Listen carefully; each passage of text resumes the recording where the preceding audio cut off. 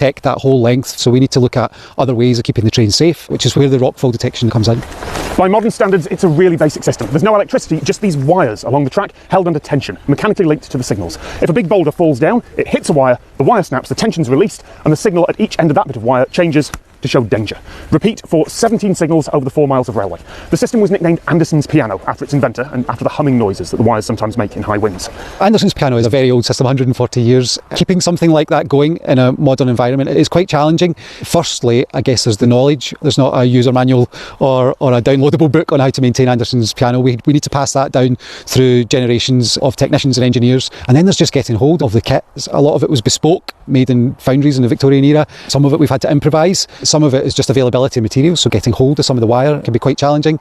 And we think we've managed to find a reasonable source that is a good enough match. The kind of rural and fence that will use that kind of wire, the manufacturers are striving to make it stronger and stronger, and we don't need it stronger for Anderson's piano. We need it to break when there's a rock comes through it. It's not perfect detection in terms of screening out, so vegetation can trip it off, animal movements if they do get inside the boundary. Very manual to reset. It's a physical task that involves lifting weights and repositioning counterbalances and manually moving signals back into place. So we can't do that when the trains are running, so that's disruptive to our network. It's a physical job that involves human beings. There's not a big reset button that we can push. The first we know there's a problem is when the signal goes up, and normally the first person to see that is the train driver. We're not able to respond someone to the problem when it occurs. We need to wait until after it's occurred, because the first time we know about it is when a driver tells us. Modern rail safety rules mean that ideally no one should ever drive a train past a signal that's set to danger. If that is ever needed because of a fault somewhere, it requires checking and double checking with central control. If a train goes past a danger signal without permission, there's always an investigation. If it was because the driver was negligent, it can end their career. But the rules for these signals have to be different, and they go against everything that a modern train driver learns. If these signals are at danger, you slow the train down to walking pace, to a speed where you will be able to stop before you hit any obstruction, and you radio it in to central control. But you do continue, and that would never be allowed on a new system. It's offering us a level of protection, so there's a line of defence there that works quite a lot of the time. It would be less safe without it. Prevention is better than detection, so stopping the rocks falling is definitely better than detecting them when they have occurred. So we put a great deal of effort into containing some of the rocks on our cuttings and into catching boulders through high strength, high capacity catch fences that are anchored into the rock. We employ all sorts of techniques like netting and meshing and doweling to hold all the rock in place. We're constantly looking for technology to improve safety on the railway. A satellite technology that looks for ground movement from space and does change detection on that. We've tried listening fibres through fibre optic cables that listen for an acoustic signature of a rock falling or a tree falling on the railway. The cost of that equipment is starting to come down. We're starting to see advances in technology which is making it more affordable to deploy. But one of the big issues is actually power. These things will either need a power supply, which in remote places can be hard to come by, or they'll run off batteries and solar panels, which need to have sufficient capacity to keep them up all year round. Scottish winters can be quite dark. Some of our trials have been hampered by false alerts and false alarms, and too many false alerts to run a railway. At Bridge of Orchay, we've got some detectors in place to capture any movement. Now, they're the wireless tilt meters that tell us if the ground's moving. Like your spirit level on your iPhone that moves about, they will detect a bit of movement and we will get an alert or an alarm remotely from that. We've then got a camera on site that we can see the site to see whether it's a false alarm or not, so we're not needlessly stopping trains. We've got some infrared kit on there so that we can see at night time the infrared reflectors to see if there's been a problem during hours of darkness as well. It's all remote back to base, and it only requires a technician in our control centre to watch that and monitor that. It's also less prone to false alarms, and we can reset it at the touch of a button, so we know about it before the train comes. We can capture the problem before it manifests itself on the railway, and we can remotely reset it and remotely monitor it. We do an awful lot, but it's not enough to go everywhere, and we can't physically protect every mile of railway. It's just impracticable. From talking to the folks here, I'd say that the best description of these signals is that they are a frustrating, imperfect system that's still better than nothing. Back when I was researching this video, I figured that there must be a better solution, and with all the confidence of someone in the YouTube comments who's only watched half the video, I thought, hey, couldn't they just? And no, they can't. At least, not yet.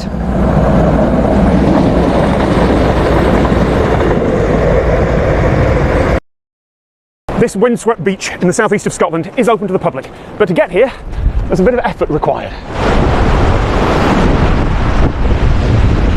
That is part of the Ely chain walk, 500 metres long, made up of 8 chains anchored into the cliff face, along with some carved foot and handholds. It was set up in the 1920s, likely to help local fishermen get down the cliffs to their boats. A century later, it's maintained as a local attraction and as an optional side trip on the local coast path, which means that in any weather, even on very blustery, ill-advised, freezing days like this, you can just scramble along the chain walk as if it was any other public footpath. Now, you should not do this alone. I've got a local guide with me, thank you, Alan, and before we set off, I asked him about how all this works. It's open to the public, completely open access all year round. You do need a certain level of physical ability. You're putting a lot of your weight onto your arms. There's a couple of the chains you have to climb and descend from a reasonably high height. So although it's technically not difficult, you do have to be cautious climbing at height. If you come here in the summer, you'll see families tackling the chains, but also groups come here with helmets and harnesses and so on. So a wide range of people come and give the chains a go. Very occasionally people do fall here, perhaps because they've ignored the safety signs or strayed off the path or been trapped by the tide and had to call out the local lifeboat. The chain walk isn't massively dangerous. It's not just for climbing experts, but it is dangerous enough that the safety signs are justified. There are modern attractions like this all over the world, but they generally use harness systems instead of hold on tight and watch out for the tide. The chain walk sits in that strange group of lesser known places where it would never be created now. But it does exist, and no one wants to get rid of it. It was repaired about 10 years ago after someone stole the chains, and every 6 months, engineers come out to check that everything is still anchored in, safe and intact. One thing you might notice that some of the fixing points move, so quite often we'll have people reporting them in, but that's actually meant to be like that. There's meant to be a little bit of movement, so it doesn't stress the rock as much. I've been coming here and leading groups here for about 30 years. Plan ahead, and secondly, come prepared. Decent footwear, know the tides, know what the weather's going to be like so that you don't get surprised as you go along the chains. There have been reports of people falling. They see the tide, they feel trapped, they don't want to get wet, so they decide to climb up the cliffs. But if you know the tides and if you plan around that, then that's not going to happen. When I first came here, it was the original chains, which were old and rusty. The ones there now are quite new and shiny and solid. And what I love most about this is the chain walk doesn't really lead anywhere important. You go across some cliffs, down a bit, across, up again, and you get access to a couple of beaches that are pretty much like every other beach around here. People do this. People take a small but significant risk and take the chain walk for no other reason than it's there.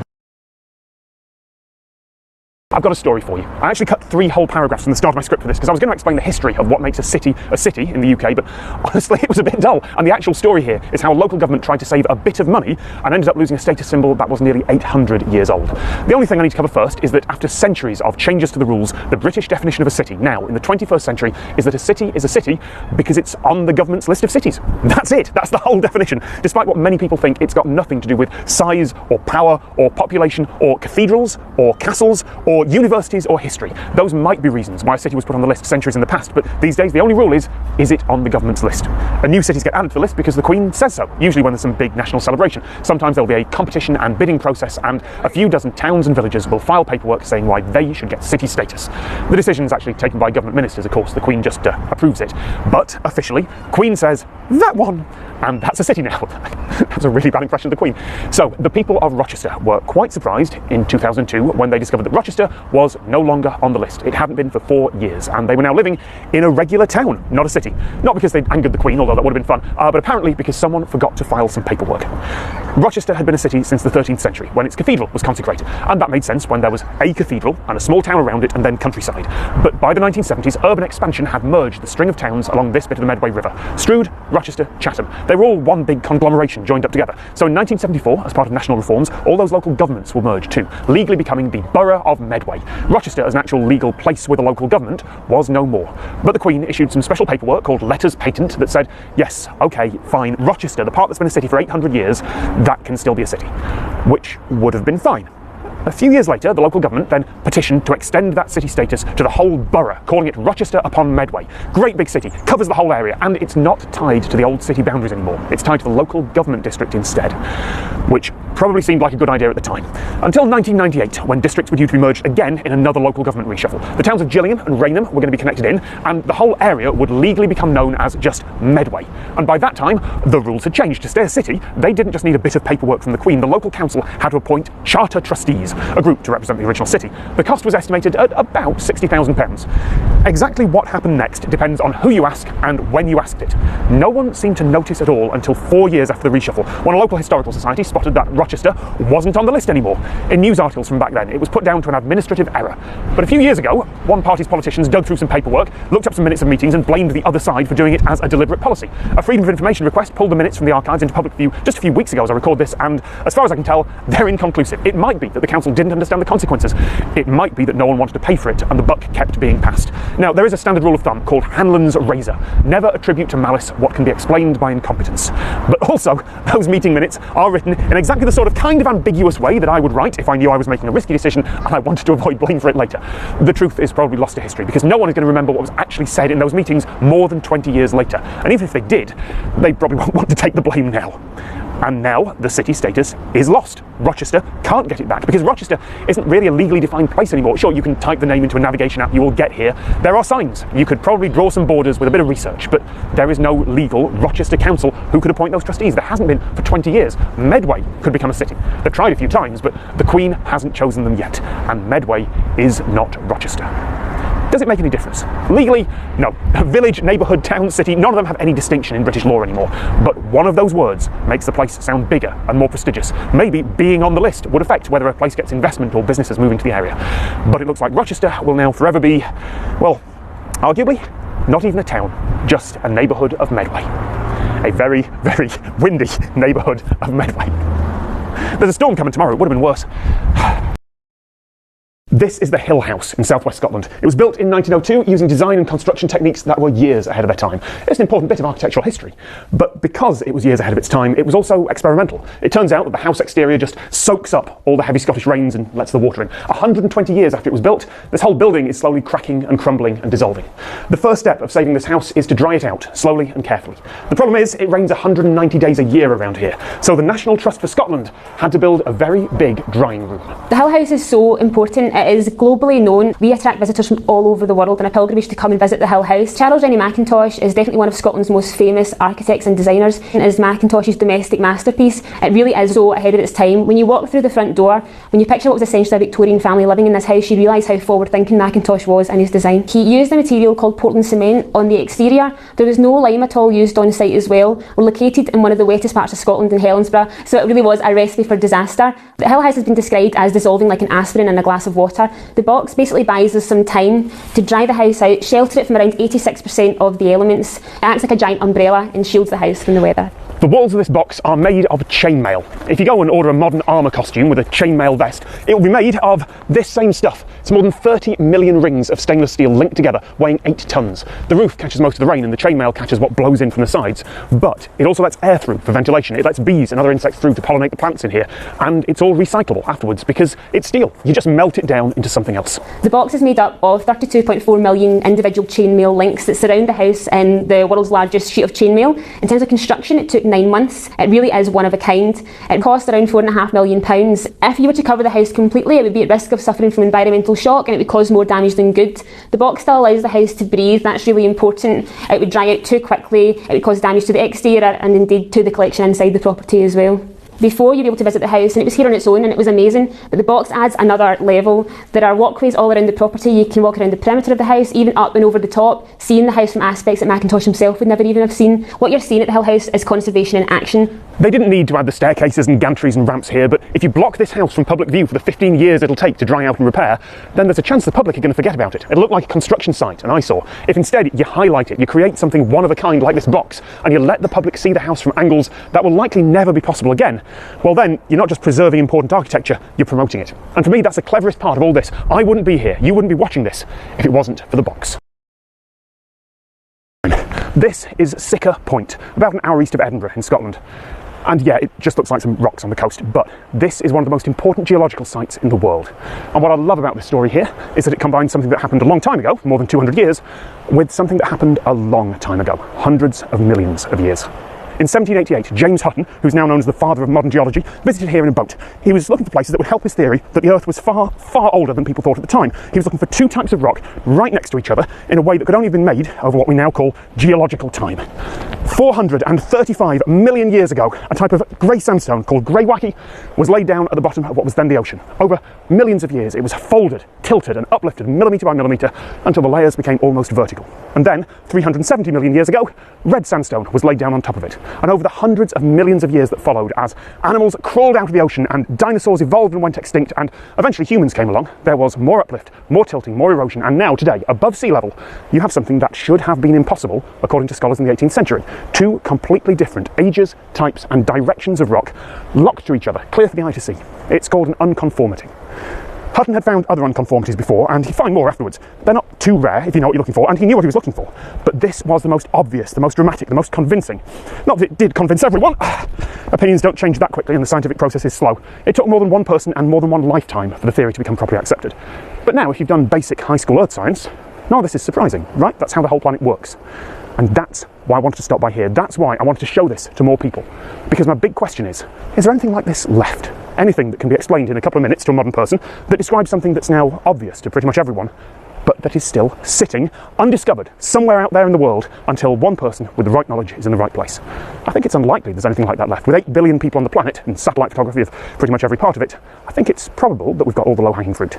But wouldn't it be wonderful if for once, just for once, somewhere in the world, we got a new discovery like this?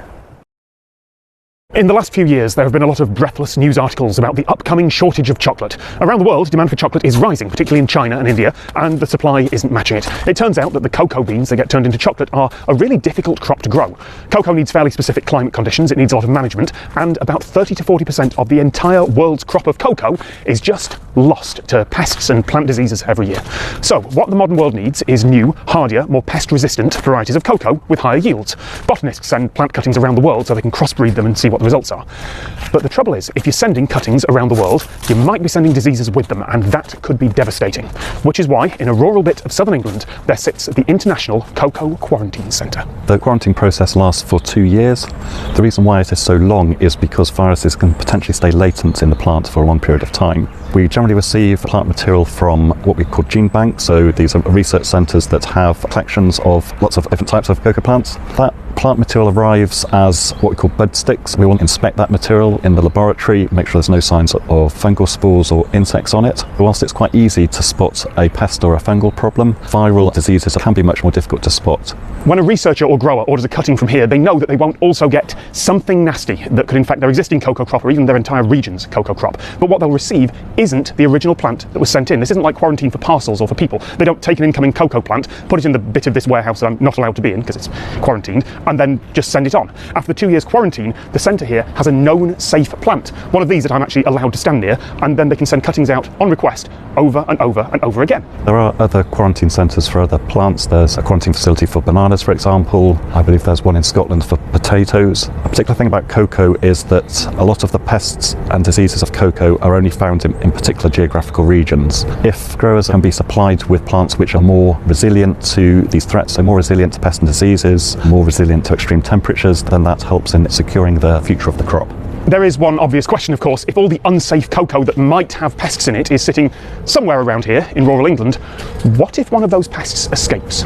In the UK, we don't grow cocoa, it's too cold, but that's actually a positive thing in terms of the location of a quarantine centre. So the fact that we're located in a country that does not grow cocoa means there's no risk of pests and diseases which are endemic to cocoa entering the facility. So if we were to receive any material which had a nasty disease, that material would be discarded, it would be autoclaved just as a precaution, but the chance of it establishing here would be almost zero. If there does end up being a worldwide cocoa shortage, it doesn't mean that the grocery store shelves will end up empty. It just means that the price of chocolate will rise and rise and rise as supply falls. And the big manufacturers would very much like to make sure that chocolate does not go back to being a luxury. And the folks here at the quarantine centre are doing their bit to make sure that doesn't happen. It's often quicker and easier to buy something new rather than second-hand, especially if you're part of a business. New things can be bought easily online, usually from a company you've already got a relationship with, invoiced for automatically and handled without really any thought or management required. And then once your project's finished, particularly for a short-term industry like media or fashion, say, you can just throw the thing out because the job's done. Related to that, there's a metres-high mounted of mannequins in the Midlands. A lot of them I have purchased and have been in my collection for hire, but a lot of them have come along because they were destined for landfill. Somebody got in touch with me, a friend from a long time ago, and said, I see you're hiring mannequins. We've got some that are going to be thrown into the bin. Would you be interested?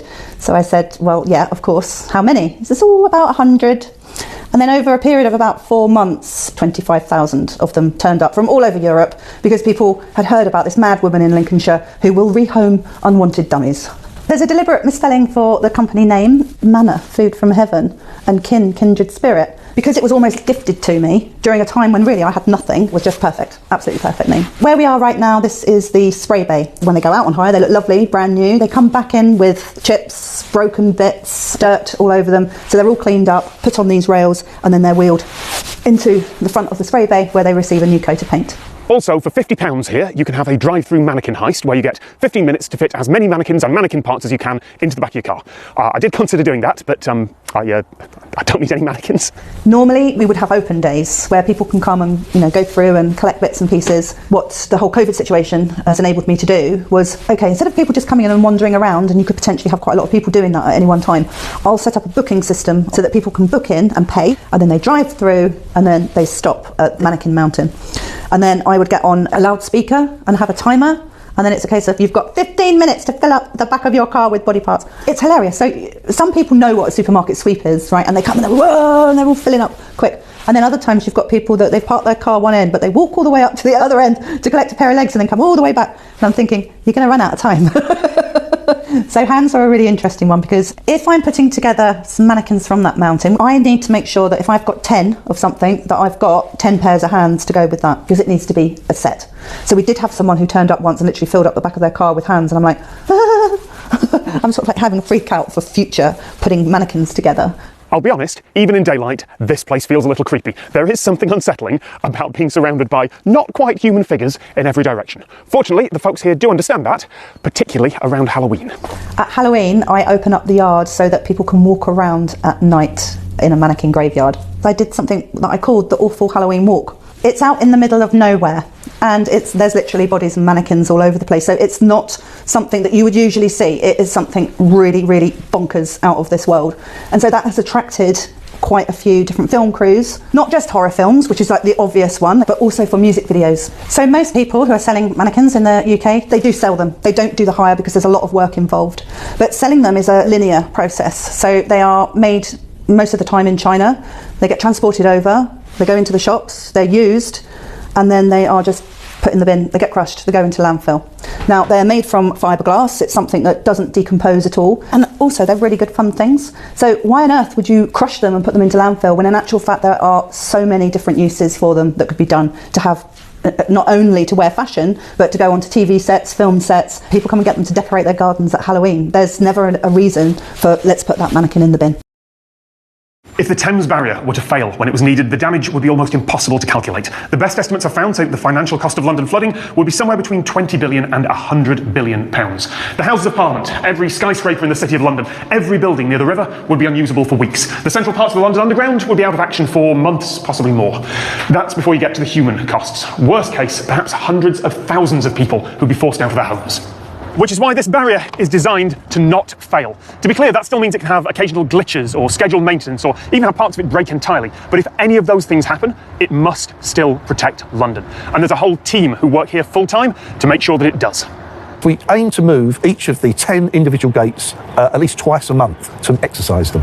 Today is one of our monthly test closures. For test closures, we close just as the tide is finishing going out, and that way we can wait until the tide turns, and then we get equilibrium on both sides of the barrier, and therefore we can reopen. That avoids us having to be closed for the full tidal cycle. A couple of months ago, the barrier had a full high tide test closure, and it is dramatic. Normally the gates just sit out of the way on the bottom of the river, but when they're needed, they're rotated up into place. Well, for the annual test closure, because we're trying to maximise the differential of the water levels on each side of the barrier, we like to close early in the tidal cycle to allow that differential level to build up to a maximum of 4.5 metres. On a flood defence closure, we close much later in the tidal cycle because we just want to stop the danger element of the tide going up into central London. We try and be gentle with the river, so we start by closing the outer smaller gates, and then we slowly work across into the middle. And sometimes we'll bring the two 61-metre gates in the centre of the river up a couple of metres below the surface before we finally bring them into the closed position. And that avoids a reflective wave of the water that's coming in and being stopped being pushed back downstream. So during a flood defence closure, we don't have to stop the whole tide going into central London. We just need to stop the part of that tide that would overtop the linear defences. Normal spring tides that go into London each day do not overtop the embankment walls, for example. But if you've got a surge element on top of that, that is what would go over the top of the walls in London, and that's the element that we need to stop with the barrier. Once we've stopped the danger element of the tide and got a differential, we've effectively created a reservoir upstream of the barrier. We can then over-rotate the large gates and allow a controlled flow of water upstream into the reservoir that we've created. And again, that reduces the amount of time before we get equilibrium on both sides of the barrier and can reopen. The barrier cannot be allowed to fail when it's needed, so each gate can be moved by one of 4 separate motors. That service tunnel I was in, there are 2 of them, a few metres apart, identical with completely independent power and control systems. The barrier has 3 connections to the UK power grid, from both the north and south of the river. And if the entire British national power grid fails, which has never happened, but if it does, the barrier has 3 separate diesel generators, any one of which could operate the entire thing. We have a number of modes of operation, so that if when we're using mode 1 operation,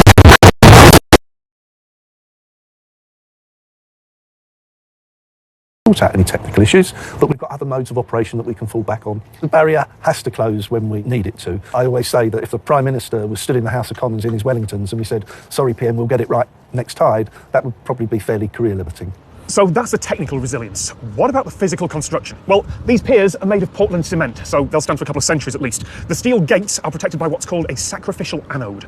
Corrosion in water like this is an electrochemical process. So if you connect a chunk of metal that's more easily corroded to something like the gate, that chunk of metal will take the corrosion damage instead, and you can replace it fairly easily whenever you need to. So the gates will also be fine for a century or so. What if a ship hits the barrier? Well, ships are designed to float. Relatively speaking, they're not that solid. These piers are thick concrete, and each of the main gates is 3,000 tonnes of steel.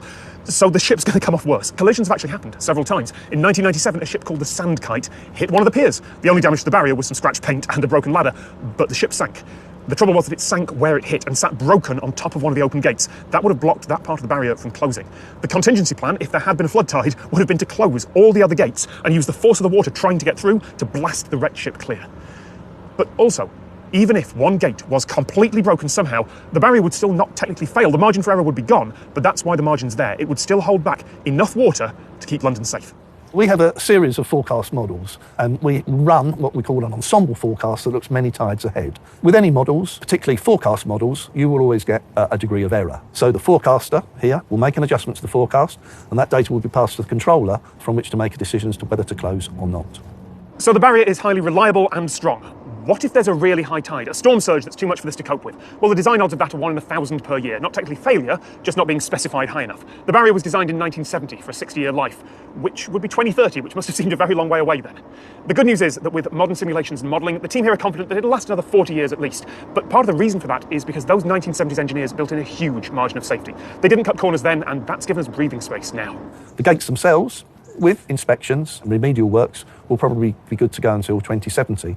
But a lot of the supporting infrastructure, the fire systems, the security systems, even the cranes on the piers, will all have to be updated in the years to come. But what if the tide went high enough to actually overtop the barrier? Well, those gates are built strong enough that any water they can't hold back can flow under into the low water on the other side. Remember, they close the barrier early, when the river's at its lowest point. So yes, if some apocalyptic storm comes along, the barrier should still work well enough.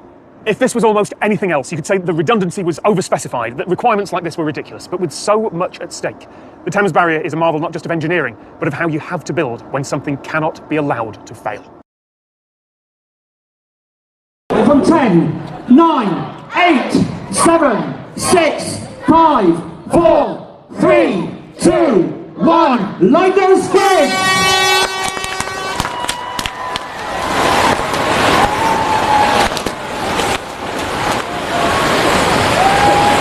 Stand by that, ladies and gentlemen. Make sure you're safe. Absolutely fantastic. You can see this colour strip. You can see this colour strip in the road. Skyline is unique to Bridgewater, it's unique to Bridgewater Carnival. It's the biggest illuminated carnival in Europe and probably the second or third in the whole world, so it is something special, and Skyline is a big part of that. Thank you very much indeed, ladies and gentlemen. We sincerely hope that next year we'll have a proper carnival back on the streets of Bridgewater. Have a good journey home, and we'll see you back here next year on the streets of Bridgewater on Saturday, the 5th of November. I know it's infuriating when anyone presents both sides of an issue and says, let the audience decide. And I don't really like doing meta stuff where I talk about the process of making videos, but I can't find any other way to give enough context to make this video work. Hence the come for a walk with me through a rough bit of the English countryside GoPro camera shot. It's important to break format visually as well. I've been sharing videos from around Germany, Austria and Switzerland over the past couple of weeks. One of the first things I filmed on that trip was the radon tunnel, the Radonstollen, in Bad Kreuznach in southwest Germany. The video should have gone out weeks ago, but despite filming going really well on location, despite being really happy with my script and the interview at the time, I wasn't comfortable with it when I got back here to the UK. Radon, or radon if you're German, is a colourless, odourless, radioactive gas that's produced naturally by uranium decay. All around the world, tiny, tiny amounts of it seep out from wide areas of the ground and get diluted into the atmosphere harmlessly. But if your house is in a particularly bad radon area, like here in Oxfordshire, then you can get detectors installed or tests done to check that radon isn't building up inside your house and exposing you to too much radiation. Which is why I was surprised that there are a few places in the world where people go to be exposed to radon deliberately for pain relief. So, the radon tunnel in Bad Kreuznach. It is a tunnel that was founded 1775. People tried to find mercury here. They dig for mercury. They did never find mercury, but around about 110 years ago, they found radon. The doses is per 1 hour treatment between 30 and 60,000 becquerel. In average, you need 10 treatments, 1 hour. At the end, the application will have a doses of around about 2.2 millisievert. To give you an idea what is the equivalent, if you have, for instance, x-rays with your hip or your knee, it is more or less the same equivalent. A complete CT of the complete body has about between 20 and 40 millisievert. Every medically trained person that I've talked to about radon therapy, they've all gone through the same 3 stages that I did. First of all, complete skepticism. Full, oh, that sounds like a bad idea. Certainly, most of the world would consider deliberate exposure to radioactive gas for pain relief as alternative medicine. That's what I did. And then stage 2, you look at the scientific papers and, yes, the marketing that talk about what limited trials there have been and the patient testimonials and the theories about why it works, and the reaction becomes, I guess maybe it's worth a look. But there's a conflict of interest declaration in that paper, but it says the funders had no say in the results or the release. And there is almost a folk belief in some parts of the nuclear industry, particularly in the US, about something called radiation hormesis, where very small doses of radiation can have a beneficial effect, they think, because they cause repair systems in your body to kick into action. But that is an idea, a hypothesis. It's not even really a theory yet. It's not been properly tested. All the major international authorities say that it's entirely unproven, and there isn't really any truly safe dose of radiation. And yet, radon therapy seems to work for a lot of people. So then you reach the 3rd stage, not knowing how to even talk about this responsibly.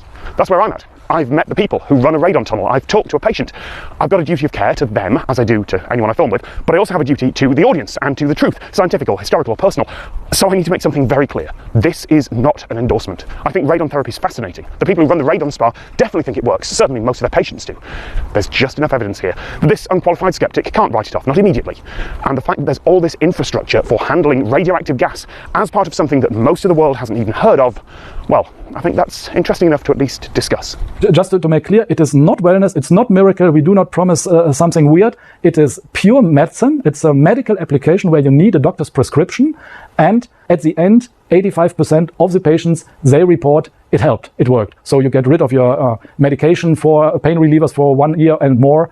It is not wellness, that's really must be clear.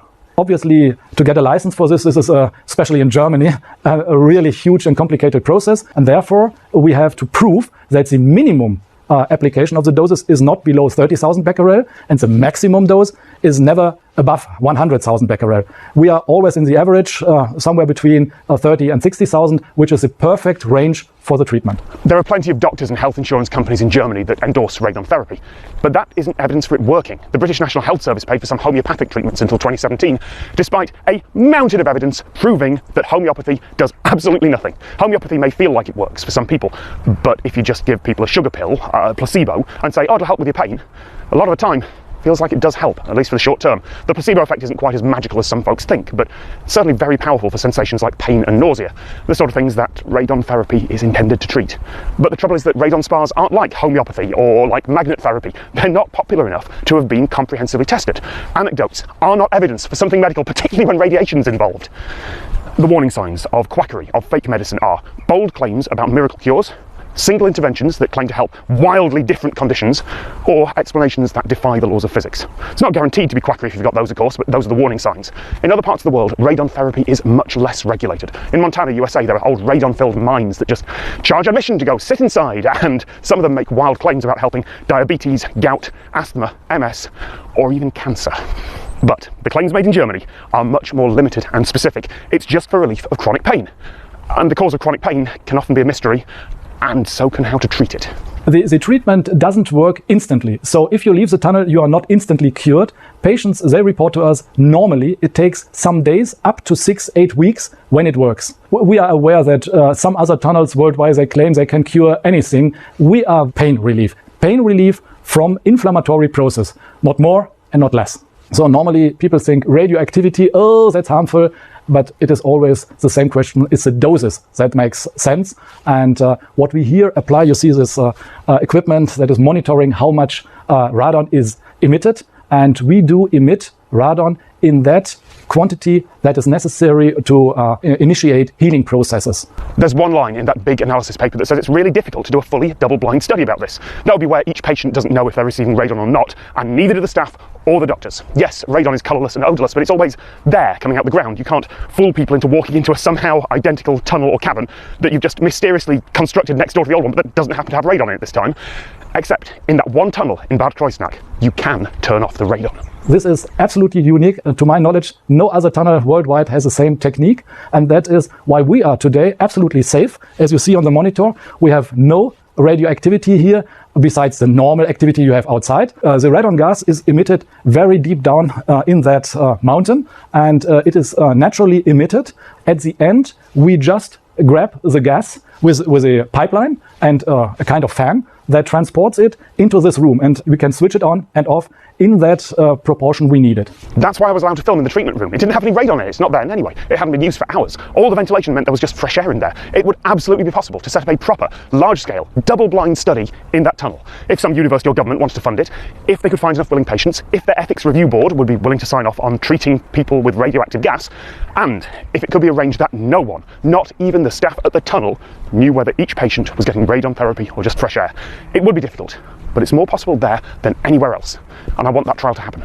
That's why I decided to talk about this and put the video out. That's why I am willing to risk giving an audience to something that isn't proven yet.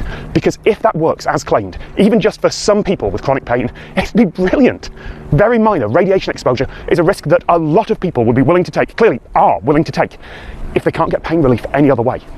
And if it doesn't work, then we probably need to stop exposing people to radiation. I know it's a cop-out to say more studies are required. It's the weak ending to every inconclusive undergraduate paper. But in this case, it's true. More studies are required, and hopefully those studies will happen soon, because I would love to go back to a radon spa in a few years' time and follow up with the proof. Over the years I've been making videos, lots of people have suggested that I should see the Hallig Islands in Germany, mostly because of the tiny trains. Every few years, some media outlet does a story about how the people who live out on the islands have their own personal trains to get them to and from the mainland. And yes, I'm going to talk about those. But the story here is way more interesting than that. Although, yes, the best way to get to some of the Hallig Islands from the mainland is on board tiny trains. And the railway staff here are going to let me take a ride. Geht die Strecke hier von Lüttmoor-Siel rüber zur Hallig-Nordstrandisch-Moor, die ist etwa 3 Kilometer lang und läuft über einen Wattsicherungsdamm. Also es gibt bloß diese eine Strecke ohne irgendwie eine Verzweigung. Es ist halt nur ein Gleis, es gibt eine Ausweiche. Ansonsten, so viel Verkehr ist hier nicht. Hilft man sich halt, wer zuerst da ist, der hat dann halt Vorrecht. But there's a bigger question. Why is there a tiny railroad here? Who builds a railroad instead of just a road? Los geht's!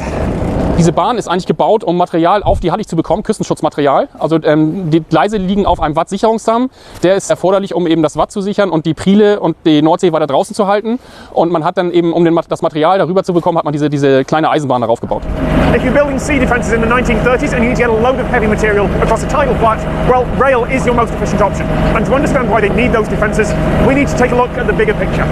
But unfortunately, I'm not allowed to fly a drone here because this is a wildlife preserve. But if you look at aerial images, you can see that the whole of this area, the North German coast, is protected by these barrier islands. This area is the Wadden Sea, hundreds of kilometres of sandbars and mudflats that act as a natural wave break and storm defence. That's what they were boosting with the earthworks here. Manage these islands correctly, and you'll protect all the cities on the mainland from flooding. Plus, people have lived on these islands for centuries now. They'll happily take the storm defence for themselves and the free railroad that comes with it. Für touristische Nutzung ist diese Bahn nicht gedacht, also die ist einzig für den Küstenschutz. Und dann haben die Halligbewohner die Erlaubnis, eine eigene private Lore zu nutzen, wie sie hier im Vordergrund steht. Und die können dann halt rüberfahren. Denn jede Lore ist ein Unikat, also ein Prototyp im Endeffekt. Man macht jedes Mal, wenn man die neu baut, die halten ja nicht ewig, die meisten bauen wir ja selber irgendwie zusammen, macht mal was anders und verändert daran wieder. Also die sind schon relativ wartungsintensiv und auch relativ teuer. Das ganze Antriebssystem, also unter 15.000 € ist es fast nicht möglich, eine Lore zu bauen. Genau, jeder muss sich selber um seine Loren irgendwie kümmern. Man kann die nicht halt von der Stange kaufen, so als wenn ich jetzt zu einem großen Autohaus hingehe und sage, das Auto hätte ich gern, das funktioniert mit den Loren eben nicht. Und die Mindestanforderung ist, dass man 15 Jahre alt ist und so einen Mofa-Führerschein hat. Die ersten Loren, das waren nur Wagen, Plattformwagen, die sind von Hand geschoben worden und ein kleiner Mast war da dran. So hat man das tatsächlich angefangen.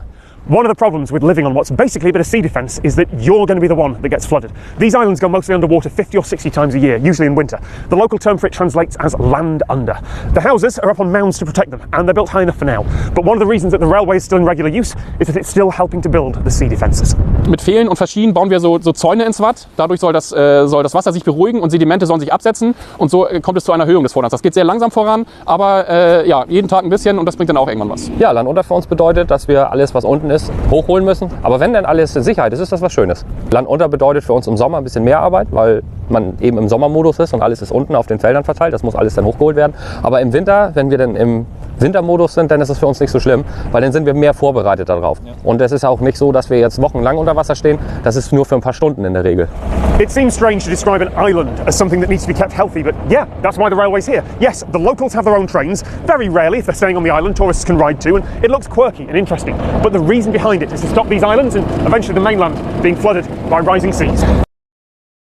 This is one of those problems that seems like it would be really complicated to fix, but turns out to have a simple solution. But then that solution turns out to be really complicated. This is Rheims in Switzerland. It's a small alpine village surrounded by absolutely beautiful hills and mountains that occasionally try to kill people. This whole hillside is slowly sliding and slipping down. It can't hold itself up. Most of the time, it's silent and still, but occasionally a load of heavy rocks will tumble down. Actually, I feel like heavy rocks isn't really getting the point across. This is one of the rocks, and worst case, it'll travel across that road at 10 or 20 kilometers an hour sideways. Das ganze Dorf rutscht mit sehr schneller Geschwindigkeit talwärts, 1,5 Metern im Jahr unterwegs. Aber das Gebiet oben mit diesen Steinen, das ist noch schneller unterwegs, 7 bis 8 Metern Geschwindigkeit im Jahr unterwegs. In den letzten ungefähr 10 Jahren hat die Rutschung sehr stark auch beschleunigt. Hat plötzlich irgendetwas im geologischen Untergrund wie ein Schalter umgelegt und die Geschwindigkeiten gehen enorm nach oben. Den Grund wissen wir nicht genau. Möglicherweise hat es einen Zusammenhang mit dem Lawinenwinter und dass da vielleicht plötzlich mehr Wasser in den Untergrund eindringen kann. Das ist jetzt nicht unbedingt lebensbedrohlich für die Leute im Dorf. Aber es ist einfach sehr unangenehm, weil die Häuser, die haben zunehmend mehr Risse. Im Worst-Case-Szenario würde hier ein Bergsturz herunterkommen von ungefähr 22 Millionen Kubikmetern. Das ist etwa 8-mal das Volumen von der Cheops-Pyramide. Aufgrund dieser starken Bewegung im Gebiet sind oben die Felsen sehr stark aufgelockert und relativ oft, auch zusammen zum Teil mit Niederschlägen, fallen da einzelne größere Blöcke herunter. The village is safe from the big individual rockfalls. It's far enough away. The road here, not so much. It'd be far too expensive to build massive protection barriers all along there, and besides, the odds of a boulder actually hitting a car are small, but not zero. So what you want is something that can automatically detect rockfalls and close the road. Simple solution, a radar and a stoplight. So if the radar detects rockfall in a certain defined area, it triggers an alarm, the traffic lights go red, and then the radar tracks the rockfall. If the rockfall stops or it ends up in the dam, then the traffic light switches off, goes back to normal, the road is safe to pass. If the rockfall ends up somewhere close to the road, the traffic light switches to flashing orange, which means drive carefully because a boulder could be on the road or the road could be damaged. Radar has the large benefit that it works in all weather, in all visibility conditions. Radar waves can penetrate fog, rainfall, snowfall, and hence works day and night and in all visibility conditions, which is needed for an alarm system. The traffic lights are about 450 metres apart, which is the area considered as dangerous for the traffic. We've got about 40 seconds from detachment to a rock reaching the road, and this is just enough for the cars to escape the dangerous area. They have to drive a certain velocity, otherwise they can't get away, and this is why cyclists are not allowed on this road. Here's the complicated bit. You can't just have this stop traffic anytime the radar detects movement. Birds would set it off, my drone would set it off, mischievous kids throwing pebbles would set it off. On that note, how do you calibrate something like this? We don't have a lot of false alarms. It's very rare that we close the road because of something else, for example, an approaching rain front that could look kind of similar. Since this is such an active site, this is the perfect site to tune your algorithms or to develop the algorithms at all. We installed the radar 2017. And after a test period of about a year, it went live with the traffic lights. And since installation, we've detected 5,500 events. From an engineering perspective, setting up a radar and a stoplight is the easy part. The complicated part is working out the balance between false positives, where the road's going to be closed half the time, and false negatives, where cars could get hit by boulders.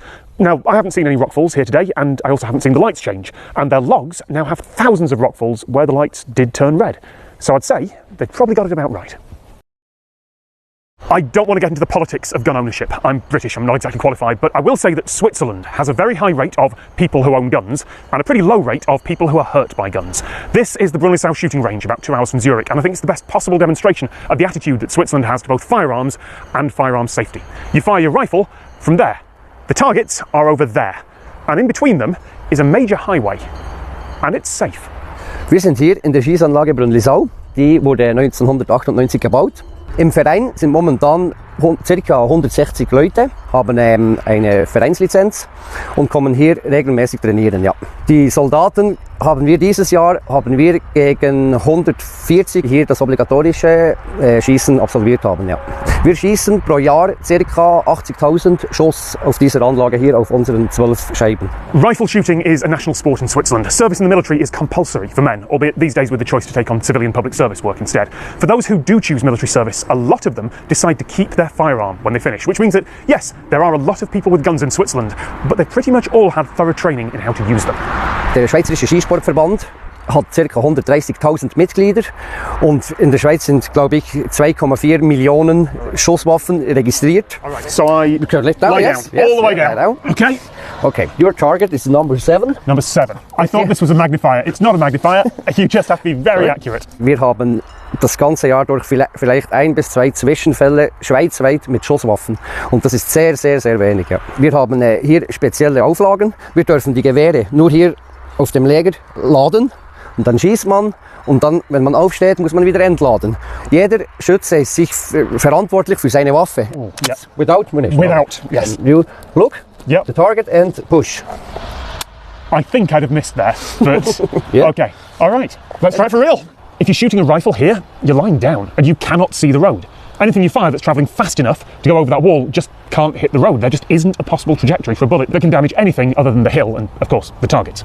That goes up against my shoulder here, position, yes. And gets held with this hand here. Mm-hmm. And I just have to line up. Look the target and push.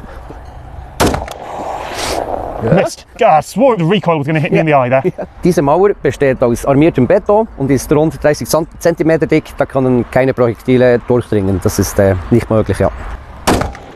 Closer. High and right, okay.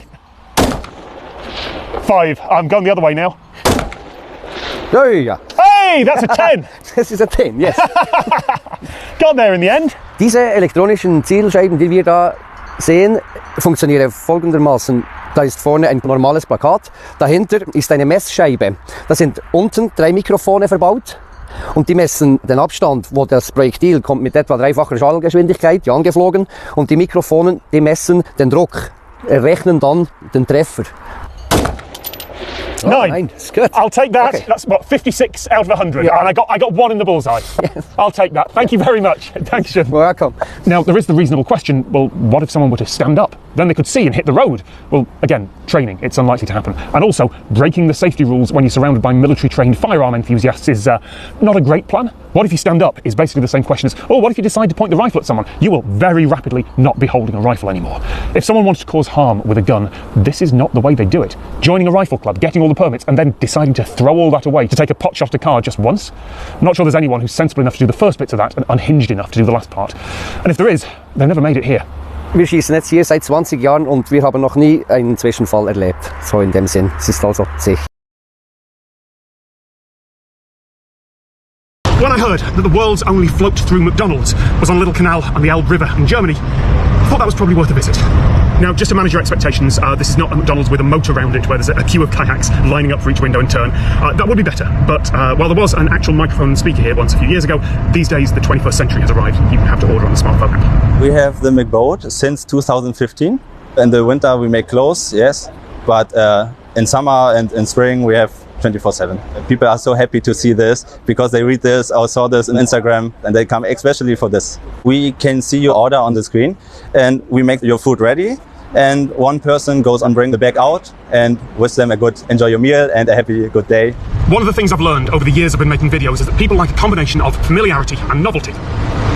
If everything changes, people don't like it and they move to other things. But if nothing changes, people get bored and they move to other things. And in the same way, I think it's fascinating to find something that's very close to what you already know, but that changes it in 1 or 2 interesting ways. When something like McDonald's has a reputation for being controlled and standardised, and you know exactly what to expect. Well, seeing small reinventions of that formula can be fascinating. Plus, it gives them some publicity.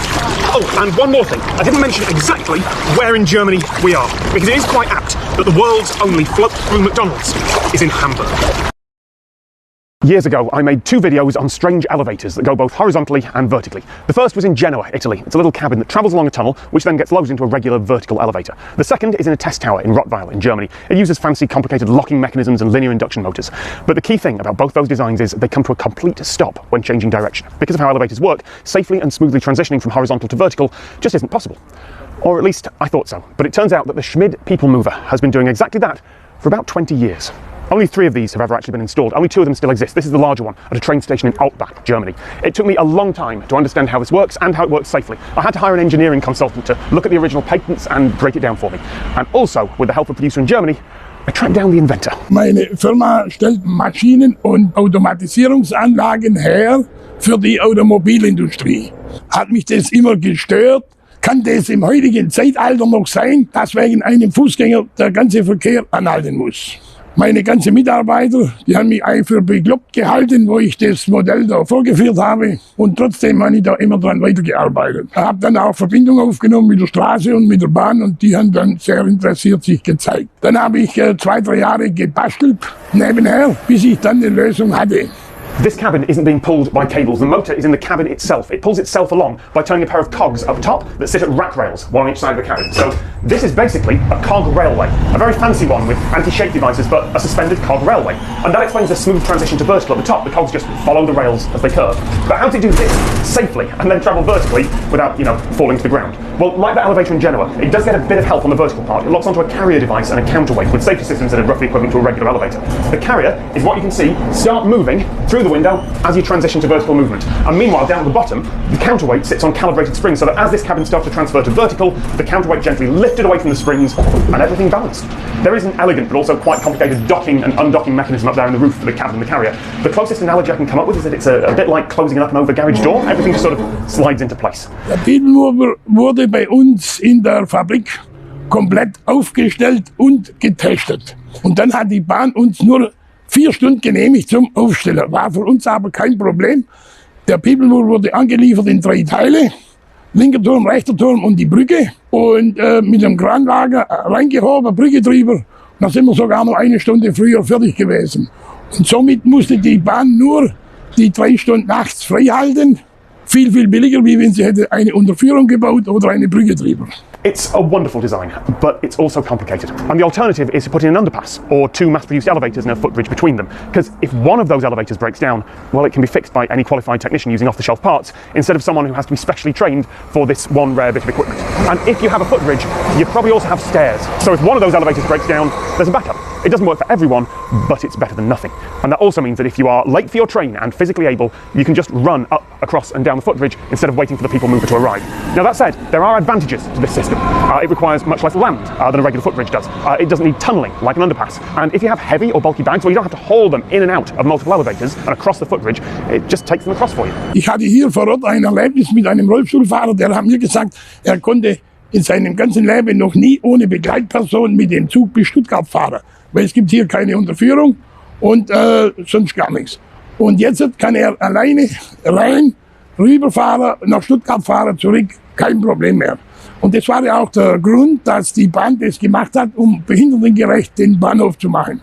I think there is a possible world in which this design became popular and the parts became off the shelf and this became the standard. I don't think it's a bad invention. It's very clever. It solves a specific problem. But when there are more common and more reliable alternatives that are just a bit more hassle to install, well, not many places want to take the risk. If you want to learn to drive a train, there are simulators. A screen, a set of controls, it's pretty realistic. But that's not the only safety critical job on the railway that needs training. The signallers who decide where trains go are just as important, making sure that every train goes down the right track and dealing with disruption when it happens so that passengers can still get where they're going. You could simulate that on a computer, sure, but there is a more physical approach. Here in Darmstadt, Germany, there is the world's most useful model railway. In this place, we started in 2006 at the Technical University in Darmstadt. We had similar facilities since 1936. We have about 500 square meters of space available for the trainings and a track laid out. It's a fictional layout, 1.2 kilometers. We have some fictional names. Some of the stations are named after persons that helped developing this facility. We are training actual signalmen here. They are taking exams here. So these are the oldest systems on the Deutsche Bahn network. Okay, yeah, it's right. It's in mechanical interlocking. Everything is worked manually. The blue levers are for the points, the red levers are for signals. And that's our train? Yeah, that's our train. And it's going this way, that way? Right track. Not into that tiny train? That's right. Okay. So I have to know which points have to be turned. It's point number 1 and 2. Yep. So if you want to try it, so you have to take it and turn it around. Just to the lower position, yeah. Yep. And it's turning over there. Okay. So we have also point number 7, 8, 9, and 10. Okay, so every time I do this, 1 point will turn. Just a simulation. Yes, but it's but it works like a real signal box. Because in the real world, I'll be pulling that, and I'll be pulling through pulleys and levers and actually physically switching the points. Yeah. All right. So here we just have a computer who is turning the model points. Right. So you lock that into place. It detects that I've done that. Yep. And the computer goes. Yep. That's it. So we've set the points. Yep. The next is safety interlock, and that's a German thing. That's a German thing. Well, it's just common in German. We have what we call a root locking. Okay. So we want to open a special signal, so we have to take the right root lever, which is called 1-2, because it says 1, 2, 7, 8, 9, 10. Yeah, that's it. So do I pull up, down? Down, please. So this lever checks if all the points are set correct. Right. And second thing, he will lock all the points. Okay. So we can't move them back. What happens if I were to pull the wrong lever? Just try it. Okay. Try it. It won't work. Oh, it's closed. It's a physical lock. Yeah.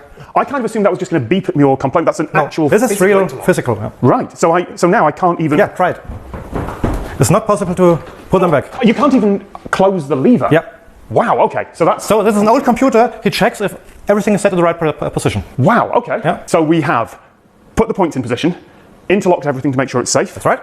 And then we just. Last step is put the signal to an off position. All right. The P2, which is going to be the P2. P2. All right. Just like the point levers to an off position. And now the train driver sees a green signal. Yes. And he can move on. But it takes a few seconds, and the computer kind of simulates. It's a simulation because he has to release his brakes before he can start. So what's the last thing we need to do? So now we have to lock the line. Another train can't follow. Yep. So we have to tell us, and the next signal block is a train on the line. Okay. So you have to put down the button. Right. And to produce some electricity. Oh. Just put it down. Yep. Yeah. Pull it down. And 10 times, please. So that would have set a bell ringing or something in another signal box saying, we've got a train coming. Yep, that's it. So that's the manual ones. Yep. What came next? As interlocking, which is called electromechanical. That's the next thing, which is about 50 years later. Let's do that. Yeah. We've got the next station, which is an all-electric interlocking from the 1950s. Okay. Oh, our train is coming. We see the red arrow. All right. That's a train intersection. Yep. A marker. Train will stop at the entry signal of the station. Because that's a red and green light. There's a red light there. Yeah. And this is the station. These are all the tracks. Okay. So we can see all the tracks. Yep. We can see in the direction of the points. And now we want this train to enter into track number 2. So now if you want to operate a point, we have to do a 2-button operation. Okay. Which means you have to push the button of the... Yep. And second one is this blue one. Okay. Now it starts to blink, the point is turning. Yes. And now it's on the left position. And now it's on the left. So the train is now going the right way. Yeah. So if there's nothing else in the section, you can then turn that to green. Yep. So we have to make an entry-exit operation. Okay. We are starting at the entry signal and we want to move into track number 2. Now these are our 2 buttons. Right. Try it. So I have to push that one? Yeah. And same time, track number 2. These 2? Yeah. And nothing happens. Okay. No, because we are missing two another points. Okay. We have a flank protection, which is missing. Right. Yeah. There might be a train waiting here, and he might start to roll into our train. And he'll, right. So I need to change that one as well. Right. So now there's no way that a train coming the other way That's right. can come in. Okay. And second point we have to operate is point number 1, which is called the overlap. So if a train won't stop at his exit signal. Yep, it'll derail there at the moment, won't it? Yes, and maybe he could hit another train. Yep. So we have to reserve this space also for the train. Okay, so that one? Yep, which is called the overlap. All right. So now try it again. Entry-exit operation. Entry-exit. Lights up, green light. Lights up, green light. Train will enter in the next, I don't know, 1-2 minutes. And somewhere out there on the big model, a train has started moving. Yep. That's lovely. And this is all electrical circuits. This isn't microcontrollers. No. This is all physical wiring. Or relay interlocking. Yeah. There is really something in having that view of what you're doing. Yeah. Versus a screen and a vague idea and a diagram. Like I can see the train pulling into the station. That's lovely. So that's the 1950s. Yep. And there's still some of this equipment out there, of course.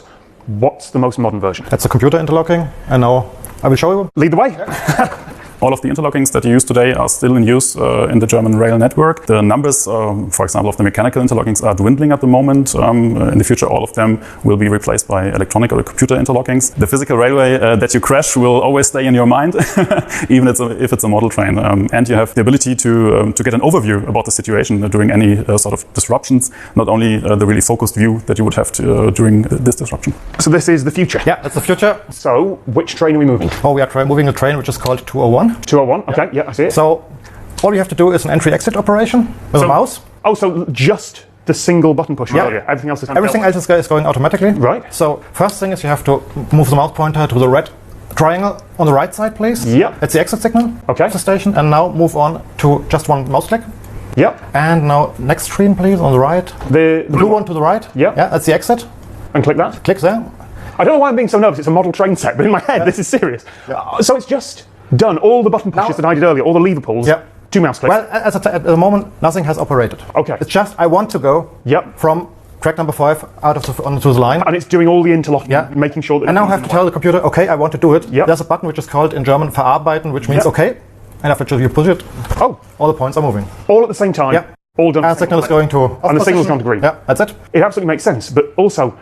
It seems so much easier. I know it's not. You've got exactly the same checks here, of course, that were being done by the systems, that were being done by the circuits, and then being done by the physical interlocks. But here it's code, and we can see the train progress. Like the lights go red when there's a train in the section. That's so clever. Big difference is I do have to operate 2, 3, 4, 5 stations. So it's not as simple as it looks like. Right. It's not a computer game. You have to do the same amount of work. Just over a much bigger area. That's it. All right. Thank you so much. Thank you.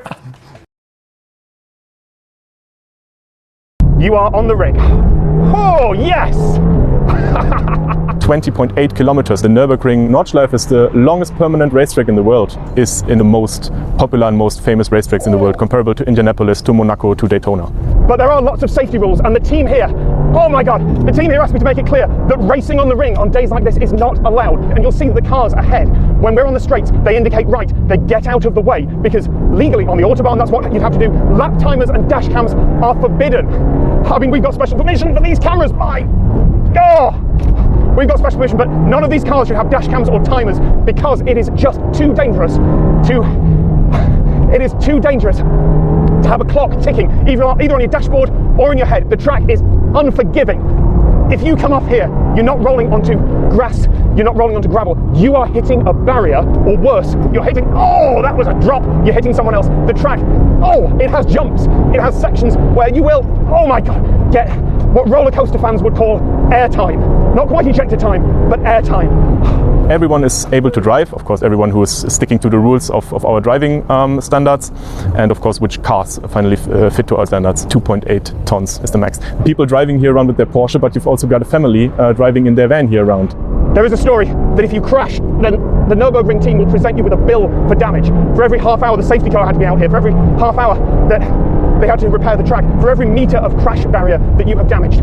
That story is absolutely 100% true. If you are conscious, you will be delivered a bill. But it turns out that's also true in most of the world. If you crash on a British road, then the local highways authority will send out a bill. It's just that it'll go to your insurance company, not to you. Oh, G-forces. But insurance, other than very, very good German insurance, it won't cover you for the ring. Nearly every insurance company, particularly those outside Germany, has a clause in there that specifically excludes driving here, even if you are just a tourist. In case of a heavier accident, then the track gets closed. In case of a normal incident like a technical breakdown, then it might be that it's just getting under yellow. First of all, we've got marshals around and permanent contact to our operators here in the entrance. We've got an emergency number, and what we are now having also from 2021 on is that we are starting to provide the Nordschleife with camera operators. So that is a speed limit. We have just hit a speed limit for this corner, and I can see why. And then as soon as you pass this line, yep, off we go. 2 years ago we had statistics that every 15,000 kilometers an incident is happening on the Nürburgring. But an incident might also be a car losing fluid, some technical issues, but also of course an accident. I think the biggest difference is when you've got an accident on a normal road, it takes quite a time until you get some emergency. Here we've got around 60 people of track safety and track operators making this track as safe as possible. There's a banked turn. There isn't another racetrack like the Nordschleife. It's just built into the landscape. Normally, landscapes are constructed for racetracks. Out of the way! It is so challenging because it's so narrow and it's so long. The barriers are so close to the racetrack, and I guess that's what it makes it challenging, but what also the drivers love. Little jump, 3, 2, 1, hip. Oh boy! And across the line. Wow! I hope you enjoyed it. Oh yes, that was incredible. I have never done anything like that before. I like racing now. I like racetracks. Wow. Every time I've done something like this, I've gone in thinking I'm going to hate it. I've gone in thinking it's going to be terrible and I'm going to be terrified. And every time I've loved it. Yes! I loved every second of that. I want to do that again. Thank you so much to Andy, my driver. Thank you so much to all the team here at the Nürburgring. Oh, that's wonderful. Today I had a couple of meetings near Manchester and I had a bit of spare time, so I visited 3 river crossings, all a bit strange and all with something in common. Although I guess technically these are canal crossings, but some of the canal is a diverted river, so I went with river crossings, it sounds better. My first stop was the Humes Ferry, and I took my GoPro and my drone with me. Like all the 3 crossings, the Humes Ferry goes over the Manchester Ship Canal. That canal runs for nearly 60 kilometres, starting in the Mersey Estuary in the Irish Sea near Liverpool and running through to Manchester. It's more than a century old. The canal is a massive engineering achievement, but it's not like the builders just smashed through anything that was in their way. It was the Industrial Revolution, but still, the Act of Parliament that gave permission for the canal back in 1885 included a lot of requirements to make sure all the landowners along the route were, well, if not happy, at least satisfied. Embankments or channels had to be maintained or built, access had to be provided, fees had to be paid, 300 pages of technical legal details, some of which still apply to this day. Also, you'd think that by now every bit of UK law would be online and freely available, but no, I found most of this in archived Freedom of Information requests on obscure things from years ago. Anyway, one of those legal requirements from 1885 is a ferry, by night and by day, whenever required, to replace the low bridge that they had to knock down. If I'm being honest, there's not really much need to have a ferry like that in the 21st century. You wouldn't start a new ferry service there today. Yes, it was useful in the past, it's an hour's walk to get to the other side, but unless you happen to live really close to one side and work really close to the other, it's not actually much use. For almost every practical purpose, it's quicker to drive. There are regular passengers, so the ferry driver said in an interview a couple of years ago, but not that many. It's mostly walkers and cyclists out for the fun of it. But my travel on it was logged. One more on the count of people who actually use this ferry, and I'll get back to why that happened later. A few kilometres west was my second stop, the Fellwall ferry. Actually, it might be Telwall. I didn't meet anyone to ask, and there's no official website or information about it, but it's much the same arrangement, although this time with a small charge. 11 pence. Oh, and that boat doesn't have an engine. It's just powered by a hard-working man rowing you across, just as there's been for more than 120 years. Not the same man, obviously. Not the same boat either. And when I turned up, there was a small sign in the window of the ferryman's cottage saying that service was suspended due to low water levels in the canal. I'll be honest, those water levels look fine to me, but I'm not the expert. Low water levels aside, the ferry continues, because the law says that the company shall work the said ferry whenever required. The company, by the way, is called the Peel Group these days, after a lot of buying and selling and corporate renaming and mergers. They're an enormous property investment firm who own the entire Manchester Ship Canal, along with what seems like every major bit of land and private infrastructure around Manchester. I've reached out to them with interview requests before for other stuff, and they've always turned me down. So this video, I have to rely on secondary sources, newspaper articles and quotes. I don't like doing that, but from the look of some of those articles, it's not just me that they've turned down requests from, which is fair. They're absolutely within their rights to do that. And, if I'm honest, the second reason that I'm sort of improvising here and relying on those quotes and articles, I only found out I was travelling to Manchester yesterday morning, so I had to spend the entire rest of the day just researching at home, trying to get the law right. So, the Fellwall Ferry, or Telwall, about 600 crossings a year, they say. Some days there's barely anyone, other days a whole walking club might turn up and want to go across at 11 pence each. The third crossing, in between those two ferries, is the Warburton Toll Bridge, which is a deeply frustrating bridge for a lot of people because the toll to cross in a car is 12 pence, or 25 pence if you want a day pass, and there is often a queue, cash only, no change given, and it seems almost farcical to have a toll collector and a barrier and sometimes very long queues for 12 pence a time. Except when I got there and I drove up, no charges. But wanting to get the shot, I turned around and went back over, and they were charging that way, but no day passes either, just a man with a coin bucket and no change. No daily ticket. That's 20p then, thank you. One of the nice things about improvising this video is that I've seen things as they actually were, not as the PR teams would want them to be. Anyway, this toll, it made sense when the bridge was built. For every carriage drawn or propelled by steam or any means other than animal power, 2 shillings and sixpence. Back then that was worth collecting. Adjusted for inflation, that'd be about £15. But the law did not mention inflation. The company could choose to waive the tolls at any time. They did that during the COVID lockdown last year, and I guess they're doing that one way right now. But if you stop collecting tolls for the long term, it's a lot more difficult to bring them back. And they'd still be required to maintain the bridge. If there's one car in each direction every 30 seconds on average, and look at that, yeah, there is, well, that's still about £250,000 of revenue every year. So you'll see people talk about the story of old, quirky British laws that mean you still have these ferries and you still have that toll bridge on them, but they must be maintained by law. And isn't it weird what happens in rural Britain? But I don't think the law is the reason that those crossings are still there. Because there are two ways that you could interpret whenever required in those old legal documents. Whenever required could mean whenever anyone asks for it. If someone turns up any hour of any day, the ferry must be there waiting for them. It's a valid interpretation, but that's not how those words have been read through history. And it's not how they're being read now. The Humes ferry only runs for a few hours, 3 or 4 days a week, and never in winter. And it stopped running for a year back in 2010. It took a campaign and local effort to get it reinstated. As for the Thelwall ferry, it runs most days, but only for a few hours, and apparently not when the water's low. Remember, I said my crossing was logged and counted. Well, you can also interpret whenever required to mean if there is reasonable demand. There's an unofficial website for the Humes ferry, and it says, use it or lose it. Those old laws mention other ferries. They've all gone. I don't know if they were removed through legal process or just forgotten about, because ultimately no one's complaining. And if someone did complain, well, who in government is going to take action about a ferry that almost no one uses? I think these ferries and the 12p toll have stuck around because it would be more effort for the giant corporation to try and stop them. It's a minor thing for a multi-billion-pound company to pay for a couple of ferry boats compared to having to deal with angry locals and bad press. And I think the toll on that bridge has stayed at 12p for so long because increasing it would have required a change in the law. And trying to get that through is way more time-consuming and expensive than just keeping things as they are. In our own lives, we make do with a lot of small, bothersome things and irritations because it's less work than trying to fix them. Different scale, same principle. Although I'm not saying that the ferries are a bothersome thing. I think they're brilliant. I think we should have more quirky, useful things funded by multi-billion-dollar corporations. I'm just saying that the company has bigger things to deal with. If they wanted to, they could probably get away without the ferries. And at a guess, I reckon it's not worth the hassle of not running them. But one thing is changing soon. That bridge needs expensive refurbishment, maybe even replacement soon, which means that the company has noticed it. And suddenly changing the law might be worth their time. There was a consultation process for the locals last month. The company would like to raise the toll up to a whole £1 and replace the ticket booths with automatic systems. So if you do want the novelty of the 12p toll, now's the time to go, because the law will probably change quite soon. As for the ferries, I do hope that the locals will make sure that removing them never becomes the easy option. 1.7 miles or 2.7 kilometers over some 80 or so seconds, the flight Tom's about to take might seem an affront to logic, economics, environmentalism, and more, but the world's shortest flight has a very real purpose for very real people. You see, the Orkney Islands are a sparsely populated archipelago. The vast majority of their 22,000 strong population lives on what's known, despite its island status, as the mainland, leaving only about 4,000 on the outer islands. These outer islanders need ways of getting to the mainland, of course, but bridges are expensive, especially over some of the longer inter-island spans in the Orkneys, and while ferries do operate throughout the archipelago, they're slow and lack a direct connection to onward travel. Therefore, the answer is airplanes. Of course, flying is expensive, and in the world of commercial aviation, it's typically the case that the lower the demand, the more expensive it is for an airline to operate a route on a per-passenger basis. That's because smaller destinations lack the economies of scale afforded by operating larger airplanes more frequently at larger airports, so air service to places with 600 or 90 residents, like Westray and Papa Westray, is essentially impossible on a free market basis. The fares would be enormous per passenger, meaning people wouldn't choose to fly, meaning there wouldn't be enough passengers to fill a plane. Therefore, flights to Westray and Papa Westray are subsidized through the UK's Public Service Obligation Scheme, meaning only a small portion of Loganair's revenue is earned through selling the flight's £17 or £18 tickets. Still, filling a 9-passenger plane to Papa Westray in particular, with its 90-person population, would be difficult.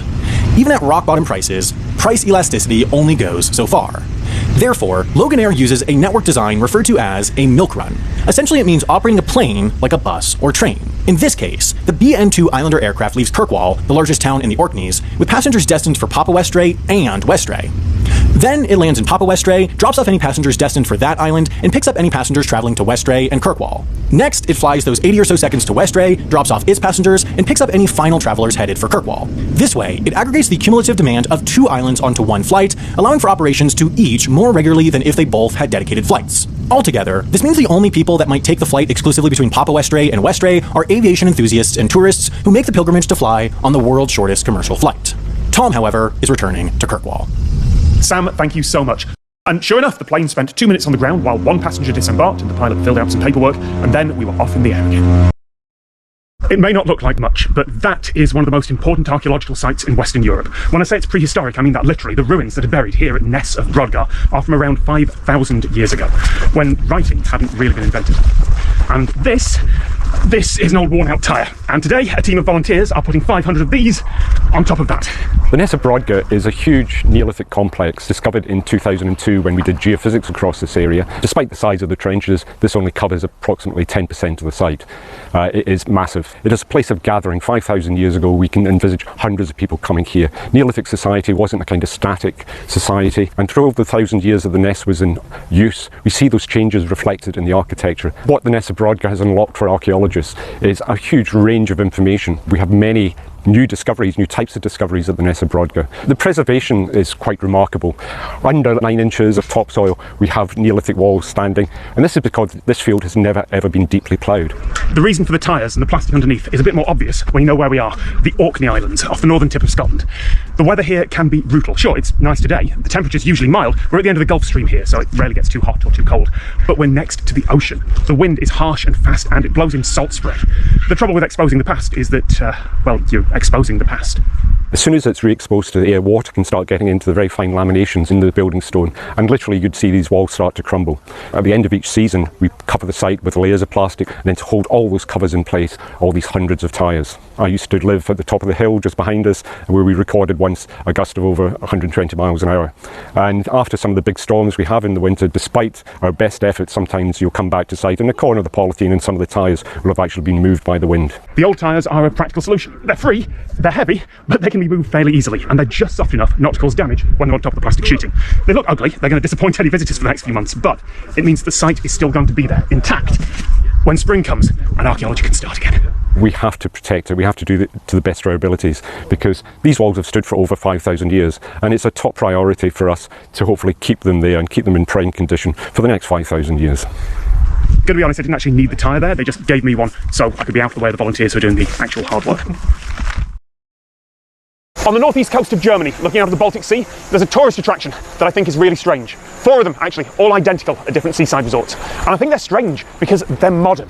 The Taut Gondel, the diving gondola, feels like it should be some 19th century industrial revolution invention. It's a diving bell, a chamber that sinks under the water and lets you look out on the ocean floor, which is only a couple of metres down at this point, sure, but this isn't like the Disneyland fake submarines that pretend to dive using some bubbles and lighting tricks. This really does go underwater. To me, this feels like it should be some sort of overcomplicated steam-powered thing that would entertain rich Bismarck-era royalty for a few years and then fall into disrepair and turn up in a few old photos of bizarre seaside attractions from the past. But this, it opened in 2009. Die Gondel wurde vom Diplom-Ingenieur Andreas Wulff erfunden. Die Gondel funktioniert so, dass sie von 2 Motoren unter Wasser gedrückt wird, denn sie wiegt selber 50 Tonnen, verdrängt aber 100 Tonnen Wasser. Die Gondel würde bis zur Wasseroberfläche von alleine auftauchen, so dass sie dann wie ein Schiff im Wasser schwimmt. The technology here is modern, and with modern technology comes modern safety standards. This gondola has the opposite problem to most elevators. The average tourist isn't going to be worried that it might fall, but they are going to ask if it might get stuck down there, or worse, that it might spring a leak.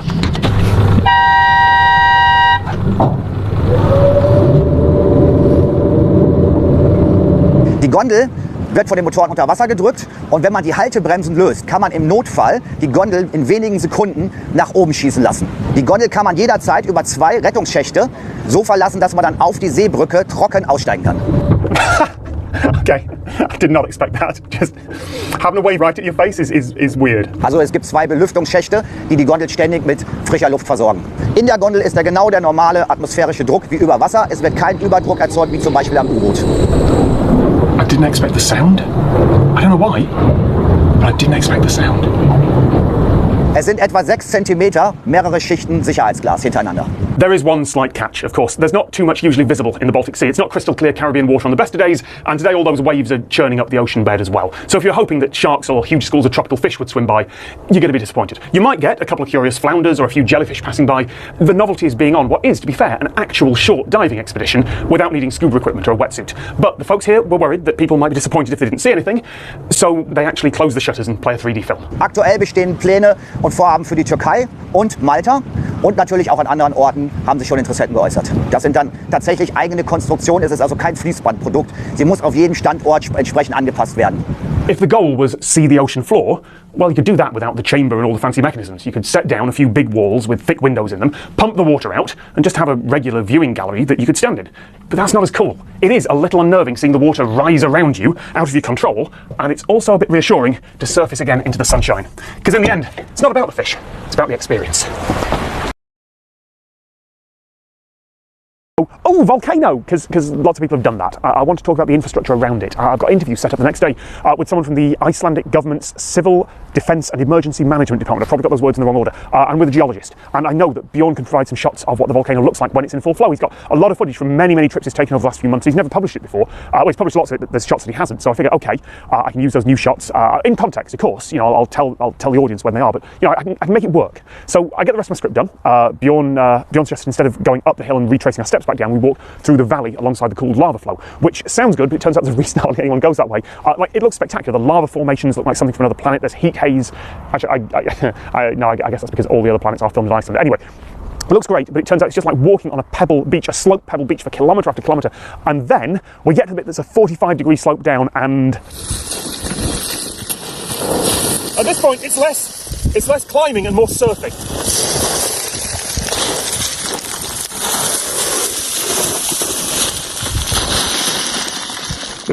That's a good 10-15 minutes of sort of steady, slidey, ankle-wrenching descent. I fall on my arse several times. But, you know, I know to keep my central balance uphill, because a gentle fall back is better than tumbling all the way down, and we get back safe. I am a bit disappointed as we get back to the car park. You know, no other way to say it, but I'm pretty confident I can make it work in the end. Bjorn drives us back to Reykjavik. We part ways, I take a nap, I get some dinner, but we both keep an eye on the graph. And at about 6 p.m, the activity starts to tick up again. 9:30, the live webcams that are pointed at the volcano, they start to show lava explosions just in the main crater, and Bjorn knows that there's an angle at the top of the western part of the hills where he can get me and the crater in shot, lava behind me, and he can also send the drone over, and maybe it'll even start flowing into the valley again. It is very late, and we are so tired, but it's time to climb the volcano a second time. By the time we arrive at the car park, it's 11 p.m. There are a few other optimistic tourists who I guess have looked at the same data and images we have. This time, we take the western route up. Still a long climb, still a bit of scrabbling up hills. It's really, really tough.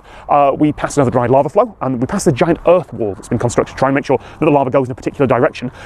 It's midnight by the time we're approaching the top, but it's Iceland in midsummer, so it's still light. And we have to stop short of the crater, and we can't film because we reach the clouds. In the time it took us to get up there, fog has rolled in, low cloud has rolled in, and toxic gases from the volcano are now drifting that way as well, and if we go any further, it won't be safe, and we won't be able to see anything anyway. The crater is so close, but there's no way to get there. Bjorn sends the drone out, and he gets some incredibly atmospheric shots from directly over the crater. He nearly melts the camera, but all we see from the path is cloud and smoke. And then, like, there's one last bit of hope, because Bjorn notices there is clearly lava flowing. Maybe it's going to go down the valley, and no, it's going into a hole in the ground, and it's disappearing. So we head back down, because there's nothing more we can do. Down the hill, back to Reykjavik. In total, we've spent 7 or 8 hours of the day hiking up and down mountainsides. Bjorn has gone above and beyond, and I figure that I've still got a couple of days left. Maybe the situation will change. I can go back on my own. I won't have a drone, and without a guide, I'll have to just stick strictly to the tourist route, but maybe it'll work. I can still do the interviews too. They will help. And then I got a really bad case of food poisoning, because I guess Icelandic Mexican fusion cuisine was a bad idea. So now I am physically exhausted, both from the hiking and from spending a day in my hotel room talking to Huey on the big white telephone. I had to cancel the interviews, and even if the volcano had changed and started flowing over the last couple of days, which it hasn't, trying to hike for hours to somewhere with no facilities, while my body's knackered, is not an option, and I can't extend my stay here. The last time I visited Iceland, I quoted Sam Hughes, science fiction author, and I'm going to do that again with a different part of their work. Iceland is the place you go to remind yourself that planet Earth is a machine, and that all the organic life that has ever existed amounts to a greasy film that has survived on the exterior of that machine thanks to furious improvisation. I did not get to see lava close up. Volcanoes are unpredictable and dangerous, and there aren't that many that are tourist attractions for exactly that reason. I did learn a few things about Icelandic infrastructure and emergency management, and I can share them with you now, so I guess technically mission accomplished, and I've still got a video. But this is kind of my furious improvisation, not the life-saving kind, but you know, sometimes these things don't work out and you've gone too far and put too much effort in to just throw it all away, so you improvise, and this is what I've got you. I wish I could wrap this story up in a neat bow, but the only way that this could possibly have a good ending is if somehow, in the few hours just before I leave Iceland, the volcano decided to have a sudden massive eruption, sending tens of thousands of tons of lava flowing down the hill, and by coincidence my stomach settled down as well, so I could gather what feels a bit like the very last of my strength, hike out there one more time and at least get a shot standing in front of lava. Now, the volcano's just gone quiet again. I'm going to go get on a plane and I will bet that damn volcano erupts just after I take off. Did I just pull my microphone cord out of my... Well, either that, it wasn't plugged in at all and none of that worked, so here's hoping.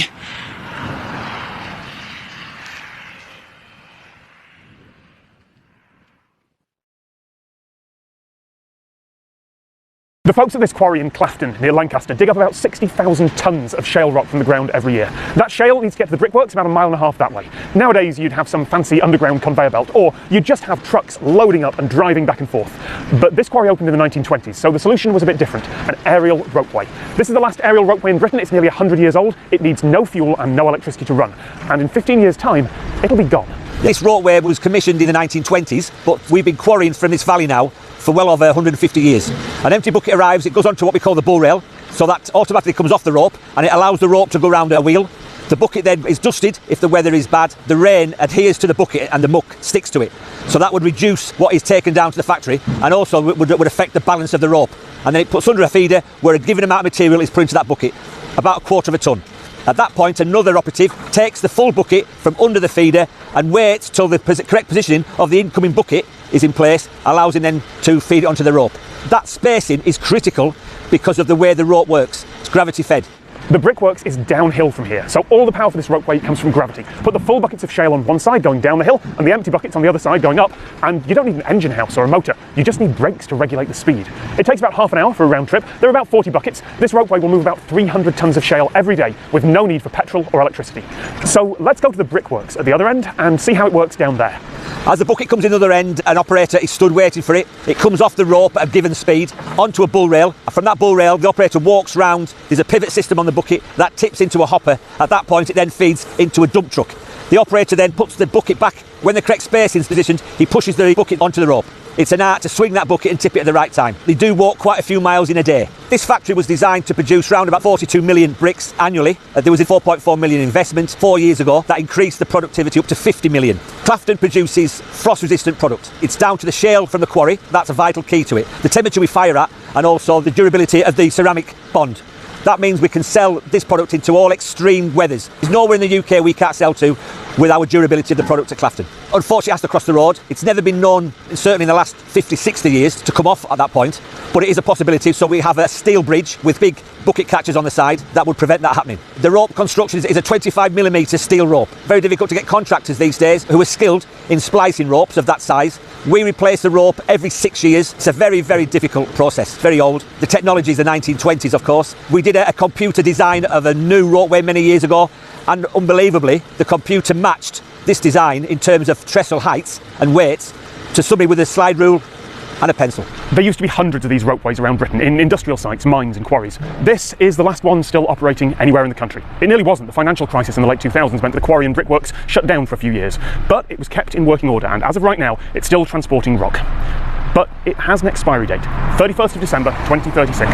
Permission for quarrying was going to end in 2018, but the local council planning department granted an extension because the quarry and brickworks are still operating. There's a lot of shale still in the hill up there, and literally no one objected. I checked the planning report, environmental agencies, local residents, everyone was like, yeah, fine, keep it running, that works. Now in theory that deadline could be extended again, but the reason they picked 2036 is that by then the company will more or less have quarried everything they can out of that hill. And one of the conditions of that time extension is that once quarrying is finished, the ropeway has to come down. The planning report does acknowledge that it's unique in the country. It's the only one left in Britain. There is some heritage value in it, but they say not enough to justify saving it for posterity. This isn't like an old railway line where if it's left unmaintained it'll just slowly, steadily decay. It could be actively dangerous if the ropes and towers start to fall apart, particularly when they run over a road just there. Unless money is constantly spent to keep it in working order, it'll decay into an unsafe blot on the landscape. Which is fair, but I suspect when that final day comes in about 15 years' time, when the last bucket goes down the ropeway, there'll be a few people here to say goodbye to it. And until then, it'll keep moving shale without needing any fuel at all. Thank you so much to all the team at Forterra for showing me around. They did ask me to make clear that the ropeway is not a tourist attraction, so if you're in the area and you want to take a couple of pictures from the road, sure, but then for their sake, please keep driving. This is a grocery packing warehouse in the southeast of London. Folks have ordered their groceries online, and instead of people walking up and down the aisles of a traditional grocery store to pick up items, these little devices move more than 1 million items every day between them. Instead of trying to build machines that fit into a world designed for humans, this entire facility, the size of 7 football fields, is custom built to make this as efficient as possible. I cannot get across on camera just how incredibly large this whole place is. The top speed of those boxes is about 14 kilometers an hour, and they pass within 5 millimeters of each other when they move. So, how many robots are there in the hive? Well, that depends on how you count them. What you're looking at behind me is the hive. We've got the grid, which is the metal structure. It's filled with products. So that product is housed within what we call totes, or these open boxes that you can see at the top of the grid. We have around 2,300 bots, and they move the stock around the warehouse so that we can pair it up with customer orders to be delivered. The bots will move in the X and Y direction. They can also move in the Z direction. So we have a cable hoist system that means that they can lower down a gripper assembly and grab onto the stock that we have in the grid. In some areas we have as deep as 21 totes all in a line. We have sensors underneath the bot that mean that every time it passes over one of the squares on the grid, it has a laser underneath it that can tell when it moves over that cell. So it will say, I passed a cell, I passed a cell, I passed a cell. We have around 58,000 different types of individual products within the grid. We'll use the huge amounts of data that we gather to understand what customers are most likely to order and place them in the easiest to reach locations for bots. All of that combined means that we can have stock into the warehouse and out again from our suppliers into a delivery van in just 5 hours. The robots deliver their crates over to the packing area. Some of that packing is done by humans, but there are mechanical arms as well. One of the big problems they've got to solve is that grocery packaging is designed for people, and the interactions between all the objects they deal with can be complicated. Currently we're standing underneath the grid structure that we saw earlier. The robots that we saw are actually dropping off products to the station. Once they're dropped off, they become in control of the robot, and the robot decides how to pick them before the grid robot picks up the tote and takes it away again. There's 2 3D cameras above the totes, so it takes an image of the storage box before it picks from it, decides on the best grasp point, confirm that the product is correct, and then place it into a customer shopping. And it's doing all of that on live customer orders. We make sure that we don't mix something that was heavy with something that's soft. There are things that the robot can't pack, things such as very, very heavy, very large, or very fragile items, but there's a lot of range in between that. It's fairly safe to call each individual packing arm a robot. Each one has a separate controller, and it has to make a lot of decisions in real time using cameras and sensors on each individual arm. But here in the hive, it's not quite as simple. Controlling all of this is what we refer to as the hive mind, so this artificial intelligence system that controls everything. Once the stock comes in, from that exact point that it enters the system, the hive mind will track its every single movement. The hive mind will tell the bots exactly where they need to stop, but it is the bot's control system that allows it to follow a movement profile and stop exactly as the hive mind expects it to. There's just a 5mm gap between bots, so that's both as they pass each other and if they stop next to a bot as well. This bot with the orange light may have experienced something within its sensors and all of those readings it's taking that when it feeds that back to the hive mind, it's not quite what the hive mind was expecting, so it just brings it to a safe stop for investigation. We do have a number of grid operators that sit at the edge of the grid, and they're able to use our CCTV system that we have above the grid to look at exactly what's going on with that bot, and they can try and fix that remotely and send commands to the bot wirelessly. The boundary between individual and group is a little blurry. It's a termite colony, a collection of individuals working together, or one big superorganism. Is the microbiome in your gut part of you? Because in the last couple of decades, scientists have started to work out that the bacteria in your digestive system produce and consume neurotransmitters that affect how you think. But most people wouldn't consider their gut bacteria to be part of them. We tend to ascribe intelligence and identity to things that act at roughly our scale. It's easy to look at the hive, see the moving boxes and go, okay, 2,000 robots. But with only one controller and the boxes just following the paths they're given, I'd say there's a good argument that that is one robot with 2,000 ways to interact with the world. We're flying at 1,900 feet over the west of Scotland, on our way to the only commercial airport in the world where the runway disappears underwater twice a day. Barrow, in the Helena Sheer, is an island with about 1,200 people and 60 square kilometres, and the only flat part you can put a runway on is the beach. Hotel Echo Bravo Sierra, para information, runway 11, under your discretion, surface wind 12015 knots.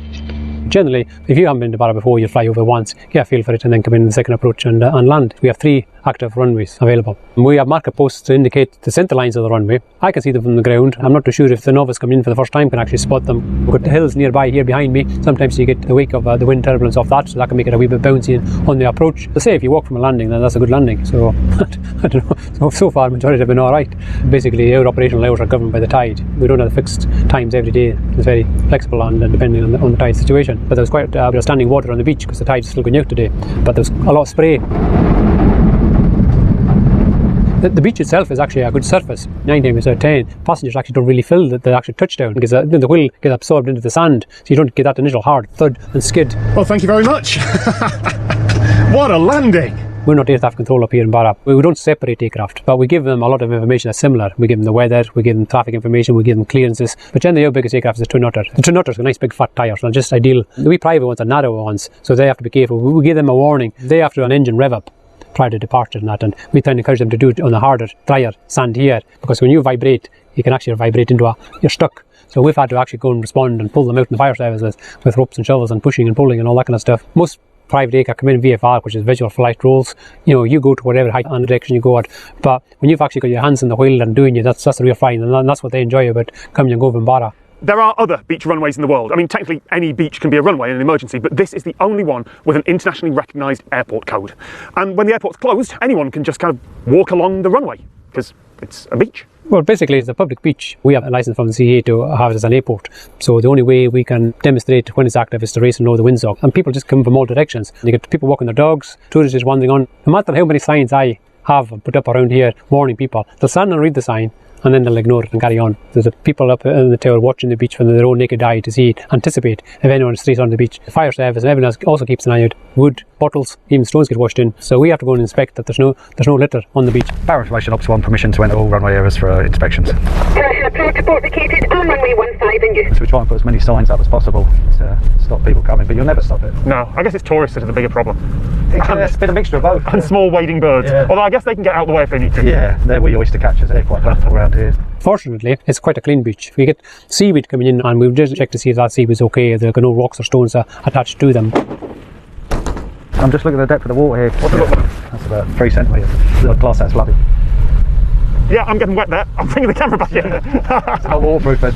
Oh yeah, it is. I'm not. We're more than just an airport. We're a tourist attraction. Everyone has it in their bucket list even to come into land. But that's the same with pilots. Everyone wants to go, oh yes, I've landed at Barra Airport and taken it, and they'll always remember coming into Barra. You look out and think, yeah, you're spoilt in the environment you're working in, and the fact it's so unique that it should be a privilege that you are part of it.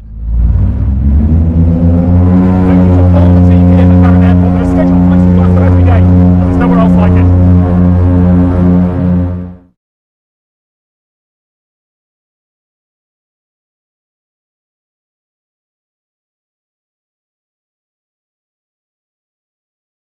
This isn't the story I expected to tell here, and I want to be clear at the very start. Gwynedd Island on the west coast of Scotland is not a tourist destination. There's not much to see, and what there is, you can see it from the mainland. But if you really do want to get closer, there is a way, and these days, the government won't even try and stop you. While I think Scottish right to roam law would allow us to land this boat and have a walk around, the owners of the island asked that I don't. And that's fair enough. One of the reasons I want to respect that request is because there is quite a history of Englishmen coming up to the Scottish Highlands and acting like we own the place. Gwynedd Island here? In World War II, this is where Britain tested its biological weapons. It was contaminated for decades, and landing was dangerous and illegal. It has another unofficial name, Anthrax Island. And traditionally at this point, television crews go into the history of the place, and there'd be a lot of pontificating about whether Britain would ever have actually used lethal anthrax bacteria as a weapon. The government has always maintained that the experiments on Gwynedd Island sheep here were just for defence, to have data in case we were attacked, or as an early form of mutually assured destruction. All the records I found back that up, but who knows what was said quietly in private. Britain did draw up theoretical attack plans. That seems abhorrent now, but in times of war, the laws fall silent. This video isn't about that. I'm telling you that story so I can tell you something else that I found while researching. Because it's often difficult to find truth about history like this. So before travelling up here, I went to look at original documents in the National Archives. It's really amazing to me that researchers can just ask for those. All the details are there. How much anthrax the scientists used in each test, how many sheep were killed and how, the dimensions of the clouds of anthrax given off, and the scientists' comments about just how effective it was.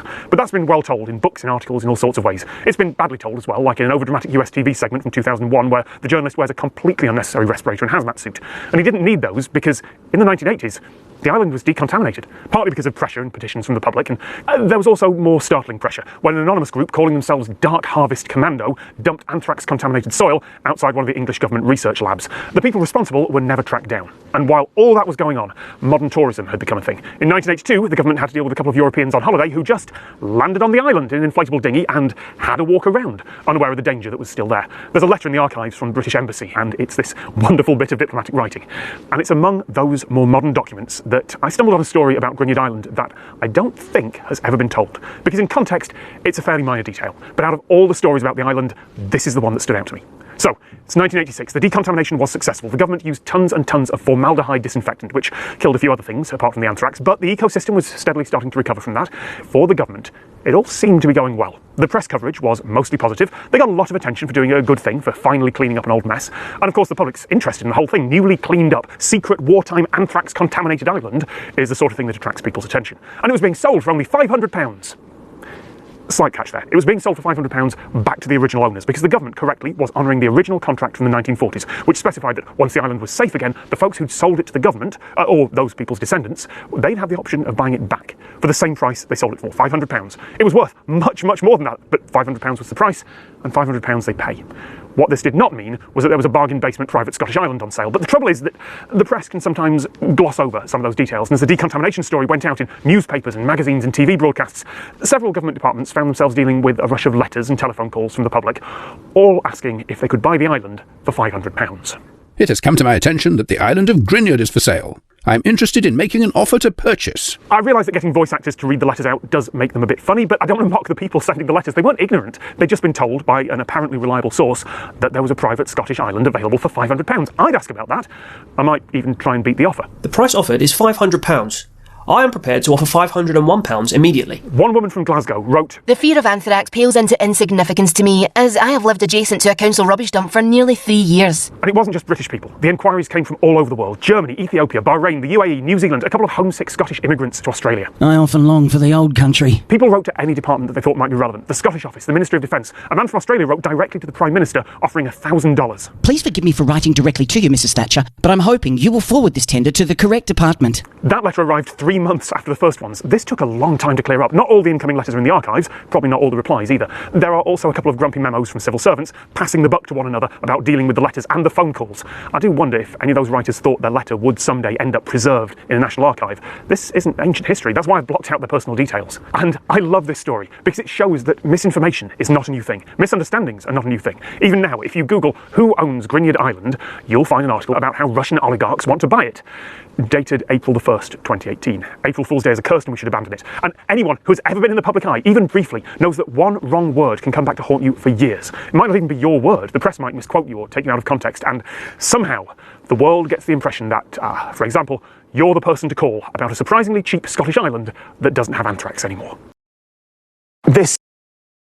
In 1997, a container ship called Tokyo Express was on its way to New York when it got hit by a heavy storm off Land's End, just west of here. A load of containers got knocked into the sea, and one of them contained almost 5 million little plastic pieces of Lego, most of which were ocean-themed. Flippers, spears, octopuses, all crashing around in the waves and currents. The far end of this beach has the right conditions. There's a huge expanse of sand, the wind's in the right direction, but the pieces can wash up anywhere.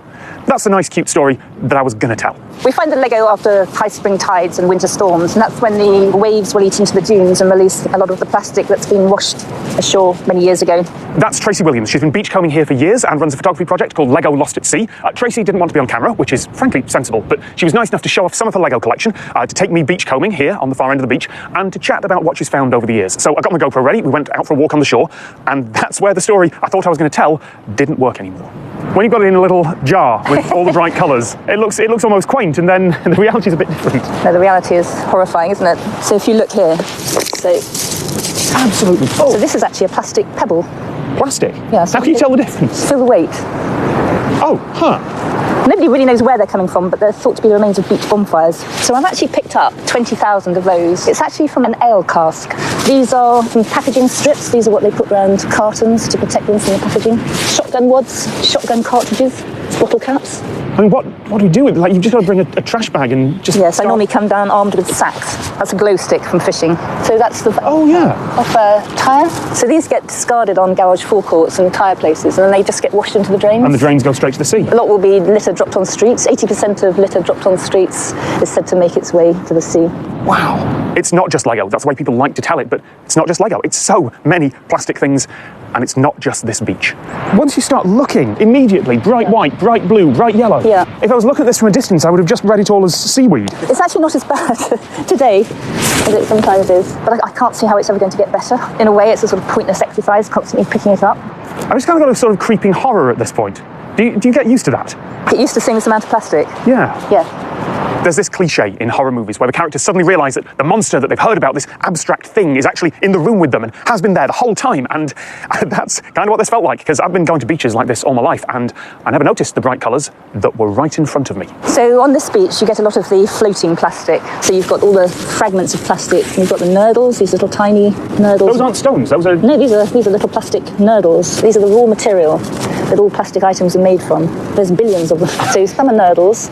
You also get ones that are black and ridged, and they're actually biobeads that are used in wastewater treatment plants. And then you sort of pull back the camera and you realise that it's all of this. There's so much of it. On some beaches you get the plastic that sinks to the ocean floor, and it washes ashore with the kelp, with the brown seaweed. They've probably been swirling around the seabed for the last 24 years, And every now and again they wash ashore with the seaweed. And this goes down then? We assume it does.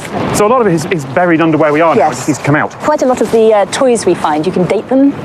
And some date back to the 50s and 60s, especially the cereal packet toys.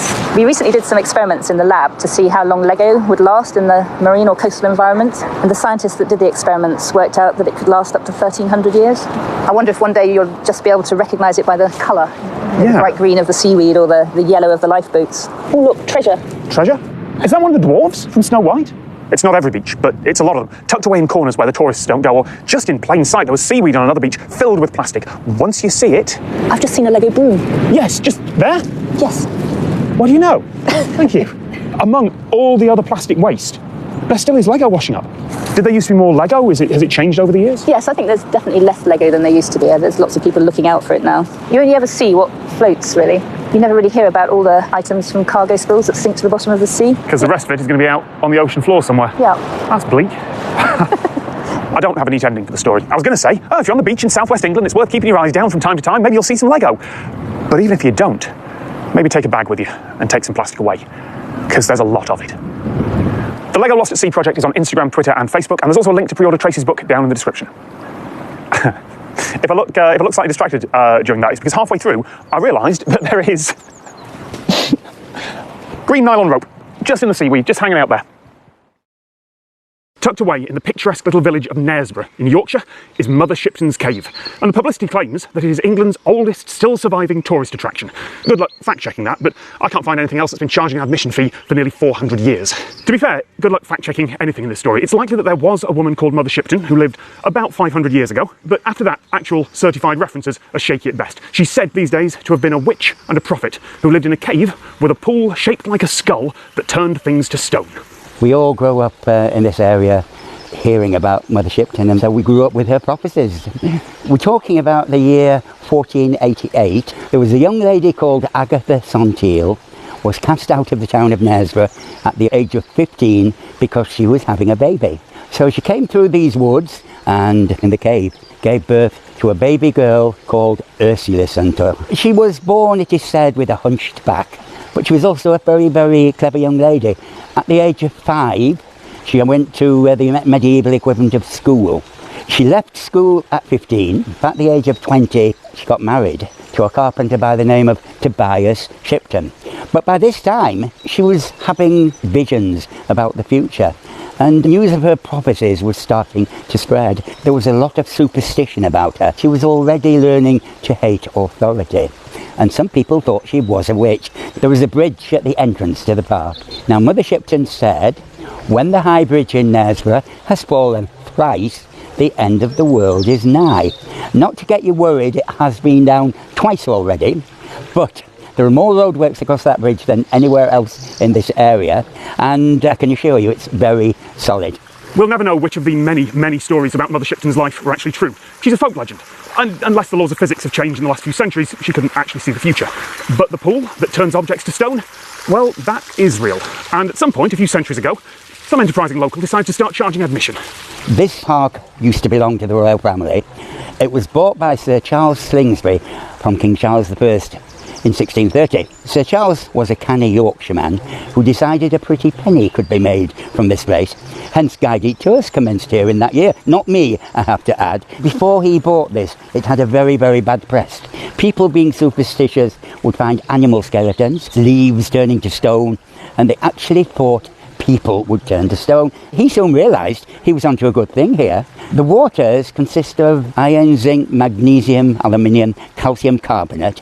There's a stream which is underground, and it comes to the surface just before you come down to this well. It comes to the surface, it goes over the well head, and when it drops down, it'll turn anything to stone because of the various chemicals it's picked up. And the lake became known as a health cure. People would bathe in the water and drink the water. It is supposed to cure rheumatism. It's not recommendable today with modern health and safety. This isn't true petrification. The material isn't being replaced with stone. But at the risk of making some chemists angry at me, I think it's close enough. The water here is so rich in minerals, carbonates and sulfates that it acts like stalactites forming in a cave or limescale building up on your plumbing. The teddy bears, the hats, whatever's in here, it's steadily being coated in minerals over and over and over again. And if it's porous, it becomes solid enough that, yeah, it turns to stone. Chemically, maybe not. Linguistically, Sure, I'll take that. Now, with regard to the objects that you see up there, it's got to be anything porous. The smaller the object is, the shorter time it takes. A teddy would take about 3 months. Anything bigger would take 6 months to a year. It does freeze in winter. Icicles come right down to the floor, and it's quite spectacular. It's been flowing since the Ice Age. The other remarkable thing about the water is it flows at the same rate all the time, 700 gallons an hour. It never varies, drought or flood. It's again one of the wonders of the world. It never dries up. Mother Shipton's Cave is still a tourist attraction. They still charge money to do the nice long walk through the park and then come and marvel at the pool that turns things to stone. But before theme parks, before American roadside attractions, before seaside tourist traps, there was a cave, a good story, and somebody wanted to make some money off it. And they still sell the teddy bears in the gift shop. I got an email from an aquarium, and it changed my mind about aquariums, because biology and zoology never really interested me all that much. For me, somewhere like this, the Deep in the city of Hull, wasn't somewhere I'd visit, because yes, important for conservation, vital for science, but it's just some fish, right? But then they sent me an email and asked me if I'd be interested in looking at their life support system. Now, I've only ever heard the words life support system in the context of spaceflight, either realistic, like the oxygen scrubbers and water recyclers on the International Space Station, or in less realistic situations. Life support systems sustaining on emergency. But the Deep, here, it has a life support system. We are a closed system, so much like your spaceship, we are isolated. There is no input or output to the oceans whatsoever. The water inside that system or exhibit is constantly recirculating between the exhibit and the life support system. So everything that we have here, we have to control, including making our own seawater. The water starts off just as it would in your home out of the tap. Now, the water is very, very hard around here. There's lots of calcium carbonate in the water. So the first thing we have to do is soften it. So that is the removal of that calcium and magnesium ions from the water. So these are full of an ionic resin, and they scavenge those ions out of the water. We don't want calcium to build up in our life support systems, on our heating elements. So what we're left with in this great container over here is roughly 30,000 litres of softened water that has gone through this reverse osmosis machine. It's basically pumping water across a very fine membrane under very high pressure to give us very, very pure water. To that pure water, we then add artificial sea salt. We then pump it around where needed around the building. So this is a really good example of a small-scale life support system that we would use for some small standalone tanks like this research system here. Now, this has got all the components of a life support system that you would normally find in an aquarium like this. And this is all scaled up on a huge scale for things like our large 2.5 million litre system. What we have at the back here, that's a foam fractionator. So all of these microbubbles that are being injected at the base of this foam fractionator are scavenging organic molecules. Now, these molecules and compounds are actually hydrophobic. They don't like water. And what they want to do is they want to adhere to the surface of this microbubble. And they rise to the surface, and we then remove them via the cone at the top. This is a biotower, so fish excrete ammonia and urea. Now we have to convert those to less toxic forms. Inside here we have a lot of bioballs. That is a huge, huge surface area. The bacteria that live on these bioballs are converting it through to nitrite, then to nitrate, and we can then complete that process by reducing that to nitrogen gas, which can just off-gas into the atmosphere. We've got the sand filtration here. So water enters the top of this unit, it goes through a bed of sand, which scavenges out all those particulates in the water, and then exits the bottom clean. One of the last steps in the life support process is ultraviolet light. It breaks down cell membranes, so we're really looking at antimicrobial action within these units. So water is constantly recirculating between the life support system and the exhibit. As I talked to the team here, I realised that, sure, you can call this an aquarium, but you could also call it a spaceship for sharks. You've got creatures contained in a higher pressure environment, and okay, it's not the vacuum of space out here, sure, but if these walls are somehow breached, the environment inside will spray out, and if it's not fixed quickly, those fish are dead. And if that environment isn't controlled and maintained constantly and carefully, they're also dead. And that takes a lot more equipment and a lot more precision than you might think. So just as we have a small foam fractionator on our smaller life support systems, this is the scale of this skimmer on our large system. Now, this is part of the building, it's so huge. Now, a key part of maintaining this is making sure the mixture of gas is correct that we're pumping into it. So here we have a gas panel.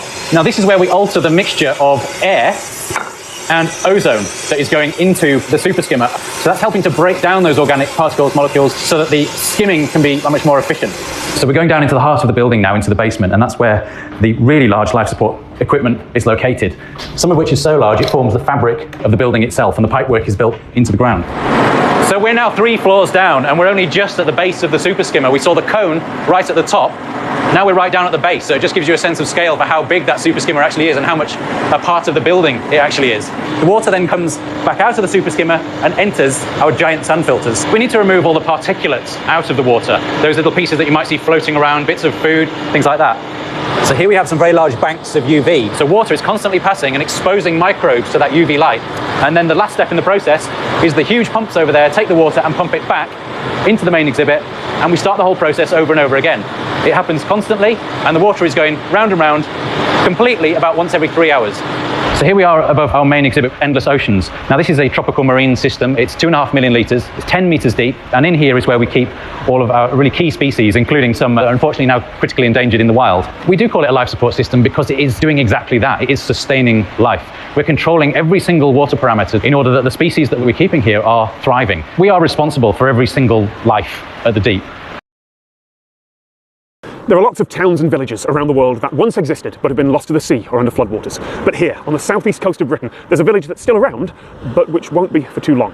Up behind those cliffs is Cove Hive. It's a picturesque little village. There's the ruins of a church more than 600 years old, with a more recent church built inside. And by more recent, I mean the little church is only 400 years old. There's farmland, a few houses, a couple of dozen residents. This has been a settlement for at least 1,000 years, possibly more. And it'll be gone by the end of the century. You can see on old maps just how much land has already been lost to the sea. These cliffs here get eroded a little bit with every high tide, steadily being pushed back and back and back. There are warning signs to stop people from walking on top, because the ground near the edge will be loose and could fall with just a little bit of pressure from above.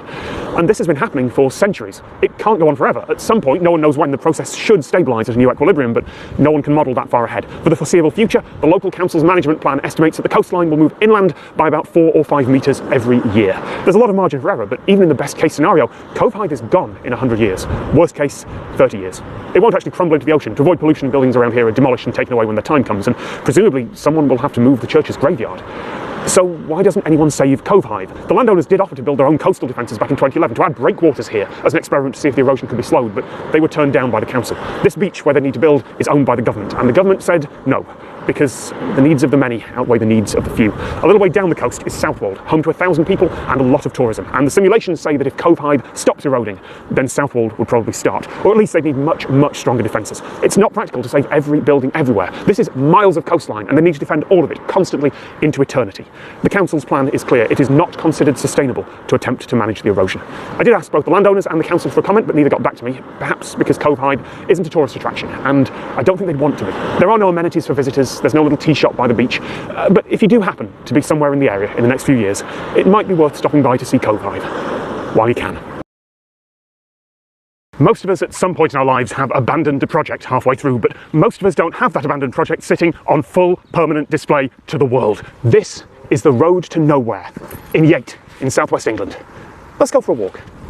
This is 400 metres of never completed 1970s highway that goes from a roundabout to, well, nowhere. It's cut off by a railway line. I'm actually a little bit amazed that I only just found out about this, because half-completed road to nowhere with lane markings and curbs and everything is very much the sort of thing that I expect younger me to have filmed 5 years ago. And this place is not a secret. This is a big public common. There's folks walking their dogs here. The public can't drive on this road, though. It's gated off. If you look at aerial photos, you can see where it was meant to go. There's another roundabout a little way over there that it would have connected to, completing a small ring road around the town. And you can see exactly what the plan was. It just never happened. And yes, there are a lot of complaints about the traffic in this town. Also on those aerial photos, some heavy equipment and a fake bridge being built just down there. See, this road does have a use. The local council makes it available for filming. The whole area is closed occasionally for television shows to shoot on, and they can make it look like either a small country road or a big highway, depending on where they point their camera. Broadchurch used careful angles and one composite shot to make it look like a coast road, and Hospital Drama Casualty have shot quite a few things here over the 36 years they've been in production. That includes their most expensive scenes ever, which involve a huge fake bridge, crashing vehicles, adding a CGI town around the road, and setting off an enormous tanker explosion. For all it costs, it's actually a little bit underwhelming. Maybe that was a creative decision. Maybe it looks more realistic that way. And it's convincing enough. This is an accidental film set. At some point, some British studio would probably have built one of these anyway. It just wouldn't look as good. So the question is, why did this happen? According to one former local councillor, it's because the price of steel suddenly went up. The council didn't want to pay that much for the railway bridge over there, so they put the whole thing on hold. And no one ever started the project up again afterwards. There are still occasional vague political calls to complete it, but I would be very surprised if there's any traffic other than stunt drivers and dog walkers on the road to nowhere anytime soon. Welcome to Foulness Island. The name is unfortunate. It either meant muddy headland or possibly bird headland a few centuries ago. It's about 9 square miles, about 150 people who live on it, but unless you are one of those people or you've got business with them, you will not be allowed in. Most of the island, and importantly, the road and bridge that get you onto it, they're owned by the British military and they will turn you away. But despite having no business here, I am on the island, legally. And that's because I didn't use the road and bridge. I walked along a very different path to get here. The Broom Way has been called the most dangerous, most deadly path in Britain. It goes back at least 600 years, and the only reason that I walked here safely is because I had a guide. A few miles back before we set off, I asked him a few questions. Historically, there is reportedly 60 to 100 casualties on the Broomway. The main thing is the tide. It whips round from the North Sea and sort of would come from, not as you expect it, sort of straight on from the horizon, but it'll often spiral in to the coastline, and so it'll cut you off from your pathway. It's very easy to get lost out on the Broomway, particularly in low visibility conditions when it's raining or there's low fog early morning, late at night. As there's no features or markers to take your bearing from, you can get very quickly disorientated. Quite often people will naturally walk further out to sea as opposed to back to land. The Broomway is only open at the weekends for the public. The MOD use this as an active firing range, and they have done since the late 1800s. And so one thing that we might see out there is leftover ordnance. They do a pretty good job of cleaning up after themselves, but it doesn't mean that we won't see any out there. I've seen shells sort of this big. You just have to really keep your distance. Shell craters are also a problem because of the exploded ordnance that have gone off. So it's essentially quicksand. And so there'll be pockets of sand which are really soft and mushy that your feet will sink into that we have to be careful of. I only guide walks when the tide is constantly going out. So we are 3 hours after high tide. The tide is still on its way out, and we should be coming back here as the tides are turning. So obviously we made it. Thank you, Tom. The path's called the Broomway because back before the military built their bridge, back when it was the only access onto this island, it was marked by brooms every 30 metres or so. Now, to 21st century people, that implies like broom handles sticking up the ground, but no, I tracked down a photo from 1922, and the brooms were just short lumps of brush. But over the last century, those brooms stopped being maintained. They were either swept away or eroded, and now the path is unmarked. But it's still on the map. It's still a legal path. Permanently closing a right-of-way in Britain is difficult. On Belness, there are public right-of-way footpaths that we can access. They are rarely used, and so if you do take them, the security switchboards will light up because you'll get reported by MOD staff or by locals who live there because they think you're trespassing. I wouldn't be guiding this if I wasn't a qualified mountain leader who has map and compass skills, good experience of this guided walk that I do. I have first aid qualifications, so I know how to sort of deal and treat with the likely emergencies that could happen out here. That article from 1922 also names some of the people who died on the path. Several doctors travelling to attend patients, young women trying to reach partners, and island residents who got careless or who would sometimes stay in the mainland pubs too late and then try to race the tide back on a galloping horse. Because the part of the Broomway we walked isn't just a footpath. Under modern law, it is a byway open to all traffic, which means that in theory, you can take a horse or a tractor or anything that's road legal onto it. It would be a very, very bad idea to just drive onto the sands, but in theory, you could if you didn't get bogged down. Now, a few times a year, the village on the island and the main road are open for tourism, but not right now, not in 2020, which means that right now there is only one way for the average person to get onto Foulness Island. But there are two ways to leave. We could go off the rights of way, trespass onto military land, and then very soon after get escorted off by soldiers, assuming we weren't arrested. Or we could just walk back. Ready when you are. Thank you very much to Tom Bennett. He's a qualified mountain leader who runs tours across Britain. I'll put a link to his website in the description. It feels really weird talking about you in the third person when you're just there. Oh. And that altered the way that rainwater drains, in that it started to drain towards where people live. So yesterday, I got to visit one of the pumping stations that puts the water back where it's supposed to be. The problem is that we have coal mining in this area since 1850, and because of this the landscape has sunk down, and so we had to pump the whole river Boye up 18 meters to the river Emscher. And the river Emscher is flowing to the Rhine. In my operational areas we have about 60 pump stations, from a very small station with a few hundred liters to this station with 40,000 liters per second. 83 square kilometers is our operational area. This one station. From my operational area, nearly 60% would be flooded if the whole pump stations wouldn't work. If you have dry conditions, it would be 4 to 5 days. In heavy rain conditions, only 5 hours. The water will get out. Just to be clear, those pumps are moving a whole river, a small river, but a whole river, 18 meters up, and through massive underground pipes so the water can then join a bigger river that does eventually flow to the sea. There are around 180 pumping stations, large and small, across this valley. That one station is the largest. After a heavy storm, it will move up to 40,000 litres of water every second. If you look at articles about this, they'll sometimes mention groundwater and aquifers, but the engineers here told me that is wrong. It is probably a mistranslation. These are storm drains to deal with rainwater. The coal mining companies are paying for this because they had dig the coal, and because of this, the landscape is sunk down, so they have to pay for. When coal mining started here 150 years ago, no one thought about the land sinking. And when they did notice it, which was somewhere around 1900, it didn't stop them mining. They just built the first pumps. The coal was worth the money and the trouble then. But running the pumps is an eternal cost. Not technically eternal, I guess, but this won't go away in 100 or 1,000 or 10,000 years.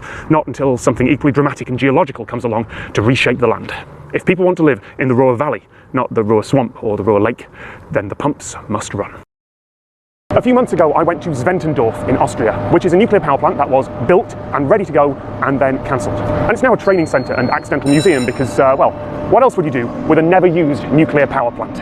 This is Wonderland Kalka. It's a theme park opened in 2001. Each year we got about 280,000 visitors here in the park. The Dutch entrepreneur Van der Mos, he bought this in 1996. And from that time on, the first 4 or 5 years, we just put everything out of it and start to rebuild the whole area till what it is now. This was SNR 300, and its story is much the same as Zwentendorf's. It was a nuclear power plant ready to go in Germany, and then public protests and political problems meant that the whole project was postponed for a long, long while, and then Chernobyl happened in the Ukraine, and the tide of public opinion changed even further. And the whole project was just cancelled. The reactor itself, all the valuable stuff in there, well, that was sold off for parts and for scrap. But the land, well, that was sold off in the 90s. What we've got now is a theme park with approximately 40 attractions. Of course, there's a carousel, there are the teacups, the elephants, and there's also a very nice roller coaster in the park. One of the important things we've got is in the cooling tower, that's the vertical swing. We've got an hotel with 1,000 beds, and we've got a big exhibition hall with 9,000 square meters where you can have all kind of exhibitions. 2/3 of the buildings at the moment are still empty. For example, the building behind of us was the reactor building. The reactor building, it's nothing in it at the moment, but we want to make a new landscape in it with all kind of wellness area, but also a kind of winter landscape. This is just a small local theme park. You shouldn't expect hyper coasters or anything with the polish of Disney, but they do have one unique ride. Not because of the ride itself. That's just an off-the-shelf Starflyer. You can ride those a lot of places in the world, but not inside a cooling tower. And the view is spectacular. Oh, I should not have looked down. I should not have looked down. This is Silfra in Iceland, where I got to swim between two continental plates. On one side of me is the North American plate, on the other side is the Eurasian plate. And here, this is where they're very slowly tearing apart. Every word I said there was technically true, and I don't want this video to take away from the magic. Swimming in Silfra was incredible. My guides were great. I'd recommend it. But here's the thing. This is the bridge between continents. It's about 100 kilometers southwest of there, and it also claims to be the point where the two continental plates are breaking apart. And the two cracks, this and Silfra, they aren't connected, not to each other, and not to the countless other cracks like them across Iceland. Now, the last time I did a video like this, a few people got angry at me because, yes, I'm about to debunk something, and if you have fond memories of diving or snorkeling between continents or holding up this bridge in a photo, this might make it a little less magical, particularly if you're able to dive deep enough at Silfra to get the photo where you touch both sides at the same time. You need to be a qualified diver to head down into the depths. I'm not, so I'm staying up there on the surface with a snorkel. And yes, my camera lens keeps fogging up. I tried to do a piece of camera while I was in the water, but it didn't go well. If you're a qualified diver, here's what's true. Silfra is a crack in the earth and it is between two tectonic plates. Absolutely. If you're diving there, you are 100% diving in between the continents. The bit that doesn't hold up is that's not the dividing line. You've not got a different tectonic plate on each side of you. You're just in the bit where they split apart. A good way of thinking about it is, imagine that this bridge really was between the continental plates. Imagine that that really was the North American plate and this really was the Eurasian plate. What would this be down below? I mean, other than a lot of volcanic sand that's getting in my shoes. Is it neither? Both? A bit in between? Whatever this is, it's true for this whole area for kilometres. You can see that on the map of the bridge. This is just one of many places where the rocks happen to be a little bit weaker, so this is where they broke in two to let the whole area stretch. Plate tectonics is messy and three-dimensional. This is just where it looks dramatic. As you move out of this area, east or west, over kilometres, the cracks become fewer and less common, and then they stop. And you can definitely say that you're on one of the continental plates. But this bridge is symbolic. Silfra is symbolic. It's where one of the cracks happened to breach an underground river. But swimming in Silfra is still an incredible experience, and here's why. Silfra is filled with glacial meltwater, an underground river surfacing there. The water has been filtered for decades through rock, and there's so much of it that there's a constant current pushing any impurities out into the nearby lake, which includes me. I'm swimming in a literal river of mineral water, and the visibility is perfect. In other parts of Iceland, water like that is bottled and sold, but here we're inside Thingvellir National Park, which was the home of the Icelandic Parliament for 8 centuries and is the most historic part of the entire country. So no bottling plants there. And because it's glacial meltwater, it's also only just above freezing point, about 2 or 3 degrees Celsius, so I need to wear a dry suit to prevent hypothermia. Swimming in Silfra is technically swimming between the continents. That is true, and if there's been one theme through my videos over the years, it's been that the real world does not fit into the neat little boxes that we'd like it to. Even though we keep designing systems that have strict categories and sharp dividing lines, there are always exceptions. The continents don't split at a single line. The real world is far more messy than we often think. I think I can see it. I'm pretty sure that's it up ahead. Oh man, there's barely anything. That used to be an island 700 metres by 100 metres, and that's all that's left. And yes, it's eroded away, but it looks like the predictions were a little bit pessimistic. There's 2 little islands still poking above the water. Importantly, it is still there. At low tide, it is still above the waves. Iceland, your island is still there. You're welcome. This windswept hilltop is Old Sarum in Wiltshire. It's an enormous Iron Age hill fort, and you know what, actually the best way to see it is not from down here. This is one of the most important historical sites in southern England, an Iron Age fortification from more than 2,000 years ago. Then in the 11th century, a castle was built for William the Conqueror, and the Catholic Church built a cathedral here. You can see the foundations of all of those surviving centuries later. This was a thriving bit of England, but it fell from grace. There's a lot of complicated reasons why, but one of the main ones is a windswept hilltop is a terrible place for a cathedral. Much as that looks impressive and you can dominate a landscape, that brings a number of problems with it. Supplies of water, from wells were just not adequate to support a large population, even to the extent that they actually needed to buy the water that they needed to drink. When the weather isn't good, the wind is blowing over, the rain is coming at you, when thunderstorms are going, it's a very, very bad place. As well as that, the local bishop, Roger, fell out with the new King Stephen, and that's in a period of history when falling out with the king was very serious indeed.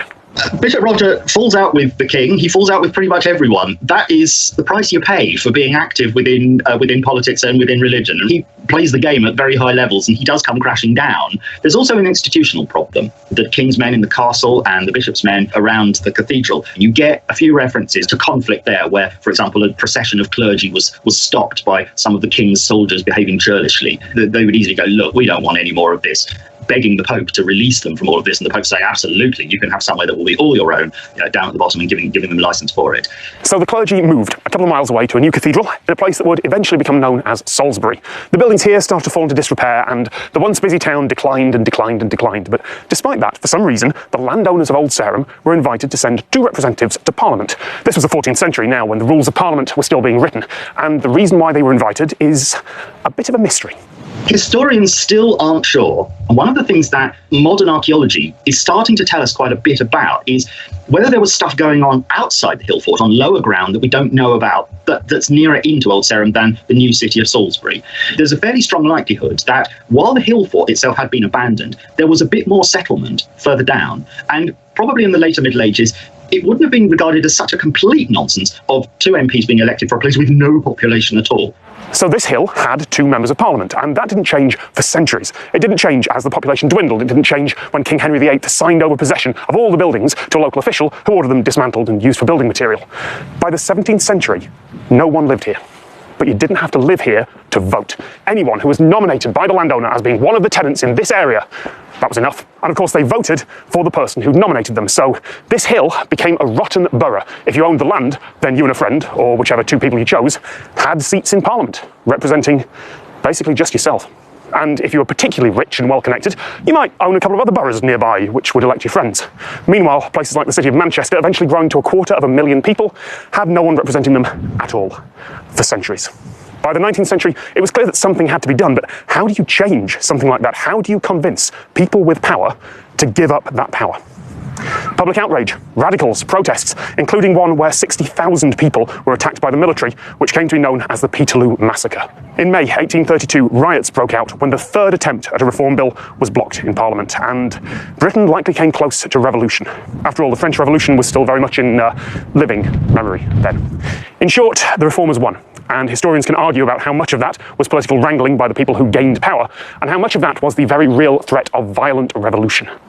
When the dust settled, the law was changed. The rotten boroughs were abolished, and there were 130 new seats in Parliament. Voting was still only for men with land or money, though. It took until 1918 for that to become all men and some women, and it was 1928 before it was all adults. These days, parliamentary boundaries are drawn by an independent group based on population. This hill is managed by a charity called English Heritage, and 1 member of Parliament for Salisbury represents this whole area and the roughly 70,000 people who live in it. It's important to remember that history is fractal. You could spend days or years or a lifetime studying everything that happened over those few days in 1832. Or you could sum up centuries in a few minutes. But there's one thing that Old Sarum shows very clearly. It is extremely difficult to convince people with power to give it up willingly. Thanks to English Heritage for letting me film at Old Sarum. You can find out more about them and about visiting here on their website. The link is in the description. In August 2001, the press descended on the town of Bury St Edmunds in southeast England. The mayor was going to unveil the world's first internet bench here in the Abbey Gardens. I'm not sitting on the bench for a couple of reasons. One, I can't get close-ups of it while I'm sitting on it, and two, it looks like quite a lot of the local bird life has been perched above it recently. Anyway, internet bench sounds ridiculous, but you have to remember, in 2001 there were no smartphones. Wi-Fi did technically exist, but it wasn't widespread, and mobile internet was limited to a few specially coded tiny black and white sites which could be accessed slowly and expensively on just a few models of phone. If you wanted an internet connection in 2001, your computer had to be plugged in somehow. You couldn't just expect to check your email in a park, and thus the internet bench. A bench with sockets you could plug your computer's modem into and dial up to the internet over a phone line. Which is weird, right? Because surely the sensible thing to do, even back then, would have been to have one internet connection, maybe an ADSL line, and then share it like a regular corporate network, just plug in an Ethernet cable and you'd have a connection. But no, you had to use a phone cable, and your laptop would have to dial a regular landline phone number to connect to, well, who? Launch day photos make it very clear who you were supposed to connect to, or at least it would if the mayor had realised which way up stickers need to be on a laptop. This was all a publicity stunt for MSN, the Microsoft network, and there are some very nice quotes from MSN staff in the BBC article about it, which were probably pasted straight from the press release.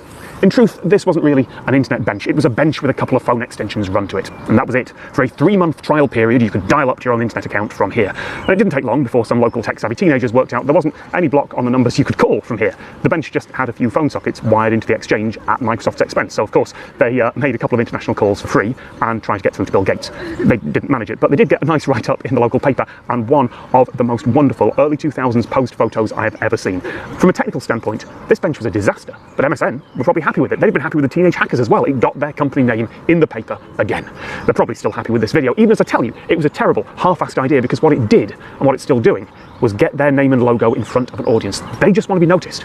It's one of the dirty secrets of public relations. If you want to get the attention of the press, if you want your brand in front of the world, you don't have to actually make something good or useful or sensible that even works like you said it would. The truth is malleable. You just have to tell a story that resonates, get the press in to take some pictures, and figure they don't know enough about the subject to ask technical questions. And then, after you've got those column inches, or these days the retweets and clicks, you can basically abandon the whole project. The public are fine with it. It's a silly story that doesn't matter. The press are fine with it. They've got content and sold the adverts around it, and it doesn't matter if it gets ripped apart later. As long as it doesn't kill or maim anyone, then you got your free advertising. And we've seen this time after time after time. Heck, I've done it occasionally in the past. That's not even the same bench, actually. It's the right location, but it's been swapped out for a different one with a couple of plaques on it and no phone sockets. But then, the bench working was never the point. This wasn't about connecting the town of Bury St Edmunds or blazing a trail into the future. It was about getting cheap advertising. And here I am, 20 years later, still giving them that, because world's first internet bench still gets attention. Oh, someone sat in it. Just over 50 years ago, the Austrian government decided to build 3 nuclear reactors along the Danube River. It was the age of the atom, the height of the space race. Nuclear power seemed like the natural next step for Austria. But politically, it was risky, and the decision was extremely controversial. It took many years of arguments and protests, but eventually, the country held a referendum. The government asked the people of Austria, do you want nuclear power? And the vote was on a knife edge. When everything was counted, 50.5% said no. The trouble was, they'd already built the first reactor. They just hadn't turned it on yet. This nuclear power plant was built up from 1972 to 1976. Everything was here. The power plant was ready for operation, including the fuel rods. You only have to put the red button to put it into operation. And then the Chancellor of Austria decided to hold a public referendum. We like to say this special nuclear power plant never splits any atoms, but people, families and political parties. The capacity of the nuclear power plant in Zwentendorf was 750 megawatt. This reactor should have produced electricity for 1.8 million households. So what do you do with a never-used nuclear power plant? It's not like you can just flat pack it and ship it over the border to somewhere that does want it. And this was incredibly expensive. Adjusting for inflation, in today's money, this plant cost over €1 billion. When the result of the public referendum was mentioned on the national TV stations, for 200 people here in Zwentendorf it was a shock. Nobody estimated this result. The owners, they decided to conserve the reactor because they thought that politicians will change their mind and they are able to put the reactor into operation in 1 or 2 or 3 years. But that never happened. So in 1985 they started to sell parts of the equipment, but this selling process was not very successful. And today we have 99% of the equipment still here. EVN bought the nuclear power plant in 2005. We don't have plans now to use it, but if there's someday the need for gas-fired power plant or alternative-fired power plant, for example with biomass, it's a perfect location. In the meantime, it's a training center for nuclear engineers for training how you can rebuild a reactor. We offer it as filming location. We use it for music festivals, 15,000 people outside and inside. We installed in 2009 a solar power plant, and since 2010 we offer guided tours. It's open to the public. You can book your reservation, but normally we are full for 6 months within some minutes. EVN bought not only a technical building, we bought also a very specific piece of Austrian's contemporary history. Here everything is like it was more than 40 years ago. I love the special atmosphere you have here, and I'm really glad to present it to other people. After the referendum, Austria went on to entirely ban nuclear power within its borders. Maybe because residents had concerns about accidents, or maybe because they didn't want to deal with the waste and long-term planning, or maybe, if you believe conspiracy theories, because some of the people who ran energy companies back then were worried about prices dropping and threw a load of money at a scare campaign. The story changes a lot depending on who's telling it. And it is the politically easy option to phase out nuclear power, particularly now as wind and solar continue to become more and more viable. A lot of countries are phasing out nuclear. I shouldn't be able to stand here. This reactor should have run for about 35 years, and now it'd be almost finished being decommissioned. There'd be hardly anything left. Instead, we got a training centre, a filming location, yeah, a very expensive occasional tourist attraction. But perhaps most importantly, we got a museum. Because this reactor doesn't have to be decommissioned. It's the only one on the planet where this 1970s dream of the atomic age can be preserved, if only by accident. Luxembourg is a small country. It's about 50 miles by 35 miles with just over 600,000 people living in it. And here in the capital Luxembourg city, around 200,000 people commute into work every day, half from outside the country. But less than 20% of them travel by public transit. But from Sunday, March 1st, all public transit in the entire country will be free. Pretty soon there'll be no ticket machines, unless you want an international ticket. There'll be no fare dodgers, unless you count people who are sneaking into the first-class train cabins that you will still have to pay for. And on the face of it, free public transit seems like an easy decision. Get people out of cars and into buses and trains. But it's a little more complicated than that. We are the country beside Qatar with the highest degree of cars per household in Luxembourg, and we have definitely a big problem, especially in peak hours, with enormous congestion problems. We have a problem also that quality of life in our cities, in our villages, it's really worsened. That comes because Luxembourg is a country where you had not only the highest average of economic growth in the last 25 years, but also our population growth is the highest in the European Union. Having a mobility behavior that is mainly based on individual cars cannot really function anymore, and at the end it's also a problem then for our economy itself. Making public transit free is not a new idea. There are quite a few cities around the world who've already done it, and a lot of Estonia now has free public transit for residents. Luxembourg, though, is the first country to abolish fares entirely. And partly that's because it can afford to do it. The country's a small, rich tax haven. The thing is, public transit here is almost free already. A ticket valid for a full day on every bus, tram and train in the country is €4. The whole transit network costs the government €700 million a year to operate, but all the tickets sold add up to just 10% of that. By comparison, London's transit network is about half funded by fares. So from the Luxembourg government's perspective, there's not actually that much difference between a €4 day ticket and free transit. But free transit is a sort of headline that gets you a lot of good publicity. But hey, if the transit is free, why do you want to get around by car? Well, it's because the transit here isn't great. It's okay by European standards. The buses and trains will get you there. I've had no problems as a tourist, but the commuter lines are already overcrowded in rush hour. A lot of the rolling stock is dated, and there is a litany of complaints about the paths they take and how they deal with breakdowns. Driving here, even with the congestion, is usually quicker and more convenient, sometimes even for journeys directly between city centres. So every year there's more and more people moving here, and the infrastructure system is under a lot of strain. So the needs are to make it work, not to make it free. There's lots of research on this, and what comes out over and over again is that fare is not the main motivating factor. The motivating factor is comfort, reliability, and safety. No one never knows if the trains are actually going to be on time. It has happened that people are standing for an hour and a half on the platform waiting for the train with no substitute buses or anything. So that's an extreme case, obviously, but if one wants to be somewhere on time, one has to take this into account that these things do happen. The cities who are doing this, investing in the public transport, in the free public transport, that will be the cities that, from a competitive point of view, will be worldwide the winning cities. Even if I say it's free to use, somebody pays it. So at the end, the €700 million will be paid by the taxpayers in general. Someone, for example, with a minimum income pays no taxes. So he has the public transport really for free. But somebody who pays high taxes he pays much more. That's an important point. For someone like me, who's a tourist with a travel budget, €4 for a day pass isn't a big issue. But for someone on minimum wage who has to commute an hour or 2 hours from wherever housing's affordable, that makes a big difference. I don't think the key social issue in Luxembourg is the price of the transit. One needs to look at the housing costs. The increasing prices of housing are pushing people to the border regions. So it might be financially more sound to live in Belgium or France or Germany, buy a house or rent a house and buy a couple of cars than it would be to live here in Luxembourg and use the transit. It needs investment, and it needs investment now. It's behind. And so Luxembourg needs to catch up and plan for the future. You must see the free public transport additionally to the investments that we are doing in the improvement of the network and the quality of the public transport. If you only introduce free public transport, that will change not very much in the behavior.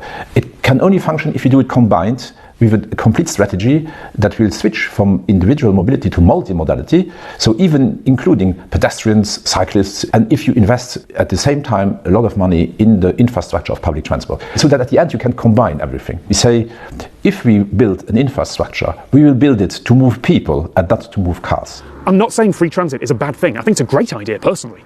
But having good, frequent, well-connected transit that isn't too crowded to board is also important. The question isn't as binary as should public transit be free, because in a utopia, of course it would be. It would also be autonomous, zero emission, and it would run from anywhere to everywhere all the time. But until we're in a post-scarcity society, the public are paying, one way or another, either through taxes or fares. The more important question is about planning and long-term investment, because if your bus is always late and your train's always cancelled, it really doesn't matter if they're free. I'm standing on the Oosterscheldekering, the largest part of the Dutch Delta Works. It is a mega structure, an enormous dam 9 kilometres long, with 4 kilometres of sluice gates that can be closed to hold back extreme high tides and stop the Netherlands flooding. It took a decade to build, and it is a rallying cry of human planning, survival and achievement, and it is not what I'm here to talk about. 3 days ago, a forecast came in. A storm is going to hit. Winds will gust up to 120 kilometres an hour on this barrier. And so a different rallying cry went up. 3 words: Vi krijgen storm. A storm is coming, because today is NKTK Windfietsen, the Dutch Headwind Cycling Championships. Several hundred Dutch people looked at this weather and said, we're going to have a bike race in that. The course is 8.5 brutal kilometers. It's a serious event with permissions and everything. We have a limit of 300 participants. All the bikes are the same.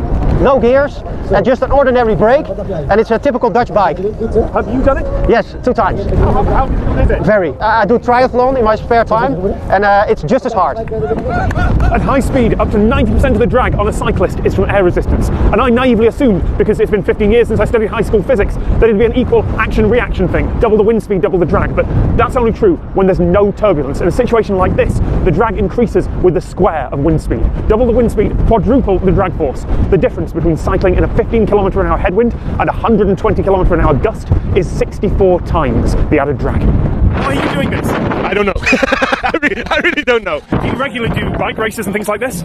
No, just bike for fun. How do you think it's going to be? Hard, very hard. Success. And sure, it's a good, weird human interest story, right? People are doing a deliberately difficult thing and hurting themselves just enough that it's interesting. But this is a good place for it, because not only are humans literally pushing against the storm and saying, we can beat you, they're on a physical monument to doing just that. There's a big rock in the middle of the barrier with an inscription that translates as, here, the tide is ruled by the wind, the moon, and us. Right, this is going to be a slightly more improvised video than normal for 2 reasons. One, it is really cold here, I want to move on, but also because I didn't know that I was going to be passing through Schengen, a little town in Luxembourg on the borders with France and Germany, until today. But here I am, standing next to the international border, the Moselle River, and that border is a little bit weird. And I wasn't going to do another video about a weird border, because I've done that. Years ago I went to the towns of Balen-Nassau and Bala-Hertog in Belgium and the Netherlands, where the borders are incredibly complicated and twisted thanks to history.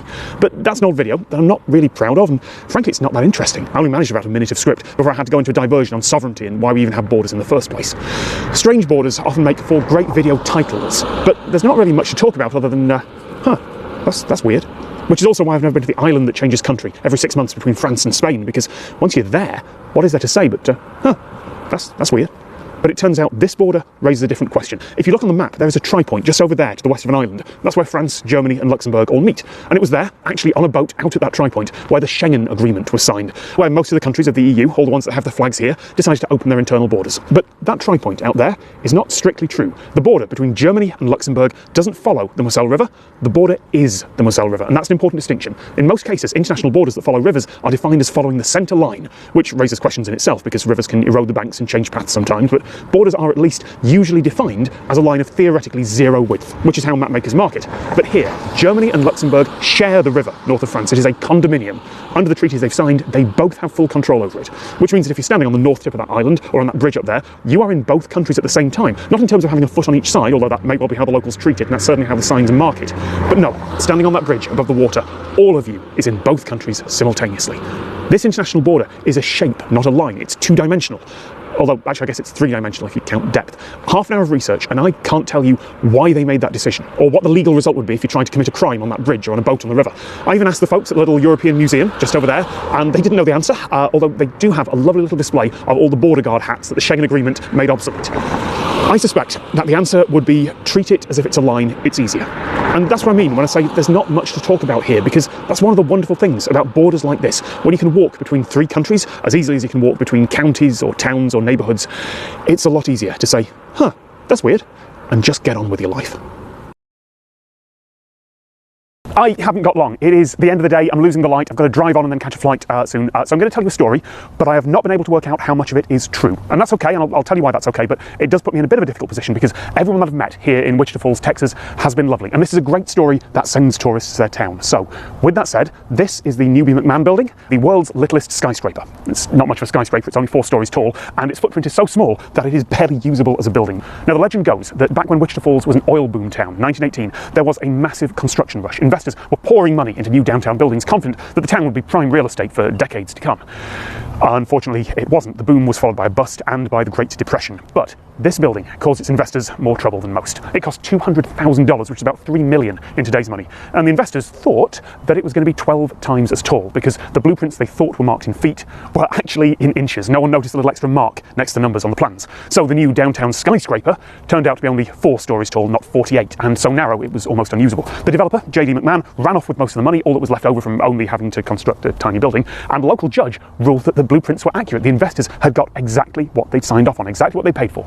The building sat abandoned for a long time. It was renovated in the early 21st century, and these days it's a furniture boutique, and I talked to the owner. When we first took over this building with our shop, this skyscraper was never allowed to be entered by the public, and we wanted to open it up. The engineers had to come to make sure that the floors could sustain constant occupancy, and in fact they did have to give us some weight and load limits, and they did have to put in an additional structural beam. Whenever you have a multi-story building, by city code there must be an egress and entrance.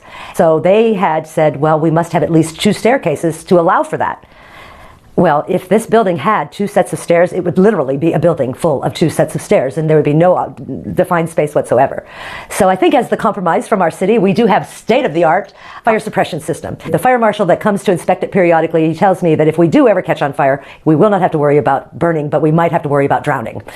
So in the early 30s, this was engulfed in flames, and so the floors were gone, the roof was gone, and it got boarded up, and it stood that way for decades. We do have some old newspaper accounts and some old documentation of people that were interviewed back then, how they wanted the building to be demolished immediately because it was a scandal. You know, these people had been ripped off and they were embarrassed about being duped like this. However, it wasn't demolished because they really needed it for office space, so it was used. So we do have some documentation like that, but the original plans that allegedly he had given to his investors, they don't exist as far as I know. It's a great story. So I started to fact check it and I came up blank. Here's what I did before getting here. I tracked down every article I could on every database I could access, but they were all too modern and the chain of references ran out usually somewhere in the 80s.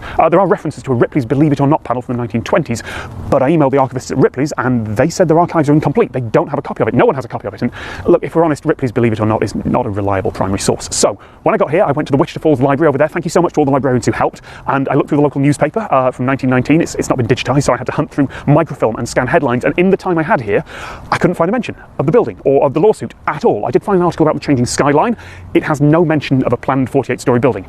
So it feels like the real estate scam or lawsuit after should have been all over the news when it came out, surely, but maybe I missed it. Maybe it was too small an article. In boom times it might have been, or maybe I wasn't looking at the right dates. And look, this is a ridiculous building. On camera it almost looks sensible, but standing here it is very easy to agree that this building must have been a scam of some sort. So if I was to place a bet, I would say the scam part is likely. The fact that someone came along in the middle of boom times, sold a dodgy building to gullible investors and ran off with the proceeds is very, very plausible. The inches instead of feet detail of the story, though, I just don't know. Surely the investors would have noticed that the giant skyscraper only had 4 floors and a couple of windows. Surely they'd have questioned the plans. So maybe that was a joke from the townsfolk a century ago that got reported as fact. Or maybe the investors were off in another state and never got a closer look at the blueprints. Or maybe it's true and they were taken in by a smooth-talking scammer. There is a plausible answer for every skeptic's question about this, and I am not saying that the story is false, just that I can't find primary sources. I can't find anything from the time that is evidence for it or against it. And if you can, don't tell me.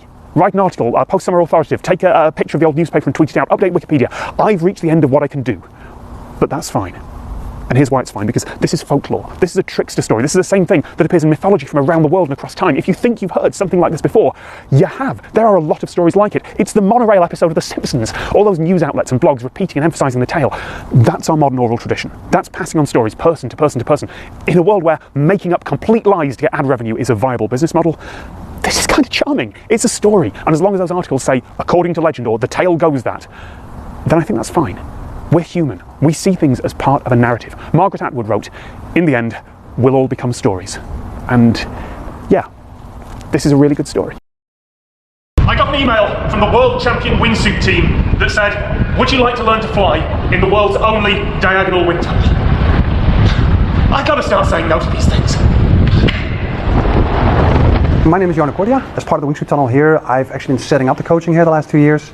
And together now with Jenna, I teach here and try to get everybody flying. Currently, Jenna and myself, we won the last World Cup in Italy. And both indoor skydiving and outdoor skydiving, we're at the moment the reigning team in wingsuit acrobatics. This wind tunnel was around since 1935, used for testing airplanes, cars, and those kind of things. I think they tested the Saab airplane and the Huygens space capsule here. This tunnel was up for auction a few years ago, and then 4 of the local Swedish guys, who are also skydivers, they basically thought, like, what if we could convert this into like an angled wind tunnel where you could actually fly wingsuits? And because that hadn't been done yet, nobody really knew if such a thing would be possible. So they basically took the horizontal wind tunnel here, they put a small angled tube in it. Once they had done the initial testing, I was called in to actually see, like, besides stable flying, what else can we do in the tunnel? And when that was all like a big success, they raised the money and actually built this amazing machine. Now it's essentially an angled tube that is on a pivot point and that can actually rotate the tunnel up and down with a piston. I would say in terms of physical workout for like a beginner, it's insanely heavy, and that is mainly because in the beginning you're not flying super efficient, so you're using a lot of muscle tension, you're tending to bend the arm, which creates a round wing that really creates drag on your body. In the beginning, maybe 40 minutes a day is the max, and then people really feel like they ran 3 marathons. I currently have the world record, which is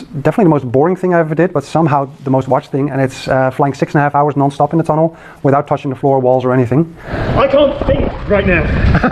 Oh, the last 10 seconds that you were giving me instructions, but my brain just wasn't parsing anything. What we start with is this cable system, where essentially you're on 2 pulleys that are on the ceiling that allow you to move around, but they don't allow you to actually get close to the walls.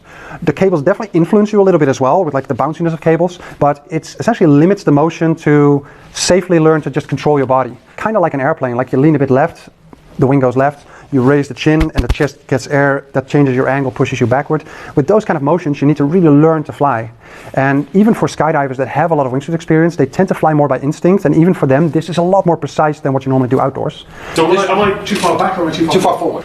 From that point where you can actually control yourself on the cables, there you actually continue to flying without the cables. There's a small intermediate step we do, which is flying with a leash on the belly, which allows us to let people fly free, but in case they do anything less smart, we can still put them on the floor.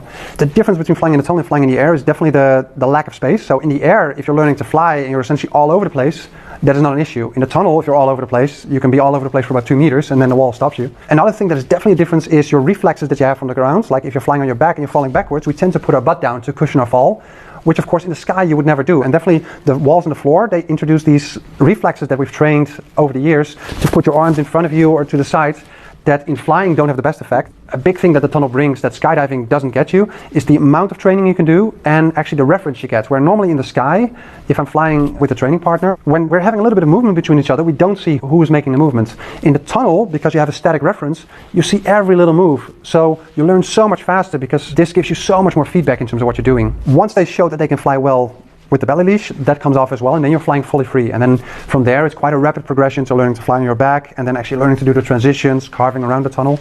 Typically, that whole progression takes around 2 to 3 hours of flying for most people. In general, it's quite cool to see that where normally people would have 200-300 skydives before they could even try this, now we're taking people off the streets and teaching them to fly in 1 or 2 days.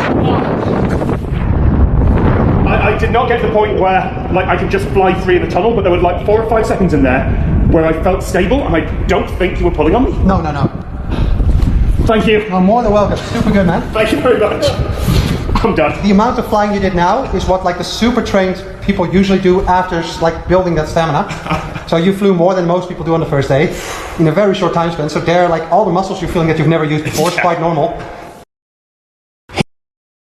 Just over there is Amsterdam Schiphol Airport. In terms of aircraft flying in and out, it's the busiest airport in Europe. 6 runways, 2 control towers, one just for the new runway that's over there that opened in 2003. That runway is 5 kilometres away from the terminal. If you look at aerial photos, you can see plane after plane after plane lined up on a 15-minute taxi, including going on a bridge across a road and a canal. It was raining when my plane landed, but I just about got that shot out the window. But there was one residential area just back there where there was nothing but flat ground between those houses and the back end of jet engines. I mean, of course it was flat ground, it was the Netherlands, but there was one spot just back there where it got significantly louder for the people who lived there, and those local residents were not happy. Of course, the one day I'm here, they're actually landing on that runway, not taking off, so the engines are pointed the other way, but the point still stands. The local residents were not happy. This is the solution. Well, not a solution, but at least something to help. This is a park that serves 2 purposes. One, to be land art, the sort of high concept big sculpture that's created by moving enormous amounts of earth and rock. This was designed by an artist. I mean, I'd send up a drone to show you, but airport. But the second purpose is sound dampening. These ridges are meters apart, roughly, very roughly, around the same wavelength as the low rumble that you get from a jet engine. Not exact, of course, but in the same order of magnitude, close enough to be disruptive. So rather than the sound waves just rolling over the land, instead they're scattered in all directions, up and away. Not onwards, not perfectly, not even close, but enough to bring the noise level at those houses back down within acceptable limits. The architects claim that one of the inspirations for this was people noticing that the engine noise sounded quieter when the fields were ploughed. Because yes, your brain can filter out constant steady noise. It can even, over time, get used to filtering out intermittent loud noise, like living next to an airport. But that filtering job is a lot easier if the noise would just be a little less loud. This is Olkiluoto, an island on the far west of Finland, and here they're building a tomb for something that really is dangerous. In a few years, the deep bedrock here will contain the world's first long-term storage site for high-level nuclear waste, right next to some of the reactors that produce it. This isn't a video about whether nuclear power is good or bad. I think it's good, and so it seems does Finland. The 3rd reactor here is being tested now, and it's due to go online next year. But this video is about a different question. We do have nuclear power in the world, so where do we put the waste?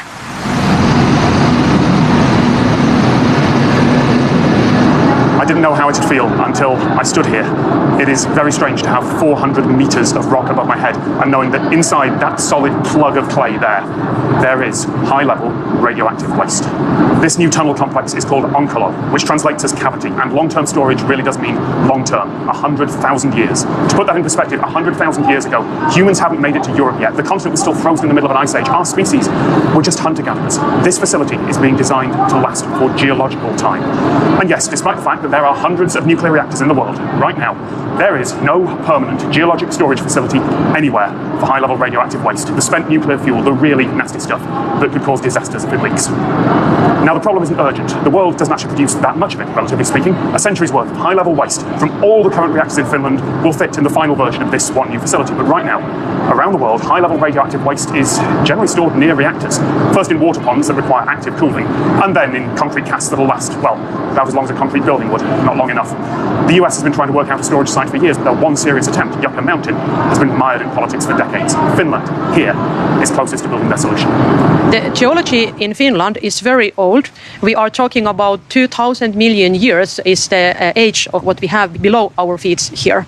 And in that way, it's really stable and it represents the most ancient parts of this earth. High-level waste will be disposed of with cast iron copper canisters, and the canisters are put into the hole in the deposition tunnels, and the canisters are surrounded by bentonite clay. Clay has a low hydraulic conductivity, which means that the water doesn't transport through the clay. The spent fuel, when it's taken from the reactors into the disposal, it's highly radioactive, but with time the radioactivity will decrease. After 500 years, people can stand beside the canister and it's not dangerous. But there are some other long-lived radionuclides, which might be harmful in case they would come up to the surface and into the drinking water, into the wells or biosphere. And therefore, the geological disposal will isolate the waste for 100,000 of years. This area isn't prone to earthquakes or other natural disasters. Geologically, it's about as peaceful as you can get. So the plan is, dig the tunnels, and then, for 100 years, put the casks of waste in, and then backfill each tunnel with clay so they're encased in solid rock. And once the site is full, fill in every bit of it, every last tunnel, and then leave it forever. There are multiple levels of containment. The idea is that even if one or two of them fail, everything will still be safe for 100,000 years, unless someone digs it up. When the US government was thinking about using Yucca Mountain as a storage site, they commissioned a now famous report on how to mark a site like this. How do you warn people away? Even if our civilization has collapsed, our language has fallen apart, and no one knows what radiation is. There are all sorts of ideas, from a spike field to forbidding blocks, but all of those would ultimately be a big sign saying, hey, there's something interesting under here, dig. The facilities will be closed about 100 years, 6,500 tons of uranium. We have not decided what is the best way to mark that. There was one other idea in that research paper. Don't mark the site at all. Once the repository is full, fill it in, seal it shut, and then hide it. So there's nothing remarkable at the surface. There are very few reasons to dig this deep, particularly here. The odds are slim that some future archaeologists were designed to dig 400 meters down in this remote location, and if they did, if someone ignored all the warnings or arrived after everything had been eroded away up top, well, if they did break through all the containment in search of treasure, what they get is radiation poisoning and a particularly unpleasant death.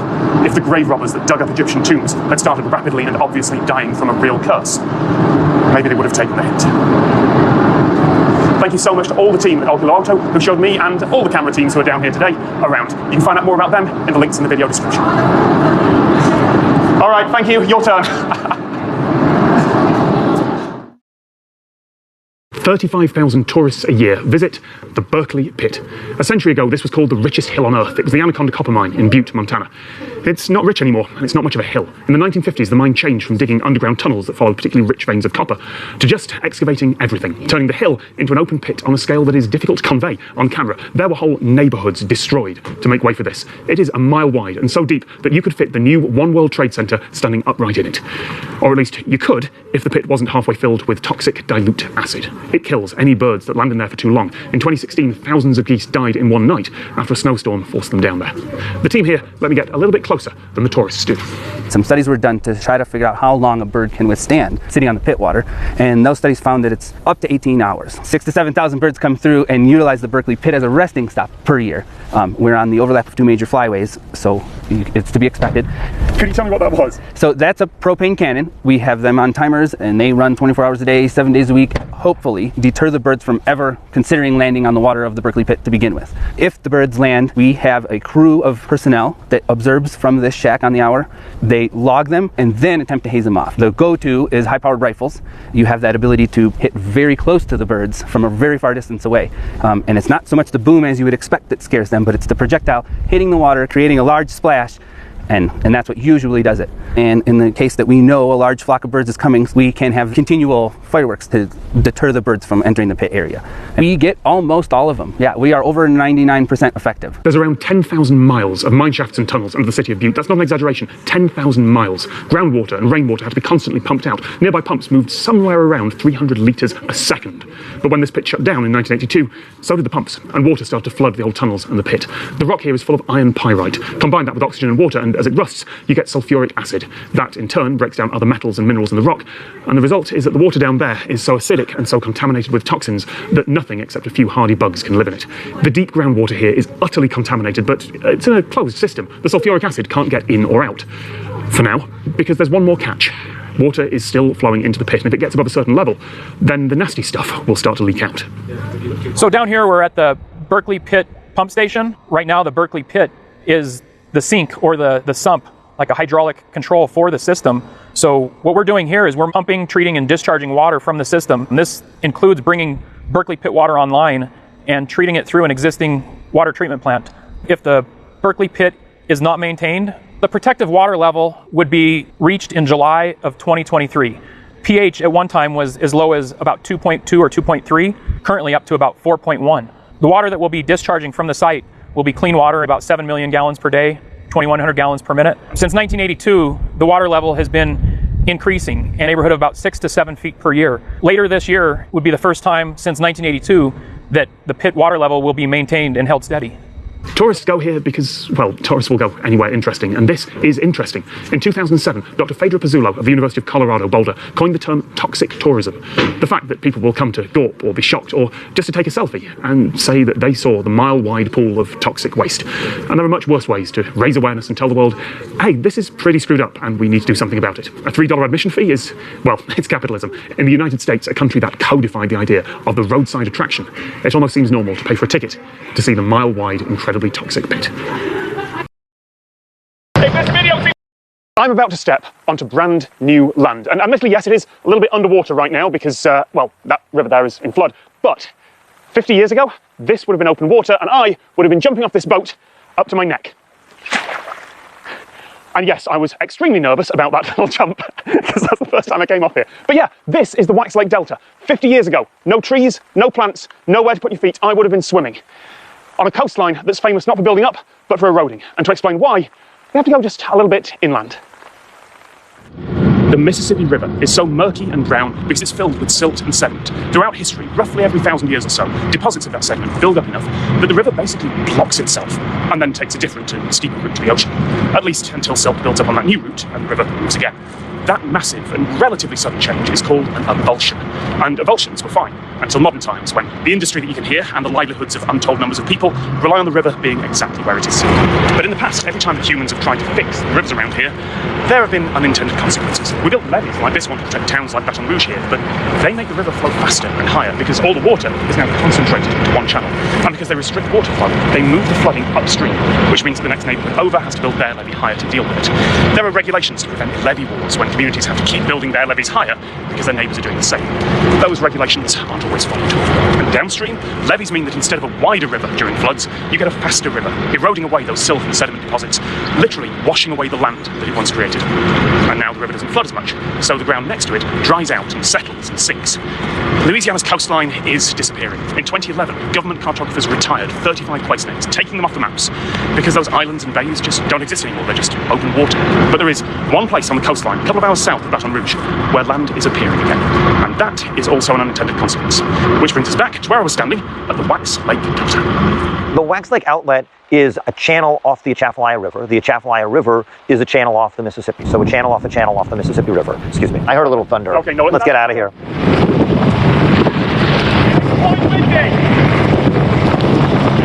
The Wax Lake Outlet was built in the early 1940s, and it was designed to pull water off the Atchafalaya River and reduce flood stress on Morgan City. One of the unintended consequences was the development of a delta at the mouth of the Wax Lake Outlet. And so the Wax Lake Outlet and the Atchafalaya River carries a lot of sediment, and then when it gets to the coast, the river flow slows down and all of the sediment in the river settles out. We're talking tens of millions of metric tons of sediment every year. This is solid enough land that you can walk on it and you can stand on it. Louisiana has lost nearly 2,000 square miles worth of land over the last century, and there's a large effort to rebuild the coast.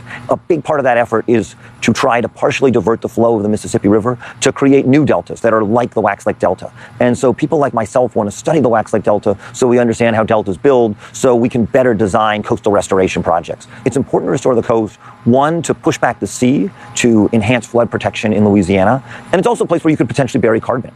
You know, we have too much CO2 in the atmosphere, and highly productive deltas like the Wax Lake may be one of those places where we can do that. I often feel like the numerical models that we have to understand the coast are pretty darn good. The much more difficult thing to model is to understand people and how people are going to behave with this changing coast. And I feel like that we barely even know the equations. We don't necessarily know even what the rules are to govern how do people deal with a stressful, changing environment. So yes, it's still wet underfoot here right now because this whole area is still in flood. But that just means there's more mud, more sediment being deposited. This land is going to be a couple of centimetres higher, and this coastline is going to be just a little bit safer. I've sunk about an inch into the mud, and it's gone in my shoes. It's in my shoes. Right, I should totally go with the sandals. All right. The city of Tokyo is built around and over rivers. When you travel around here, it is striking just how often you cross water. And from up above, you can see this whole area is flat, low-lying coastal land. Some parts of Tokyo even sit below sea level. They've sunk because of decades of pumping out groundwater. The 2.5 million people in those low-lying areas are protected by a network of floodgates and ageing levees, which will be fine, unless sea levels rise. But even inland, a huge part of this megacity is built in river basins and floodplains. And as the climate breaks down, rainstorms here are getting more intense and more frequent. If you want to prevent river flooding or drain neighbourhoods that are starting to flood, where do you put the water? If you pump it out of that neighbourhood, you're likely just moving the flood next door. The best plan would, in theory, be to pump the flood water all the way to the ocean, or at least to a tidal river that can deal with it.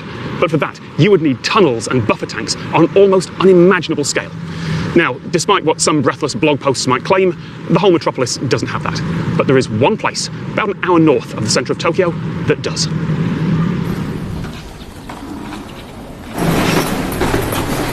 This is the metropolitan area outer underground discharge channel, or at least one part of it, the holding tank. It is almost impossible to convey the scale of this on camera. この地域に関しては中小の河川が流れている地域になりまして、こちらの施設ができる前については、そちらの中小の河川から洪水量が溢れて広い範囲で浸水を起こしていたということがあります。こちらの地域に流れる中小河川の水を地下の放水路に取り量しまして、近くにある大きな川である江戸川の方に排水するための施設となります。If Yotoshi Foritone and Naka rivers start to flood, this is where the water will drain to. Actually, where the water is sort of still draining to. There was a massive rainstorm about 2 days ago, and there is still water in the system. I'm not allowed down on the floor just in case. こちらの施設ができる前は浸水面積が平成12年に起こりました台風では浸水面積が137ヘクタールの浸水面積があったんですが、こちらの施設ができたことにより浸水面積を72ヘクタールに減らすことが可能となりました。およそ年間7回ほど稼働しています。放水路につきましては一度地下に水を溜め込みましてポンプを運転して江戸川に水を吐き出していますので、いっぱいになるというよりはある程度の水位を持って洪水調節を行う施設となります。基本的に水を溜めて溜められる限界を目安として水を吐き出すという作業をしますので。 This tank and the kilometers of tunnels and all the silos that bring water to it cost nearly $250 billion yen. That's almost $2 billion at the end of the 20th century.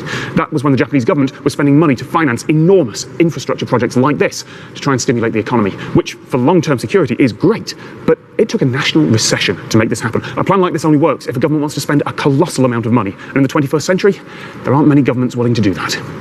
Thank you. When I heard that there was a 100% solar-powered train in the world, I thought, that's a ridiculous idea. Of course solar power isn't enough to move a massive heavy train. There isn't even a practical solar-powered car on the market.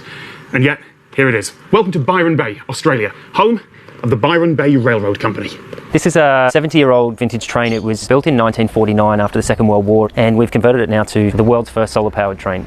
Our train would typically have had 2 diesel engines, and we've taken one of those out, kept one as a backup, and that's been replaced essentially with the batteries and a new gearbox and all the control equipment. We have a 70-ton train, but in terms of a full-size train, that's quite light. It's also renowned to be very quiet in the industry. I'm the train driver of the only solar train in the world. I've been driving the train from day one, which has been operating for about 16 months now. I had my own business for 31 years. I sold the business 10 years ago and basically did myself out of a job, and then this job came along, and so I put my hand up for it, and yes, they trained me up, and here I am driving a train. Actually, driving the solar train is easier than driving it when it's in diesel. Our track's 3 kilometres long, and the train goes from Byron Bay back to what we call our North Beach station. It's got a slight grade up, slight grade down in certain sections. So what we do is we throttle up to get us up to the first hump in the road, and then we coast for the next probably half a kilometre. Then we throttle back up again to get us over the next little hump in the road. And that's how we get ourselves into Byron. And doing it that way, we don't use near as much battery power, and that's the name of the game, save the battery power.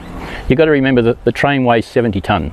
So once it gets up its momentum, you've got steel on steel, so it just keeps rolling on. We have regen braking, and we use it as much as possible. That throws some charge back into the batteries every time we use it. The battery on this train is roughly the same size as you find in an electric car. It stores 77 kilowatt hours, and a run back and forth uses about 5. Now that means this takes more power than an electric car, but not that much more, considering it carries 70 people. The solar on the train works in 2 ways. We have 6.5 kilowatts of solar panels on the roof of the train, and then in addition to that we have a 30 kilowatt array on top of the platform here. So the combined there is 36.5 kilowatts, and we can produce on a good day up to 150 kilowatt hours of energy. The solar panels on the roof of the train are constantly doing a trickle charge of the battery on the train, and then a couple of times a day, just to top up the battery, we plug it in here at the platform like an electric car, using electric car equipment. This is a net carbon positive project, and in the first year of service we put 60,000 kilowatt hours back into the grid on top of the power that we used. It's enough to power 17 3-bedroom houses. As an example, in the peak of summer with the low amount of energy used per trip, we can actually run a whole day service without topping up the charge, just from the 6.5 kilowatt array on the roof of the train and the 77 kilowatt battery bank. This isn't something that would work everywhere, or even that should work everywhere. The weather here is perfect for solar power, and this is a small independent railway with one bit of straight flat track and a train that can spend some time plugged in. For most railroad companies, it would be a better idea idea to add a third rail or some overhead power lines and run the train off the regular power grid, and then put some solar panels on the station roof as well. But as a demonstration of what's possible with solar power, and as a neat way to bring some tourists to your train line, it's a pretty good idea. We've been running for a little bit over a year. We've carried over 100,000 passengers in that time, and we haven't missed a service. In New Zealand, one-lane bridges are a common enough thing that tourists are warned about them. The rules are simple: approach with care, go slowly, and if there's someone coming the other way, then sometimes there are signs that'll tell you who has priority. There is an exception to that rule in just a couple of places though, which is that regardless of what those signs say, always let the train go first. The Needham Railway started operating in the 1990s, and we run a tourist train business. We cart about 80 to 90,000 passengers a year. The route is 154 kilometres return from Dunedin and follows a river gorge up through the Taieri River up onto the Strathtyre Plain. The scenery is spectacular, how they built it. Well, they started in 1879, it was completed in 1891, all by hand. It is a challenging route, it's really up and down. Just to be clear, this isn't a tram or a trolleybus or light rail, this is an actual train running on the street here because that was a better option than trying to build a second bridge on a very quiet road. Technically, I guess this is just a very strangely shaped level crossing, and there are a few other bridges like this around the world, but almost all of them have lights and sirens and barriers to keep cars separated when there's a train approaching. Here you just take care and listen out for the train horn. When the road bridge further up the river failed, they made the rail bridge a road bridge.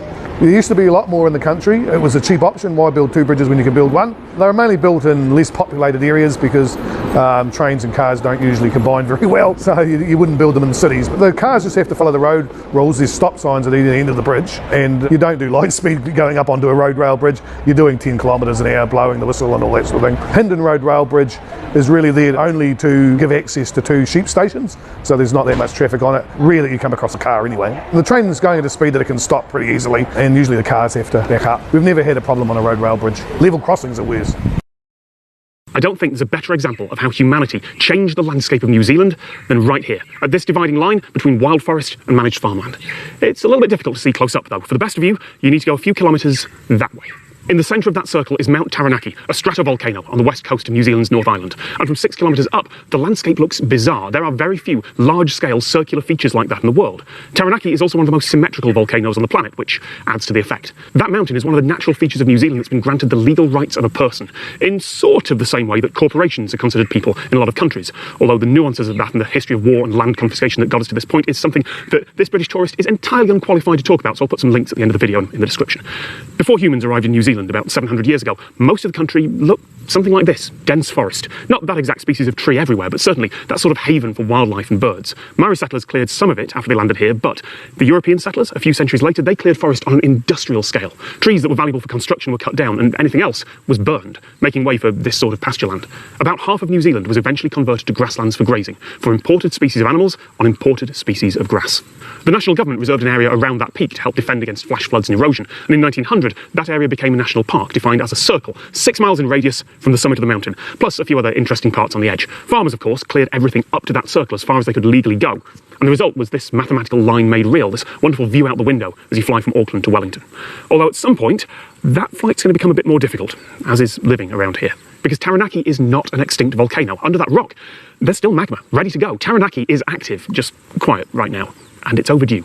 On average, there's at least a minor eruption every 90 years, and it's been more than 150 since the last one. One study said there's an 80% chance of some sort of eruption in the next 50 years. There will be warning signs and plenty of time to evacuate folks, but if it's the big one, the government's civil defence evacuation plans describe the entire national park as an area where people are unlikely to survive. And it could shut down air traffic over most of the North Island. Engine-shredding ash will probably blow east, right into that flight path. And the cone of the mountain could collapse entirely, as it's done several times in the eons when humans weren't around to see it. So if you are flying between Auckland and Wellington anytime soon and the skies are clear, do enjoy the view, because at some point, it's going to change.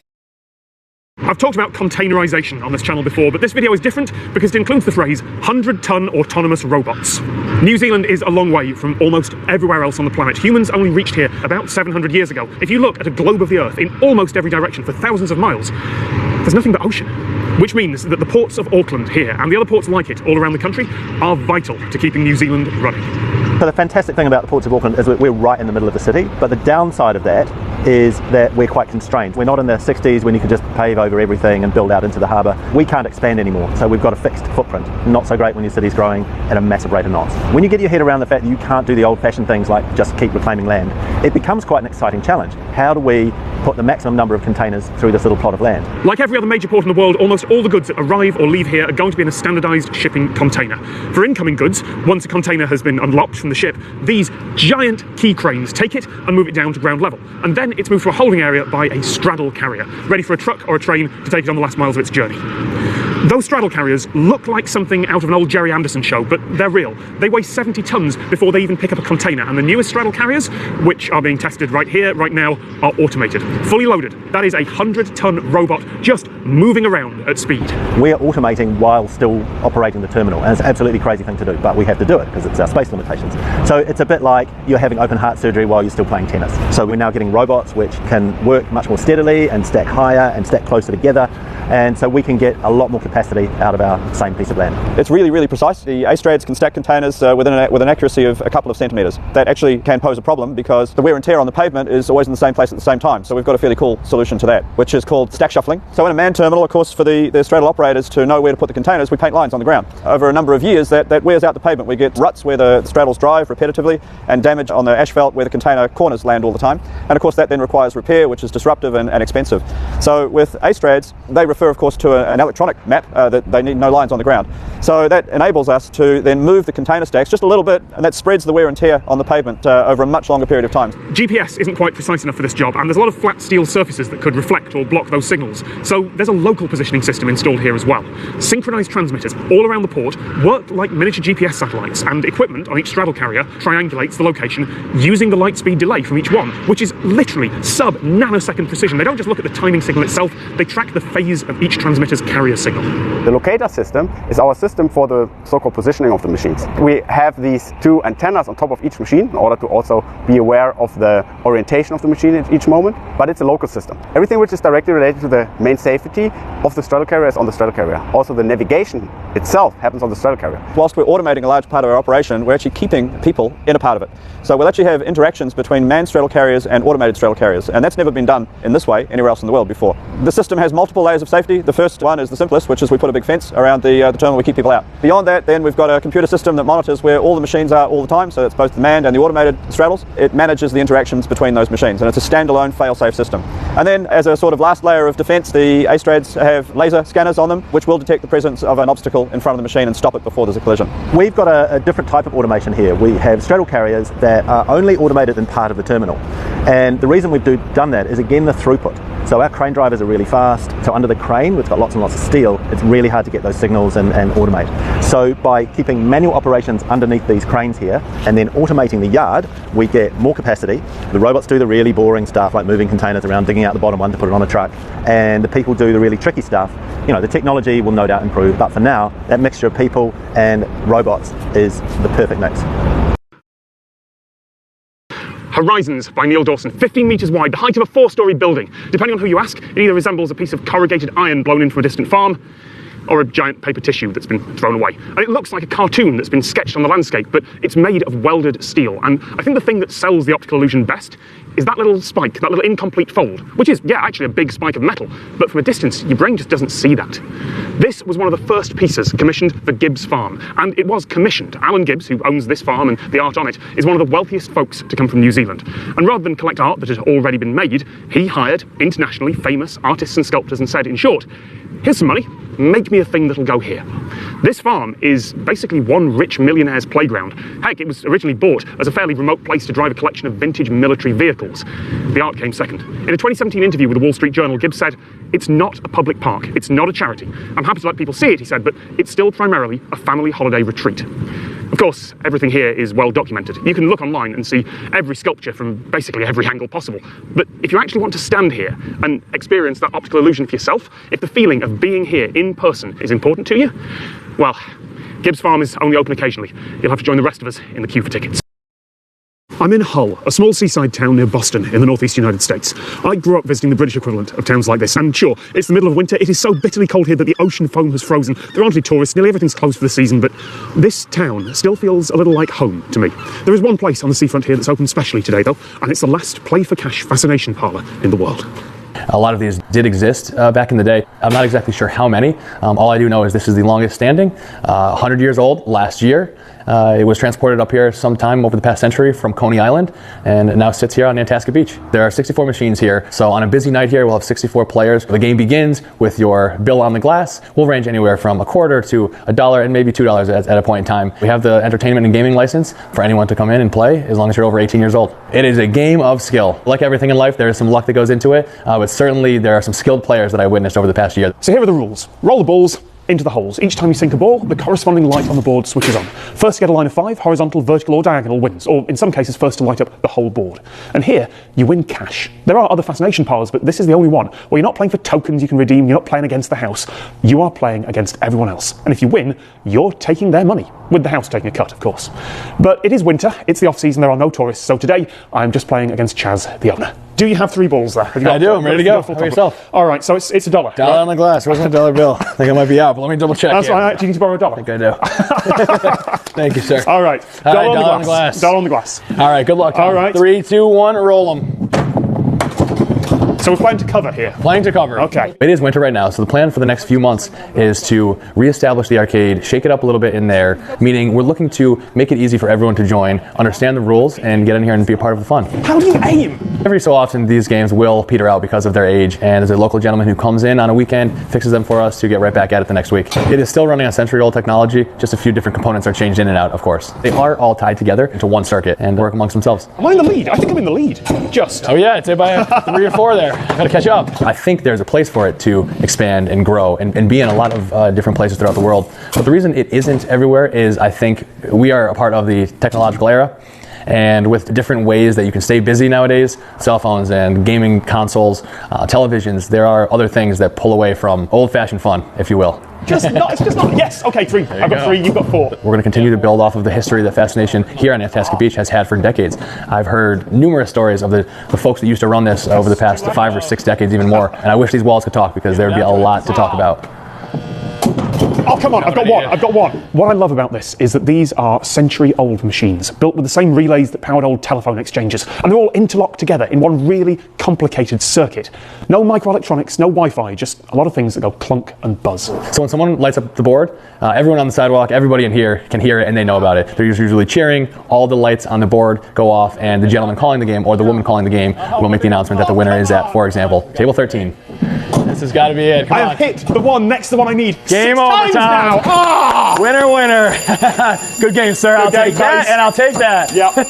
So close. So close. That was genuinely fun. That was, isn't that? The cool thing is you get these folks who have never played before. Yeah. They sit down, have just as much fun as we just had, and whether they've played it once or twice before, next thing you know, they're here for 3 hours long. And as you can see, it seems easier than it actually is. Yeah, because the first one's like, oh, I'm lighting everything up, and then you cannot handle the one. You cannot. I mean, you look, you tried probably 12 times. Yeah. Thank you. Yes, sir. Thank you, Tom. This is St Peter's Seminary, about an hour west of Glasgow in Scotland. Or rather, it was. It was built in the 1960s to be a training school for priests, and I think it's a beautiful ruin of a building. But then I like modernist architecture like this. In 1992, this was put on the list of historic Scottish buildings in Category A, which means that it's of national or international importance. And architecturally, it is one of the most important modern buildings in Scotland. But by the time it was listed, it had already been closed for years. The Catholic Church had decided that priests should train in towns and cities, not in remote places like this. And besides, times were changing. There weren't as many people who wanted to be priests. No one was interested in buying the place, and the church couldn't afford to keep an empty and extremely high-maintenance building running for no purpose. One of the troubles with a unique structure like this is that it's expensive and difficult to keep repaired. So, a quarter of a century later, what's left looks rough. The Archdiocese of Glasgow has been responsible for it since the moment it opened. It was a building which was very difficult to reuse because it had been custom built. No developer wanted a building that had a huge concrete chapel in it. We have a responsibility to try and preserve the ruin as best we can. It is now a ruin. It's covered in graffiti. It's inaccessible. It's dangerous. We have, by statute, to try and maintain some kind of security in that area, to ensure it and so on.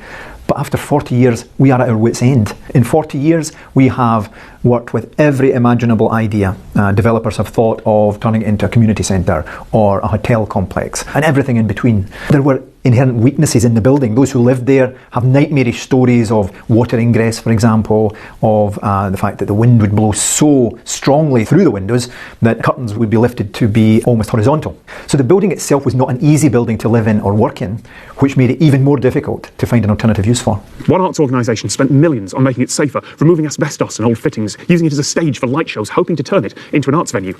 But then they ran out of money. And besides, by design, this building is in the middle of nowhere. There's a village a mile down the road, but that's it. There are better places for arts venues. And there's no way in law to just abandon a building like this. You can't just decide that it doesn't spark joy anymore and donate it to a charity shop. And it definitely can't be knocked down, because it's a really significant listed building. So it's not just a listed building, it's a Grade A listed building. It's the highest form of listing possible. We are required to stick to all sorts of rules about not using it for any alternative purpose, not amending it, trying to keep the area around safe. Legally, we would give that building away with the estate, but whoever takes it on takes on responsibility for insurance, for security, for upkeep and so on. So it's not so easy. You can't give it away. There have been expressions of interest, but when it comes down to it, it's a question of money, of finance, because the building itself swallows vast amounts of money, and even to maintain it in its current ruined state costs the Archdiocese something like £60,000 a year. People have looked at the area around because it's in a beautiful estate. They have looked at perhaps building houses there and using the profit from that, but that has been denied because there are green belt issues which prevent that too. And so there's something tragic about it, and there's something haunting about it. It's unrealistic to expect some sort of deus ex machina. We remain open to working with anyone who wants to come forward with plans, with ideas, but at the same time, realistically, this is bigger than us. This is something for the state, something for the nation. And most people would probably say, what a mess. Those that understand buildings and that have an understanding of brutalist architecture would see it as an extraordinary treasure. That's the reality. It is both.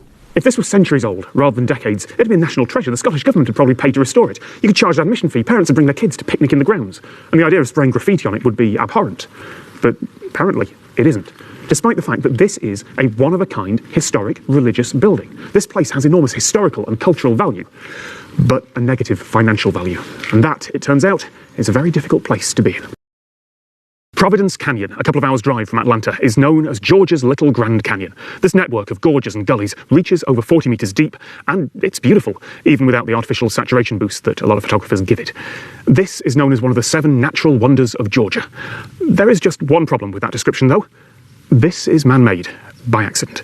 This is a scar in the earth, and it's a scar that'll take a very long time to heal. The ground here is made of unconsolidated sediment. That means I'm standing on loose sand and clay that was deposited tens of millions of years ago on what was then the seafloor. It's stable, of course, but it's never been compacted into solid rock or cemented together by geology and time. It's not going to collapse, but if you draw a line from, say, desert sand, where nothing sticks together, to solid rock, the sort of thing that miners have to blast with dynamite, the ground here is definitely on this end of the scale, for a long way down. Tree root systems, grass and other plants all help stabilise it. And that was fine for millions of years and through most of human history, until settlers manifested their destiny all over this continent. At the start of the 19th century, this whole area was flat forest. None of these canyons were here. Settlers cleared the area of all its trees and ploughed the soil for agriculture. Either they didn't know about crop rotation and soil management, or perhaps they didn't care, seeing a whole continent laid out before them. Soon the little drainage paths that rainwater took after storms started to erode and become bigger and bigger and bigger. With soil like this, it only took a few decades before this landscape formed. A century and a half later, new trees are starting to stabilise some of it, but it's still changing and eroding.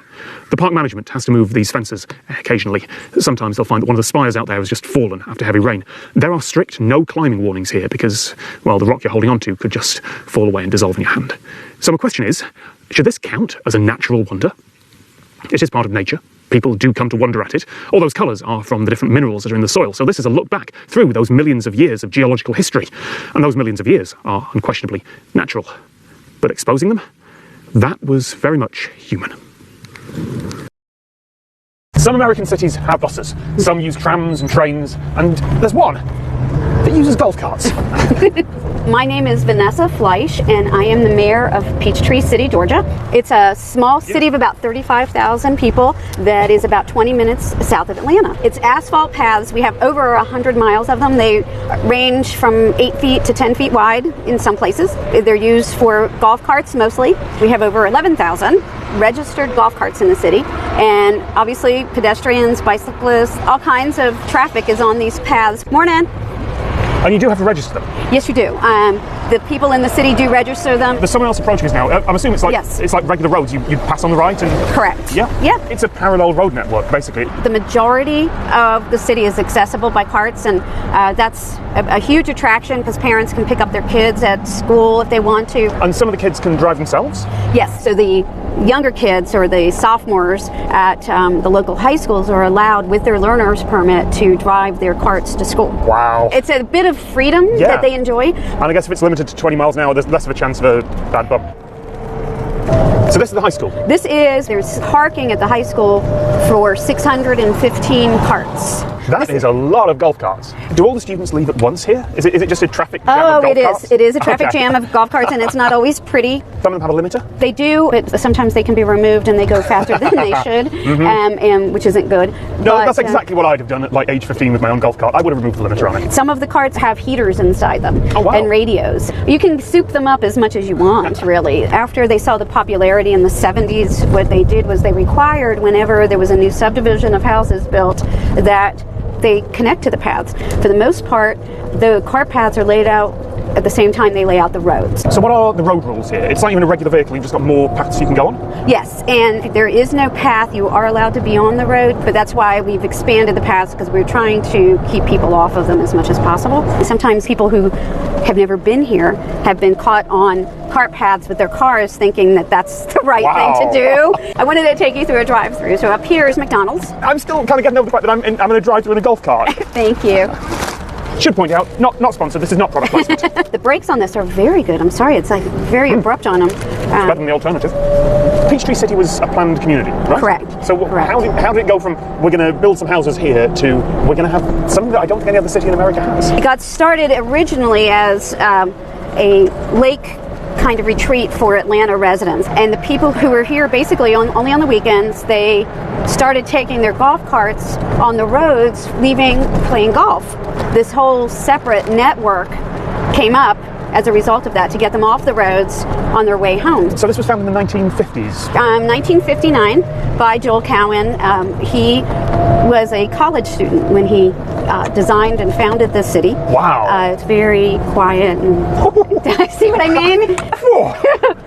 Death wish, good grief. Along here, this is Lake Peachtree. Sorry, I got distracted by ducks. Ducks, yes. The founder, Mr. Cowan, and his cousin were the ones that put up the dam and spillway originally that made this lake. 100,000 gallons a second goes over this. People do pay taxes to pay towards these roads. It costs us $1.8 million a year to maintain what we have, as well as the 29 bridges and 29 tunnels. This is a pretty affluent city, which I guess is one of the reasons that the golf cart paths work. But there are a lot of cities like that in America, and I'm trying to work out why it's worked here and it hasn't elsewhere. Most mayors, when they see or hear about us and they think, oh, we can do that, well, you know, they've got older cities, right? So they really can't. I guess part of it is cost. Part of it is that you need a huge amount of upkeep and tax and everything to make this work. Right. But it's also because you need to set the whole thing up or it doesn't work.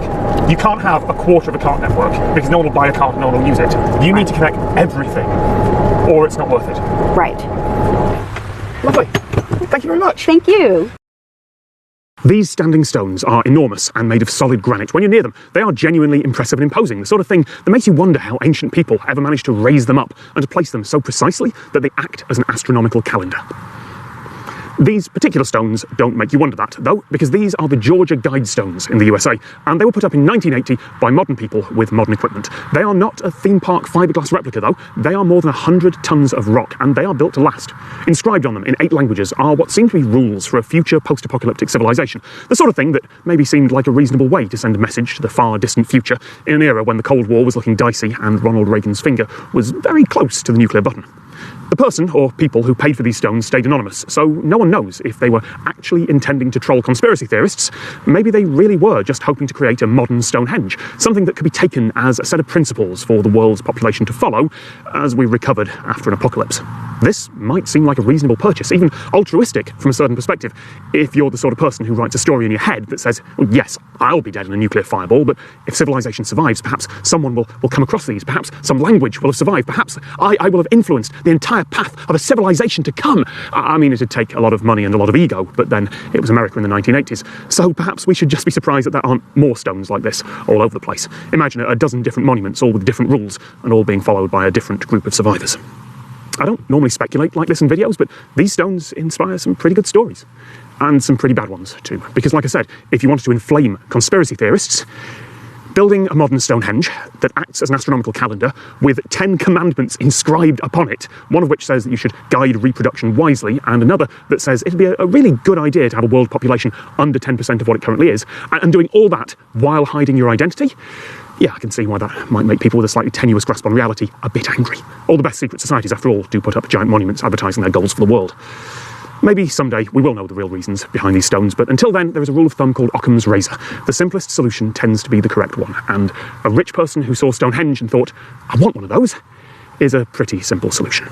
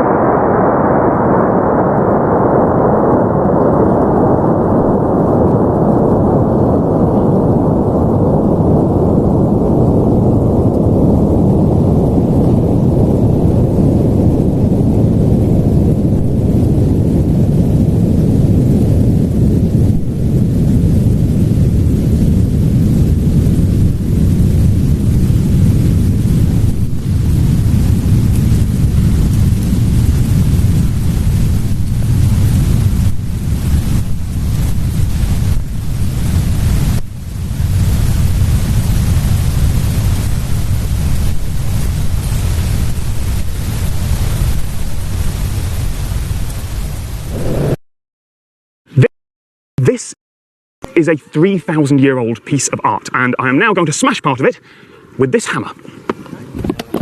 We're smashing chalk into the figure of the horse today to preserve its appearance and keep its longevity as people have done for the last 3,000 years, otherwise it wouldn't be here. We're taking new chalk from the quarry just behind me, about 50 metres away, 10 tonnes in all, and yes, that's been applied to the horse by the use of a club hammer. Before that though, the horse is weeded or scoured, for the old traditional term, so we can get onto the bare surface. We re-chalk and scour the horse every year now. They're all volunteers. Previous years have been years of neglect, maybe 20 or 25 years, or traditionally back in Victorian times every 7 years, but we're proud of the horse here and we want to keep it looking its best as long as we can. Oxford University back in the 1990s came out with a newly developed sensor back then which was able to determine the last time sunlight touched the bottom of the trenches on which the horse is founded, and that put it to what we know today 3,000 years ago.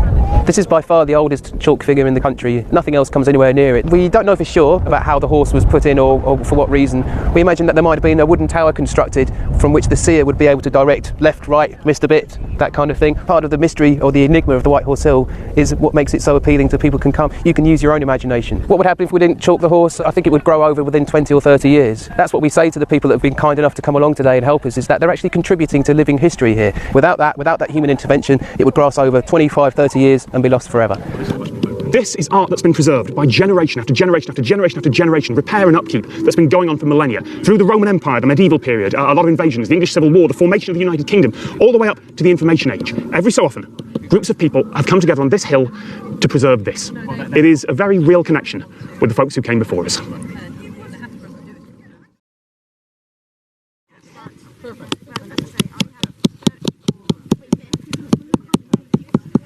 Smash it. Smashed it, but nothing. Just nothing. The sound mirrors are on a closed nature reserve next to an airport. We had permission to fly. Do not attempt this. These are the sound mirrors on Romney Marsh on the southeast coast of England. And in the 1930s, these were Britain's experimental early warning system against aerial attack. And with the help of a few folks, today we're going to test them.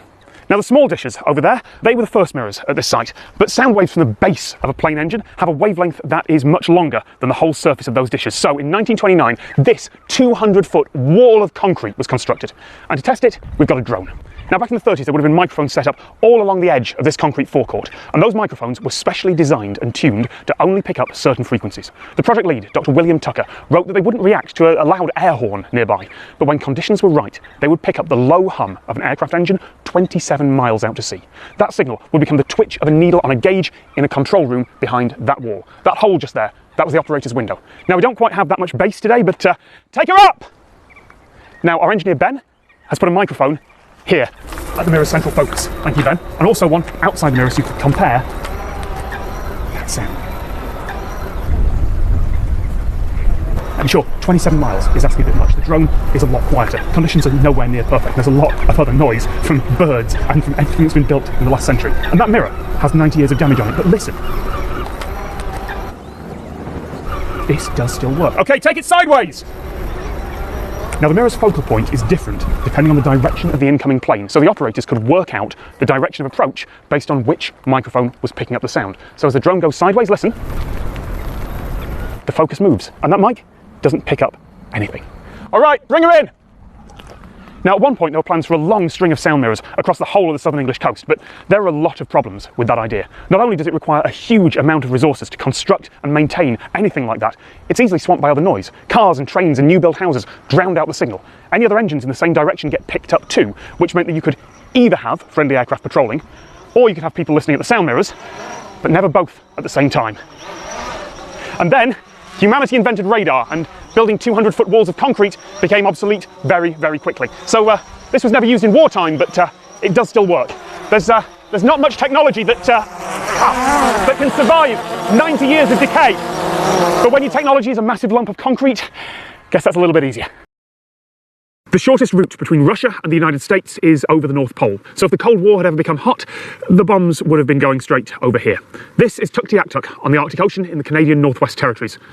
And that behind me with the domes was once the military's dew line, the distant early warning line. Or at least part of it. The dew line was built in the 1950s, 57 radar bases, ranging all the way from the Aleutian Islands to Greenland. They looked at the sky around the clock, and if any aircraft showed up on radar that weren't supposed to be there, well, there was a chance that those were Soviet bombers carrying nuclear weapons to North American targets. And the governments would have somewhere between an hour and 4 hours to scramble some sort of response. Construction of the dew line was an enormous operation. Thousands and thousands of people had to be transported to the Arctic, provided with food and housing, and the hundreds of thousands of tons of equipment and supplies that they'd need to build the line. But the military is good at logistics, or at least the vast number of civilian contractors that they hired were. All the bases were completed in just 2.5 years, and North America was prepared for Soviet attack at the cost of around $500 million from the two governments. There were other costs too, less financial. For a lot of the folks that lived near the dew line sites, the sudden influx of people and equipment destroyed their way of life, although that is a story that I am not qualified to tell. The construction also contaminated a lot of the local environment. Standards then aren't what they are now, and the cleanup is still going on. And for all that, the dew line lasted about 5 years until it was obsolete. Because shortly after it was completed, both the Soviet Union and the United States started to put their nuclear warheads not on aircraft, but on intercontinental ballistic missiles. They didn't need 8 or 9 hours of flight over the pole. Instead, the first wave of attack would come from rockets that would take half an hour and literally go over the top of the dew line. Half of these stations were shut down a few years later. The rest of the line, including this station here, well, they played a role in air defence. After all, if they weren't here, the Soviet Union could have theoretically still sent bombers over the pole, but they weren't the shield that North America hoped that they would be. US President Eisenhower, in his memoirs, said that military technology, well, if it works, it's obsolete.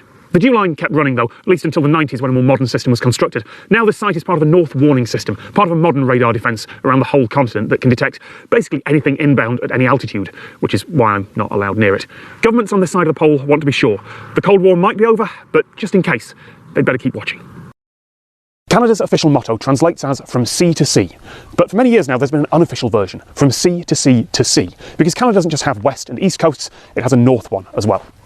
Just over that hill is Inuvik, a small town of about 3,000 people in the Northwest Territories, about 200 kilometres north of the Arctic Circle, but it's not on the Arctic Ocean. Until recently, this was the end of the Dempster Highway, about as far north as you could get by Canada's road system. There wasn't a continuous link from sea to sea to sea, except in winter when the ice was frozen enough to support vehicles. But in 2017, after years of difficult construction over the permafrost and hundreds of millions of dollars in costs, an all-weather highway finally opened from here to Tuktoyaktuk on the Arctic Ocean. So for the first time, we can drive there. Or we could take a plane. ATC clear. It turns out that building an all-weather highway across permafrost is an incredibly difficult logistical challenge. It's now springtime, the thaw is beginning, and large sections of the highway, particularly in the south, have pretty much turned to mud. There isn't quite enough gravel, it isn't compact enough, it isn't cold enough. If your vehicle gets caught there, you are hours from help and you have no cell phone service. So for safety, the government has closed the road, at least for now. But sooner or later, the road will be fixed and the highway will reopen, and Tuktoyaktuk will be connected again. And that's going to change things here. I was born and raised here 21 years ago. But anyways, I lived here all my life, never going to move, enjoy my life here. There's just under 1,000 people that live here year-round. We do a lot of fishing, a lot of hunting, berry picking, whatnot, do the seasonal thing. When they got the go-ahead to finally start building the road, it took about 5 years, and they would only work in the wintertime because the tundra is frozen. And they don't want to damage it under because once the permafrost that surface, it's going to start melting. They would make ice bridges, even to where they would haul the gravel source, just so they don't do damage. Nuclear stope is not isolated anymore, supposedly year-round. So if you want to go travel down south, you can just hop on a vehicle. If you own a vehicle, just head down. Whereas in summer months, we'd be isolated. We'd wait for the scheduled flights to come in, or you go by boat if you own a boat. Most people were for it. They were hoping the prices would go down for groceries, gas, whatnot. And the gas price did go down a bit because we had a second gas station open up. So that is one of the good things. Or it just gives more opportunity for everybody. Now, I want to be clear, this is not some abandoned Arctic outpost. There's cell phone service here. There's a lot of people. There's fast internet. Eileen, who I interviewed, she runs the local taxi service. This is a proper town. It's just very far north. The future of the Canadian Arctic is unknown right now. Climate change means that the permafrost is melting. Sea level rise is already threatening this town. This highway is just going to be one more change in a century of them. We never did feel isolated because we're from here. Yeah, we're just used to the way we were living all the time. This is Giant Mine in the Northwest Territories of Canada. There are kilometres of tunnels under this rock and chambers the size of city blocks that have been hollowed out. In the 20th century, more than 200,000 tonnes of gold were extracted from the rock underneath here. At current prices, that is somewhere north of $8 billion worth of gold. There is a problem though. That mining also created more than 200,000 tonnes of toxic arsenic trioxide dust. That's enough to kill everyone on Earth several times over. Over the decades, the vast majority of it was stored in the empty, abandoned chambers left behind after mining, although some of it did get out into the environment. The mine closed in 2004. When the gold ran out, the mining company went bankrupt and left the mess for the government to clean up. Arsenic trioxide has no scent, no taste, and it dissolves in water.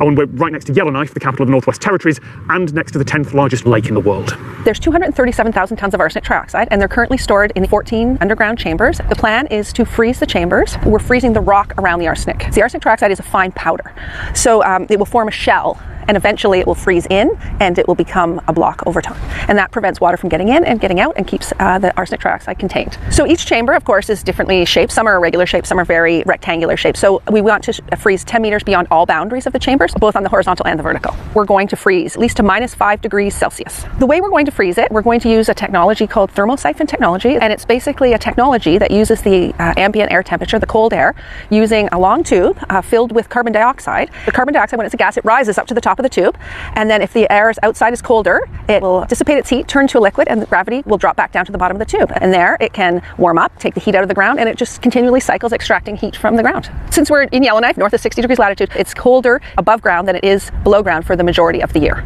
Freezing the arsenic doesn't make it less toxic, but it does make it impossible for any water to seep in and then carry the arsenic out. And that was the mining company's original solution, using the natural permafrost here. And it might have worked if they hadn't mined the rock above it, exposed the permafrost layer to the elements, and started to melt it. Freezing should work, but there are skeptics, and they do have a point. Freezing requires constant upkeep. This dust is arguably worse than radioactive waste. There is no half-life here. It won't decay over time. The dust will be just as deadly in 10,000, 100,000, or 1,000,000 years. So right now, there's nothing on the horizon.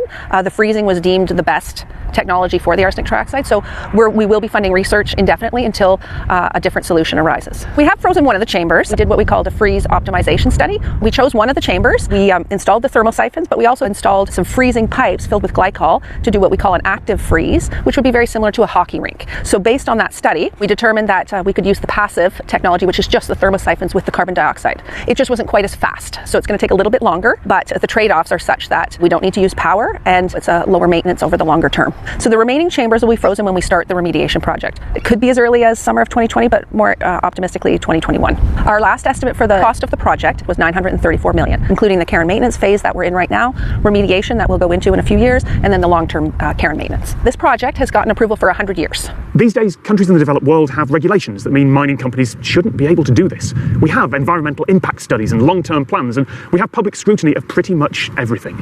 But we still have to fix the mistakes of the past and make sure that today's mining companies can't just walk away from their legacies. Behind me is the St. Lawrence Seaway, one of the largest public works projects in North America's history. The Seaway was a 1950s expansion of small canals and waterways into a huge navigable path for shipping between the Atlantic and the Great Lakes, along with massive hydroelectric power plants. That expansion came at a cost, though. The water is high today, but when it's low, you can still see the foundations of Altsville, Ontario, one of the lost villages that were flooded to make way for progress. The residents were told that they had to move and see their old town demolished and then drowned beneath new, higher water. They didn't really have any choice in the matter. And then some scientists came along and said, if these homes are going to be demolished and then flooded anyway, can we set them on fire first? The St. Lawrence burns was a project where they were trying to study how fires develop in buildings, specifically how it affects the survival of the occupants, as well as how fire spreads from one building to another. The researchers were scientists from the Building Research Division of the National Research Council of Canada. They burned a total of 8 buildings, including 6 single-family dwelling homes, 1 2-story school, and 1 community hall. This was a rare opportunity because up until this point, most of the research that was done on fires were either from the aftermaths of real fires, or they did it on small-scale lab tests. The St. Lawrence burns was really the first time that scientists were able to conduct in-field, full-scale research where they had control over the parameters, as well as being able to observe the fire from beginning to end. There's a fair argument that if the buildings were going to be destroyed anyway, why not take the opportunity to get useful data from them? Whether it's by fire or by water, the result was going to be the same. But it's also tough to ignore the human element. Homes that had been in families for generations, the local school, the community hall, all given a sort of insult to injury by folks coming in from outside for science. Many people weren't even told about the burns. Others chose not to watch. The volunteer fire chief said in an interview years later that watching the flames was devastating. But the results were probably worth it. They got a lot of different data, including things like carbon monoxide concentration, smoke density, rise of temperature, oxygen levels. They mounted a microphone in the bedroom. They found out that the noise levels that was produced by a fire was not enough to wake a sleeping occupant when the bedroom door is closed. The assumption prior to the studies was that convection was the biggest cause of fire spread, but then it turns out it was actually radiant heat that was more likely the culprit. A combustible wood frame house could lead to another house 40 feet away to ignite, and even in a non-combustible building, it could cause another house about 32 feet away to ignite. The St. Lawrence burns helped change the National Building Code of Canada, and it saved lives. Altsville has almost passed out of living memory today. On aerial photos, you can still see ghosts of old roads, structures that haven't been worn away by the water yet. But you could say there's a little bit of Altsville in every modern home, in everything that's been built in the developed world from the 1960s onwards, because the results from the St. Lawrence burns here really did change the way that everything was built. I'm not allowed to cross this road because this is the town of Stansted, Canada. On the other side of the street is Derby Line, USA, and the border between the two countries runs right down this, Rue Canusa. For local residents, that can be inconvenient. I lived here all my life, so 63 years. Today, you cannot cross over the line and visit your neighbors like years ago. If you want to cross, you have to report at customs. You know, I used to cross every day. Now I probably cross once a week because I come down to the post office over here. To go through the border, basically, they ask you your passport. They go inside. I guess they look at if you have a record or not. They look at your registration of your car. About a couple minutes and you're gone through. I'm a dual citizen, so I'm American and Canadian, so it's easier. This is a place where the idea of a border as a solid, easy-to-understand line gets a little bit fuzzy. The road doesn't run at exactly the same angle as the border, not precisely. The official line is that this is Canada and that's the USA, but both countries' maps show the road as being entirely in the US just here and entirely in Canada up there. The houses are definitely in separate countries, but the road is not quite as clear. And in practice, if I was driving, I'd be okay. Even on that side of the road, I am considered to be still in Canada, as long as I don't stop and walk up to an American house. It's fair to say that there's a little bit of leniency here if you're just nudging the border by a few centimetres, or if you're on that side a couple of inches. But while I was setting up my camera here, the police turned up, lights flashing, to move along those bikers you saw earlier, who were admiring the view from the other side of the road. It all seemed in good spirits, but they had crossed the border. Well, the library is part on the Canadian side, part on the American side. But you stay on Canadian side, you stay on the sidewalk, and you go through the front door, and it's permitted. On Canusa Street, there's a sidewalk on the Canadian side. So back years ago, it was tolerated that people on the American side could cross over and walk on the sidewalk. So, you know, basically it's a little dangerous to walk on the side of the road. And now today, well, it's not tolerated no more. I think the rule hasn't changed much, but they're more enforced. When you cross, they ask you more questions than they used to, you know, years ago. Before, you went through the border and you knew most of the customs officers, and they used to wave to you, you know. In 1783, this section of the Canada-US border was set at the 45th parallel, a line of latitude. Slightly inaccurate measurements were accepted by both countries. So it was locked in. But as for this specific road, there are local stories about drunk surveyors and pranks, but no one really knows. Welcome to the town of Asbestos, Quebec. These days, asbestos is a word with a sense of doom attached to it, but when this mine was opened in the late 19th century, that really wasn't the case, which is why they named the town after it. This pit, just here, was the biggest asbestos mine in the world. Asbestos is a mineral, easily mined in pits like this. It can be turned into strong, cheap, fire-resistant insulation, and it was used in a huge number of building projects in the 20th century, either as big insulation blocks or in ceiling tiles or just sprayed on as cladding. It was a miracle substance. It could even be woven into clothing like military uniforms or firefighters' gloves. The catch is that it's made up of microscopic little fibrous crystals. If you break asbestos, drop it, sandpaper it, turn it into insulation, spray it around, those little fibres get into the air and build up in people's lungs. Decades later, people who've worked with asbestos or lived near an asbestos mine, they tend to develop a particularly nasty type of cancer called mesothelioma. Any exposure to asbestos fibres, however small, can be dangerous. And in this town, there was sometimes so much asbestos dust in the air that kids could write their names in it when it settled. We know all that now, so why haven't they changed the name? In 2006, the town's then mayor tried to change it, but the idea was voted down. And I wanted to find out why, but no one from the town wanted to talk to me. I emailed quite a few places, the local government, the historical society. Everyone either said no, they weren't interested, or just didn't reply. They were polite, of course, they're Canadian, but it wasn't for them. And it took me perhaps a little bit too long to realise why. The name attracts people like me and viewers like you. I knew this video was going to be titled A Town Called Asbestos right away. It's the obvious title, it's got a ring to it. Which is why there's already a 5-part series on YouTube from 2011 called exactly that, put together by a researcher who spent years with this town. She turned her PhD into a book, also titled A Town Called Asbestos. Vice.com published a series by a German photojournalist titled A Town Called Asbestos. All the time, people turn up here to document the town with the name. Some of them, like this author, are thorough and sympathetic and take decades of history into account. Some aren't. Some just set up a camera by the mine overlook, turn up for a couple of hours and film something. Others don't even visit, they just make fun of them from the other side of the world. Why? Because the town's name is Asbestos. How do you feel about the name? Why don't you change it? They've answered these same questions for years, and I suspect they're very, very tired of it. The clearest answer that I've found is from an interview in the Globe and Mail in 2016. Guillaume Tessier, Vice President of a local Chamber of Commerce, said, "Asbestos was our lives. It was our heritage." And I think that's the key to why this town is still called Asbestos, because yes, for most of the world, the name is alarming, but here, that's tempered with the fact that this mine, like a coal mine or a gold mine, it was how people made their living.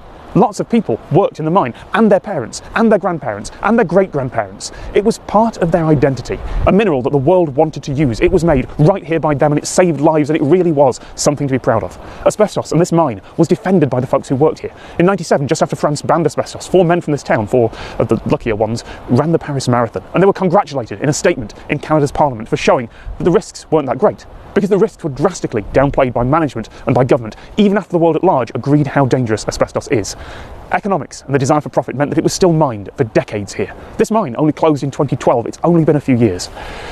Maybe the name will change, if only to stop jerks like me coming along and going, "Oh, look at this place," but not just yet. These days, American presidents travel around the country on Air Force One. But in the 1940s, there was no Air Force One. Actually, there wasn't even a US Air Force. They were still part of the Army. Franklin D. Roosevelt was the first sitting US president to fly in an airplane back in 1943. But for most of his presidency, he used a very different form of travel. This is the Ferdinand Magellan, officially known as US Car Number 1, 120 tons of armor-plated, bulletproof rail car. The rail car is the heaviest U.S. rail car ever built. They had to build special trucks just to support the extra weight. The reason it only weighs 285,000 pounds is that was the weight limit for U.S. railroads, bridges, and trestles at that time. So the entire car is not armor-proofed, only where the president is. The car has 5/8" thick bulletproof steel through most of the car, up to this point here. You can see where the rivets change from double rivets to single rivets. The regular steel here versus the bulletproof steel here. So there's bulletproofing, there's 12-ply laminated glass, there are 2 escape hatches in the car to get the president out. It was never painted red, white, and blue like Air Force One. It was always painted Pullman green. When they had to park it somewhere, they would hide it with other Pullman rail cars, so it was basically hiding in plain sight. After Roosevelt's death, President Truman used the Magellan for a while, asking the engineers to get the train up to 80 miles an hour if they could. Before television was a way to reach the masses, Truman toured America in this train, campaigning for re-election, travelling tens of thousands of miles between tiny stations known as whistle stops, and making up to 8 speeches a day. And it worked. The famous moment where he held up the newspaper that wrongly announced his defeat, that was just there, on the back of this train. Now, in 1928, air conditioning was accomplished by ice. There are ice bunkers in the car, blocks of ice were put in there, and ceiling fans across the whole car would then blow the cold air as it dropped down. So now we're heading into the armored part of the car where the president stayed. Here we have the dining room. All the rooms in the car had a phone in them. When the car was underway, the phones were hooked up to a radio car called the General Meyer. When they were in stations, they were hot-wired into the phones in the station. This is a desk the president would use. He could sign papers. This is what the windows look like. This is 12-ply laminated glass, about 3 inches thick. So all the windows from this point to the rear of the car are sealed. You cannot take them out, which is why they have air conditioning. Stateroom C here, this is the president's quarters. The president has a fixed bed, giving him a little bit of extra leg room. That is what a commode chair looks like. The back folds down as a sink, and the seat folds up to be a toilet underneath. The wheelchair was built specifically for Roosevelt's use in this car, so you get up and down the narrow hallway. Here we have the presidential bathroom, and the first of the 2 escape hatches are here. What would have been a window has been converted to a steel plate that they could push out, and they could get the president out that way if they needed to. What looks like a soap dish hanging by the door here is actually a cigar holder. Roosevelt would sit in there and smoke cigars. Here we have the observation lounge of the car. This is where presidents would sit in the back of the car and watch the rails pass behind them, entertain the guests that were on the car with them. We also have the second escape hatch, and this was fashioned from a submarine. It was designed if the car was ever knocked over on its side, they could open this door and go out it. This door leads to the rear platform. The door alone weighs 1,500 pounds. That's about half the weight of the car that most people come to visit our museum in. It's fashioned after a bank vault. Out here is the rear platform. This is where presidents would give their speeches. When Truman ascended to the presidency after Roosevelt died, he pretty much lived in this car for a few months as he went across the campaign's trail. And he made more than 350 whistle-stop speeches from this back platform. That's what allowed him to connect with the American people. Of course, air travel became easier and cheaper and safer, and eventually the Ferdinand Magellan fell out of use. Nowadays it's a museum piece, but in an era where the Trump train is just a metaphor, it's interesting to note that there were other presidents whose train was a little more real. America as a country, except for certain parts of the country, doesn't embrace rails the way that we used to. This piece is historic, it is unique, it is harkening back to a simpler place and time and a simpler pace of life. And that's what I wish we could kind of get a little piece of that back. Still keep our cell phones. I'm not giving that up. This is not an artificial swimming pool, and it's not filled with chlorinated, treated water. This is a natural spring in Weeki Wachee, Florida, and it's at the top of a massive system of caverns where the Weeki Wachee River surfaces, hundreds of millions of litres of water forcing its way out the ground every day. But while the spring might be natural, what's going on under the surface definitely isn't. It's created by humans, because for more than 70 years, there's been a mermaid show here. Toughest part of the job, I definitely think, is training. It took me about 6 months to swim my first show. Once you get hired, you get scuba certified, and then you can start on the hose, which that's the process that takes the longest, learning how to breathe and be comfortable down there. It takes a lot of breath control and building your lungs, teaching your lungs and stretching them and getting them used to holding the air. The longest we hold our breath is a Ferris wheel. That's when we hold each other and we like spin around. The water is 74.2 degrees year round. It's very cold being in there. We have approximately 20 to 25 young women on staff who perform as mermaids. We also have about 3 or 4 gentlemen. They play the role of the prince in our version of The Little Mermaid. This place is the work of a man called Newt Perry, world-class swimmer and swimming coach, former diver for the US Navy, and consultant to Hollywood. He loved this spring and thought, I could put a show on in there. The first theatre had 18 seats, but by the 60s, the ABC television network had bought the place and built a theatre for 400, and it was selling out. Well, 117 million gallons of water coming from a very tiny opening at the bottom of the spring on a daily basis will provide a current, and it's about a 5-mile-an-hour current. They're not swimming in a tank. There's so many different species of wildlife that inhabit a Florida river. We get them all. Turtles, otters, manatees are always a favorite. The turtles love to get in the way, and they'll follow your tail around. We don't really have snakes come that often. Every once in a while, blue moon, and then sometimes we'll get alligators. If they're in a range that's too close, we'll get out of the water. In the 60s, Weeki Wachee was a spectacular, world-famous tourist attraction, but by the 90s, the consensus was that it was a relic, dated and down its luck, at least compared to the shiny new theme parks that Disney and Universal were opening over in Orlando. In 2003, the New York Times called this place aging and faded. But it turns out that once something gets old enough, with the right marketing, outdated can become retro, historic. Weeki Wachee Springs was a private company all the way up until 2008 when the state of Florida, in an effort to help save it, acquired the attraction. And not only did they acquire it for the natural resource that we have here, the spring, the scrub habitat that surrounds the spring, but also because of the cultural significance of what the mermaids have meant to Florida tourism for 7 decades now. Weeki Wachee is never going to be on the same level as Walt Disney World. It couldn't be. But the same day I'm here, the Florida State Tourist Board have sent a crew to film. The last audition call for mermaids here made the news around the world, and the articles are sounding a lot more positive than they did 15 years ago. In the 21st century, Weeki Wachee is becoming a bit of living history. History that still has 3 shows a day. Being a mermaid is the best job anyone could ask for. My favorite part of the job is dealing with the kids and making a difference in the community. We do a lot of dealing with Make-A-Wish programs, and these kids think that you're really a mermaid and they think that everything you're doing is so magical. Just making such a difference in their lives just by coming to work. We're pretty lucky that we can do that. I like finding exceptions to rules, the sort of things that expose assumptions about how we think the world works and that confuse any computer system that isn't set up to accept them. Like, streets have names, right? Okay, sure. There are some people out there who'll immediately go, no, see, there are lots of streets that don't have names in rural areas in the developing world, or there are the roads that just have a number or a letter. And some of you will go, oh, well, actually, Japan, most of Japan doesn't name its streets. It names and numbers its city blocks. And besides, it's more complicated than that. But, okay, in a Western European nation like Germany, in the centre of a large city like Mannheim, you'd expect there to be street names. Nah. Welcome to the exception to the rule. Here inside the quadratus of Mannheim, the squares of the town centre, only a few major streets have names. Every other building is referred to by which square it's on as part of a grid. The west half gets the letters A to K, the east half L to U, and that's followed by the number of blocks from the centre. So the block over there is C4, or in German, Sephir, which explains why the art gallery on it is called Zephyr. Given the German reputation for humour, that's a pretty good multilingual pun. None of the modern mapping companies know what to do with this. They'd be fine if the whole country ran on a different system, but mixing and matching in the same area, in a region that, as far as most people know, just doesn't do this, well, they can't cope. Google and Microsoft get confused and give each road multiple names. Apple insists that each road has just one name, and they're entirely wrong, although it's Apple Maps, so, you know.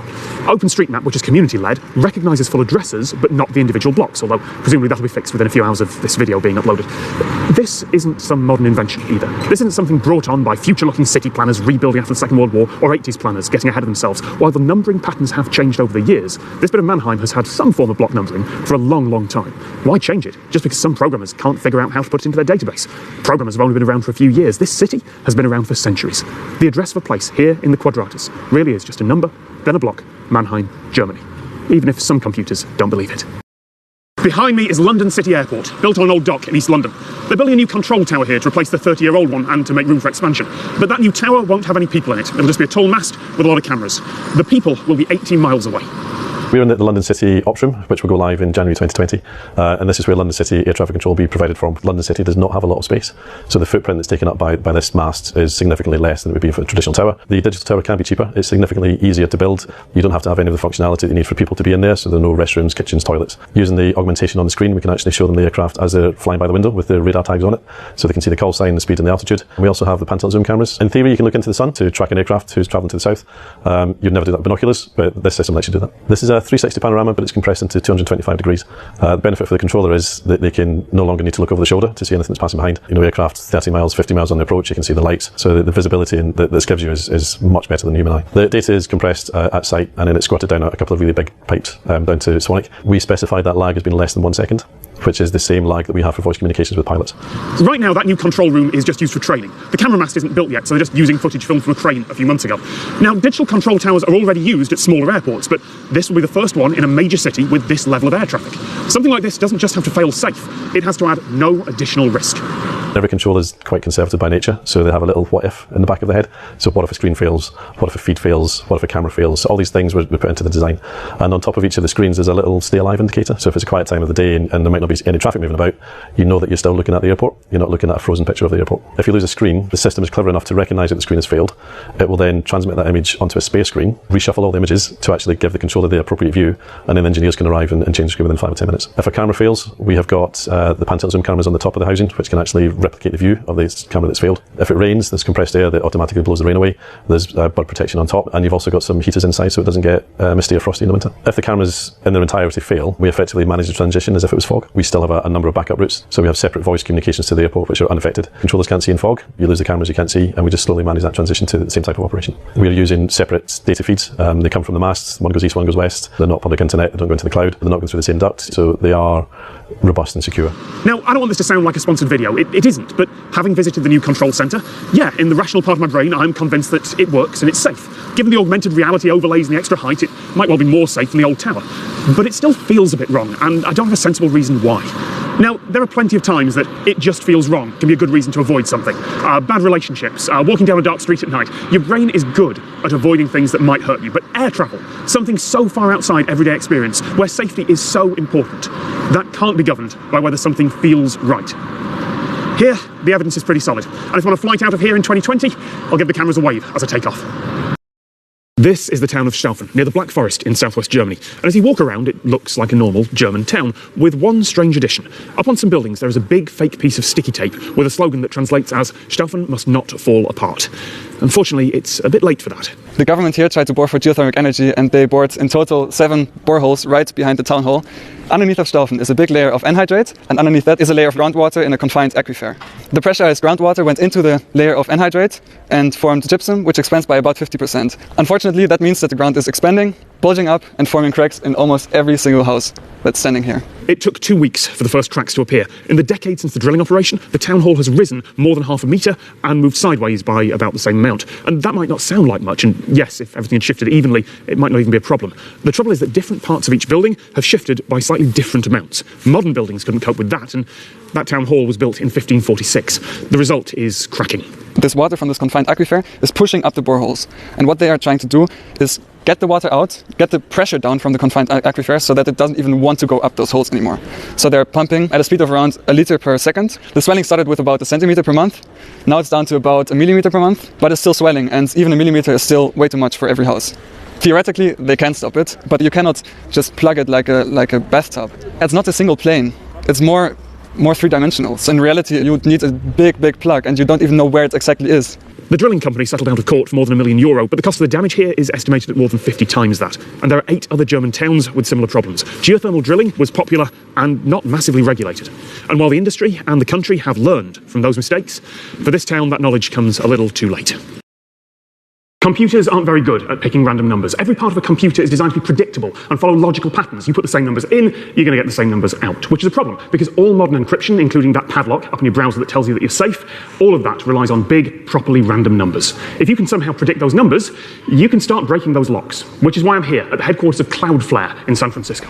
Cloudflare is a service that protects websites and web services and sort of sits in front of them as a gatekeeper. Somewhere around 10% of the web flows through Cloudflare's network. Cloudflare was one of the first companies to provide free SSL encryption for websites. So the connection between your web browser and the website you're going to is fully encrypted and, invisible for eavesdroppers to be able to look at.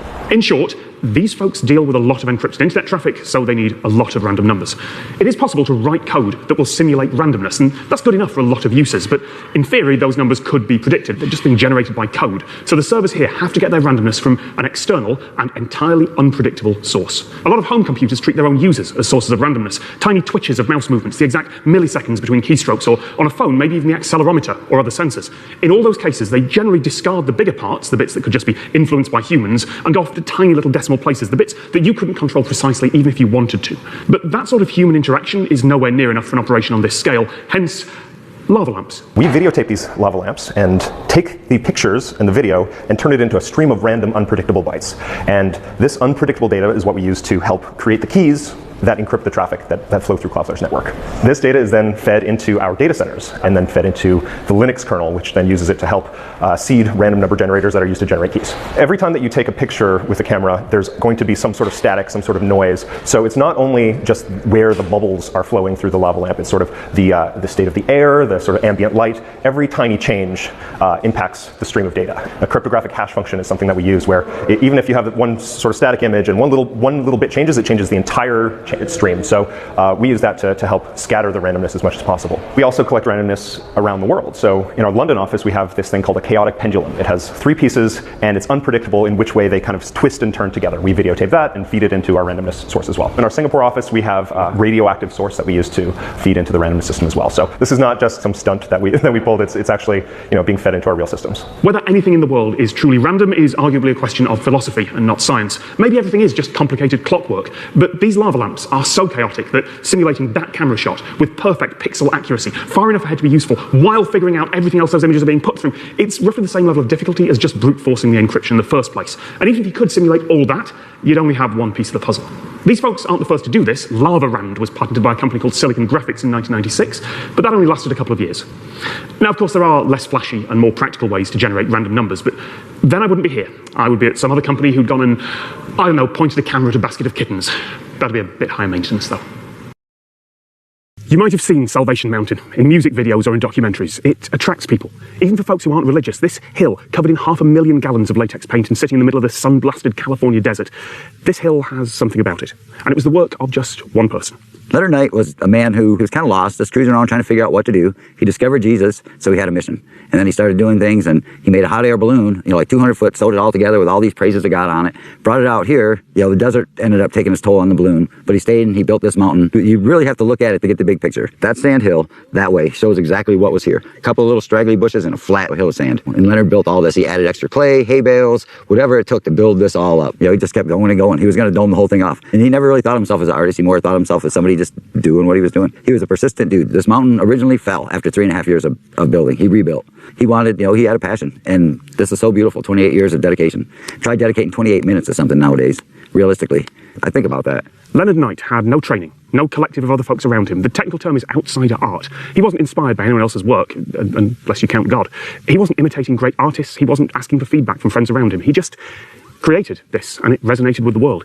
Years after his death, there's a group of people here who give their time preserving his legacy. So we have so many people coming from everywhere. I've met people from little countries in Africa to all over Europe to, floating little islands and this and that. It's amazing. And some people, they come here, for the religional deals on it. Cool. Some people come here for pretty people taking pretty pictures at a pretty place, which is to be respectful, and that's cool too. It's getting you out, you're doing stuff. They're getting off their couches and getting off away from the TVs and stuff, which TV is awesome too, though, so I'm not knocking TV. Paint donations that we get here, most of them come from the visitors. They'll bring a couple of cans turn into 100 cans. Let's say I wanted to paint that heart. I would have to wait a considerable amount of time until I had enough really beautiful red to mix up to paint that heart. And then it makes it so much more satisfying when you do it. But the best thing is, the art paint comes really from the heart, from the people. Even if this were to fall apart, it's inspired so many people, filmmakers, pilgrims and tourists alike, that it'll live on in memories, in photographs and, yes, in music videos. The moment I knew about it, I wanted to come here and see it for myself. I started volunteering here because I realized how important it was to everybody that came here. And so I volunteered more. Then eventually they had me be like a greeter, and I would da-da-da-da-da. Then I was like, well, can I paint while I greet? Oh yeah, go ahead, da-da-da-da-da. Next thing you know, I'm a caretaker, and I've been living here a year and a half. In my heart, I'm the preservationist of this place. I've tried to paint it all the same and make it beautiful and keep it, when I fix it good. If I can't fix it good, don't fix it yet. Leave it alone. Leave it alone till you can do it right. The biggest thing is this is about love. Leonard's love was God and his relationship with Jesus, but all kinds of love is awesome. Like these people all just love cruising around and hanging out, doing stuff. That's all makes everything better. And then we don't think about all the dumb crap in this world. And you know what? Then the dumb crap in this world really becomes dumb crap in this world, and it doesn't have a powerful voice. There's not many places in this world where it's good and nothing's expected of you. We hope you would donate money to us because that's how we do it. But if you don't, cool. We got free souvenirs anyway, and there's constantly stuff going on. But if you show up on like a Saturday, you get to see what this is really about. It's just packed with people having a good time, respecting the mountain, respecting each other. It's awesome. Some folks would say it's divine inspiration. Some folks would be a bit more cynical and say that it had to be someone.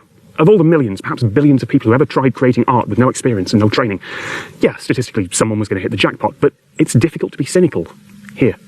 So I brought a couple of cans of paint along as part of my own pilgrimage, because as it turns out, I want to help preserve this as well. If you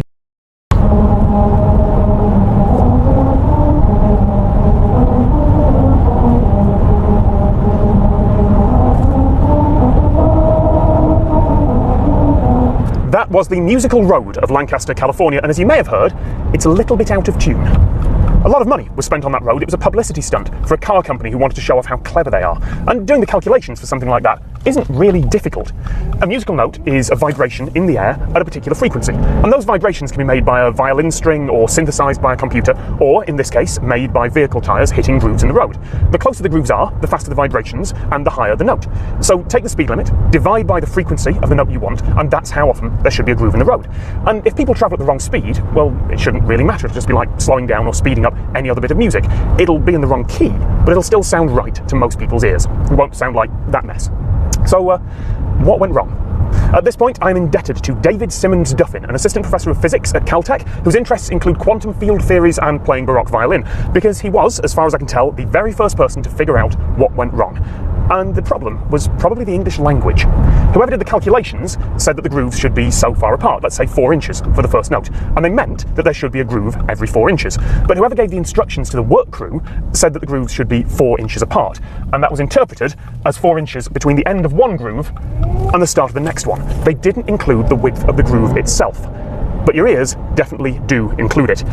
The highest note on that section of the William Tell Overture should be 1 octave higher than the lowest. That means the frequency should be doubled and that the grooves should be half the distance apart, and they are if you don't include the width of the groove itself. That error means that every note is distorted not by a fraction of its value, like if you're travelling at the wrong speed, but by a constant amount, by the width of the grooves. The higher the note, the greater the effect of that distortion, and the result is the mess that you are about to hear for a second time. And the really strange part? This is the second musical road built in Lancaster, California. The first one, built by the car company, was too close to residents who complained about the constant noise and probably this note here. So the city paved over it and rebuilt it to the exact same wrong blueprints. I'm in Basel, in Switzerland. The River Rhine runs through here, and if you want to get across it, then there are 4 ferries. I mean, there are bridges as well, but the ferries keep going as a tourist attraction, as tradition, and for some folks, an actual way to get where you want to go. Also, occasionally a fondue restaurant, because Switzerland. But these ferries have no paddles, no oars, no engines, nothing on board to power them. Put them out in the open ocean or on a lake, and they just drift. And yet here, they move. So here's how they work. There is a wire strung across the river and the ferry is connected to it. There's a little thing called a traveller that goes back and forth smoothly. The ferry does have a rudder for steering, so when it's time to cross, the captain angles the boat against the current and uses the force of the river itself to push the boat across. Without that cable, it'd drift downstream fast, but since it can't, it just crosses the river instead. No gasoline, no human effort, just the force of the river. Boats like this are called reaction ferries, and there are examples all over the world. Sometimes the design's a little different, but the principle is always the same. I only learned about them a few weeks ago, and in hindsight, they seem incredibly obvious. You have an object that needs energy sitting on top of a massive, constant energy source just waiting to be harnessed. But if you'd asked me how to connect those two things before I knew the answer, then my first thought would probably have been some overcomplicated, over-engineered plan like putting a water wheel on the side of the river and then using that cable to send power to an electric motor on the boat. I mean, there is a hydroelectric dam not far away. I'd like to think that I'd have worked it out eventually, but I'd have probably missed the easy option to start with. To anyone who grew up in a place with these ferries, it's a really obvious idea. But to everyone else, it's an invention we've never thought of. And to be fair, this is only a good solution in a few places. You need a strong, fast, steady river like the Rhine at a place where it isn't tidal and where it isn't particularly seasonal either. But if I've missed that, then the obvious follow-up question is, well, what else have I missed? And is there anything out there that every single human has missed? Maybe there is still some big, obvious in hindsight stuff out there that'll change the world, just as soon as someone thinks of it. In 1881, an architect called William Brown and an iron foundry owner called Benjamin Howe patented an idea for a new type of jail, the rotary jail. In hindsight, it was not a good idea. It's impractical, unsafe, and massively overcomplicated, but that didn't stop them selling the idea to a few towns across the United States. And the first one was built here, in Crawfordsville, Indiana. And while it hasn't held prisoners for decades, it is the only one where the mechanism still works.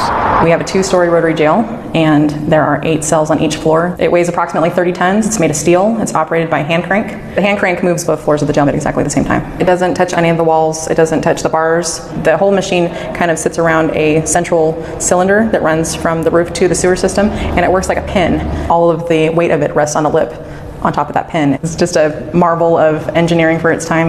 The advantage of having a rotational cell block was that you could have just the one opening the inmates can enter, exit their cells from, in front of a pie-shaped cell block. So if you only had one door to watch, then you didn't have to pay as many guards to be here to watch the inmates.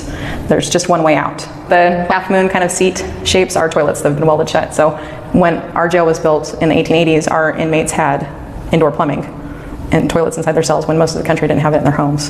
So some of the issues with the jail are that from 1882 until 1938, there was just one opening on each floor. And there's an independently operating sliding door that locks closed on each floor to keep inmates just from jumping out whenever they want to. If there was a fire, you risk having to have a guard stand there and crank out each cell one by one to get the inmates to safety. The other issue is that almost 50% of our inmates were arrested for being drunk. Some of them would overspill from the drunk tank and need to be in the cells to make room for other inmates as they came in. So they would fall asleep on the ground, hugging the bars. The machine would begin to move, and essentially the wall would come into contact with their limbs and break them or amputate them. They quit rotating the jail in 1938. They cut an individual door out of every cell and they installed the catwalk. So they quit rotating it because of the problems that they had with fire concerns and with inmates getting limbs chopped off. As far as we've been told, as long as we keep maintaining the machine the way that we do and treating it the way that we do, there's no end in sight. We'll be able to turn it forever. There are any number of ways that this could have been improved. The bars could have spun, not the cells, or you could remove the complicated, expensive rotation part entirely and just, open one cell at a time, which is basically a regular jail. The moral of the story? Just because an idea has been patented doesn't mean that it's actually any good. It just means no one's thought of it before, and sometimes there's a reason for that. I'm in Weldon Spring, near St. Louis, Missouri, USA. And in the 1950s and 60s, this strange, grey, wind-blasted hill wasn't here. Instead, there was a uranium processing factory. And conditions for the workers back then were shocking by today's standards. It wasn't quite the 1940s. You can find testimony from back then of workers hand-scooping uranium ore. But there are tales of spilled radioactive powder, of overflowing disposal pits, and of strange-looking frogs. And I am not making that up. When the factory here was running, it was known as the Clean One. And, well, it wasn't. The plant here here closed in 1966 as the most contaminated site in the area. PCBs, mercury, asbestos and radioactive waste. In the 1980s, the Environmental Protection Agency declared Weldon Spring a Superfund site, meaning it would finally be cleaned up. And the result is this, a 7-storey high nuclear waste dump, the permanent disposal cell, containing more than 1 million cubic metres of toxic waste and hopefully keeping local residents safe for the next 1,000 years or so. And that was going to be pretty much all the video. If you search this place online, that's as far as a lot of articles go.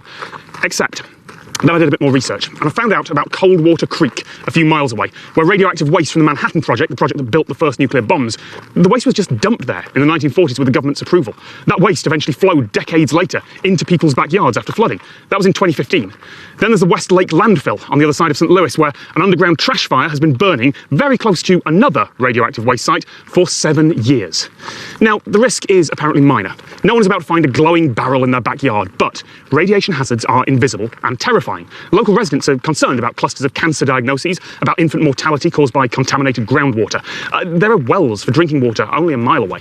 The State Department of Health investigated, and the results set no one's mind at ease. There are so many confounding factors that the facts are, well, somewhere between confusing and unknown, and people are scared. This site is a legacy of a time when the people in charge didn't know or didn't care about the risks of radioactive contamination. But this isn't a monument to how we fixed their mistakes. It's a reminder that we're still fixing them, and that we'll still need to for centuries or millennia to come. In June 2015, I went to Sheffield and I saw a paternoster lift, an obsolete design of elevator with a looping chain of open cabs. In June 2016, I travelled to Genoa in Italy and I saw an elevator that also moved sideways, except, spoiler, it's a bit of a cheat. It's actually a little horizontal car that moves inside a bigger elevator that does the heavy lifting.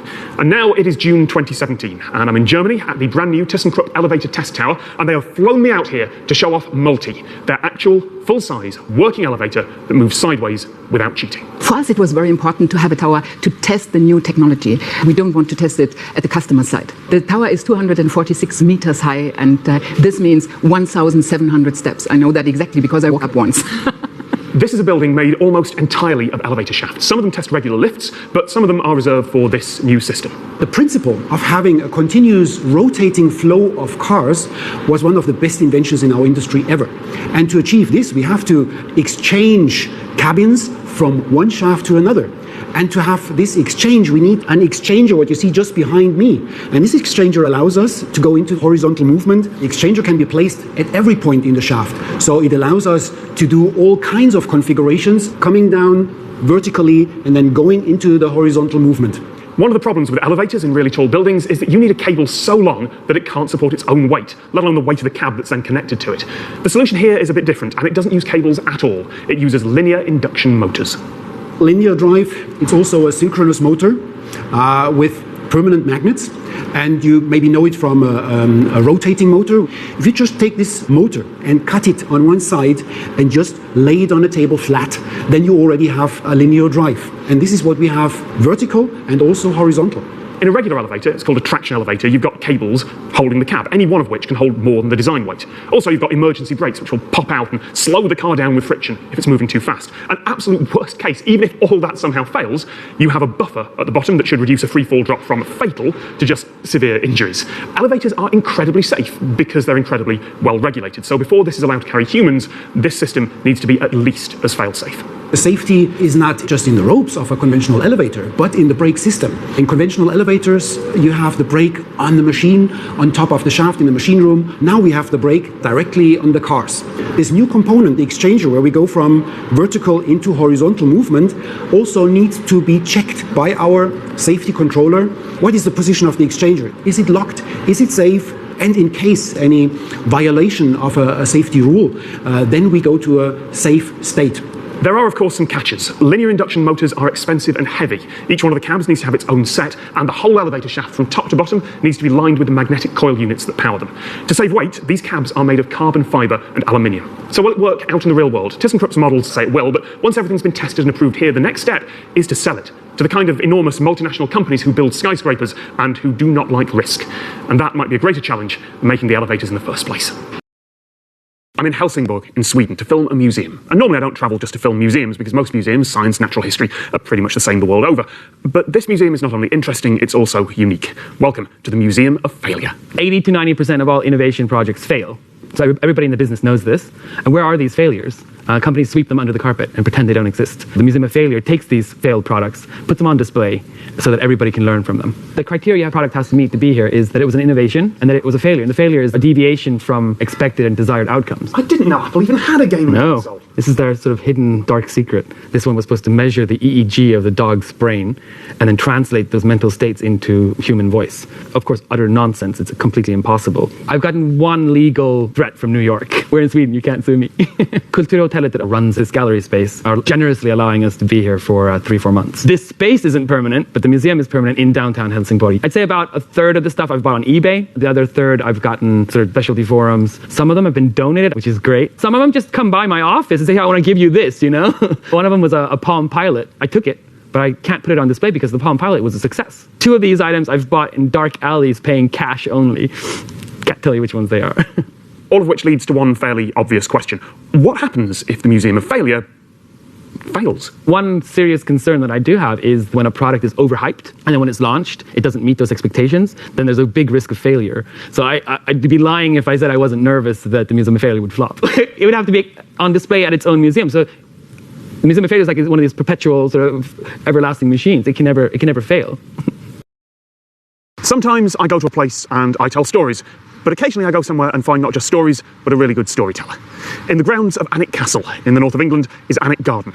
It's not quite as old as the castle, that's been here about 900 years or so, but it is just as impressive. Inside is one of the world's largest wooden tree houses, beautiful water features, and also this, the slightly less conventional Alnwick Poison Garden. Welcome to the Poison Garden. All the plants in here have the ability to kill you, so you're not allowed to touch or smell or stand too close to them. This is Ricinus communis, and you can see that it has very architectural leaves. But the issue with it is that you can, under laboratory environments, take out ricin. Ricin's the deadliest poison known to man. Here we have Atropa belladonna, deadly nightshade, a native plant to the UK. These flowers that you can see here will produce a black, grape-like berry. 4 of those berries are enough to kill a child. Very toxic indeed. In Italy, especially around Venice, the ladies used to squeeze the berries to get the juice, and then use the juice to put in their eyes to dilate their pupils to make them look more attractive to gentlemen. Because it's toxic, slowly you start to lose your vision. What you do for vanity.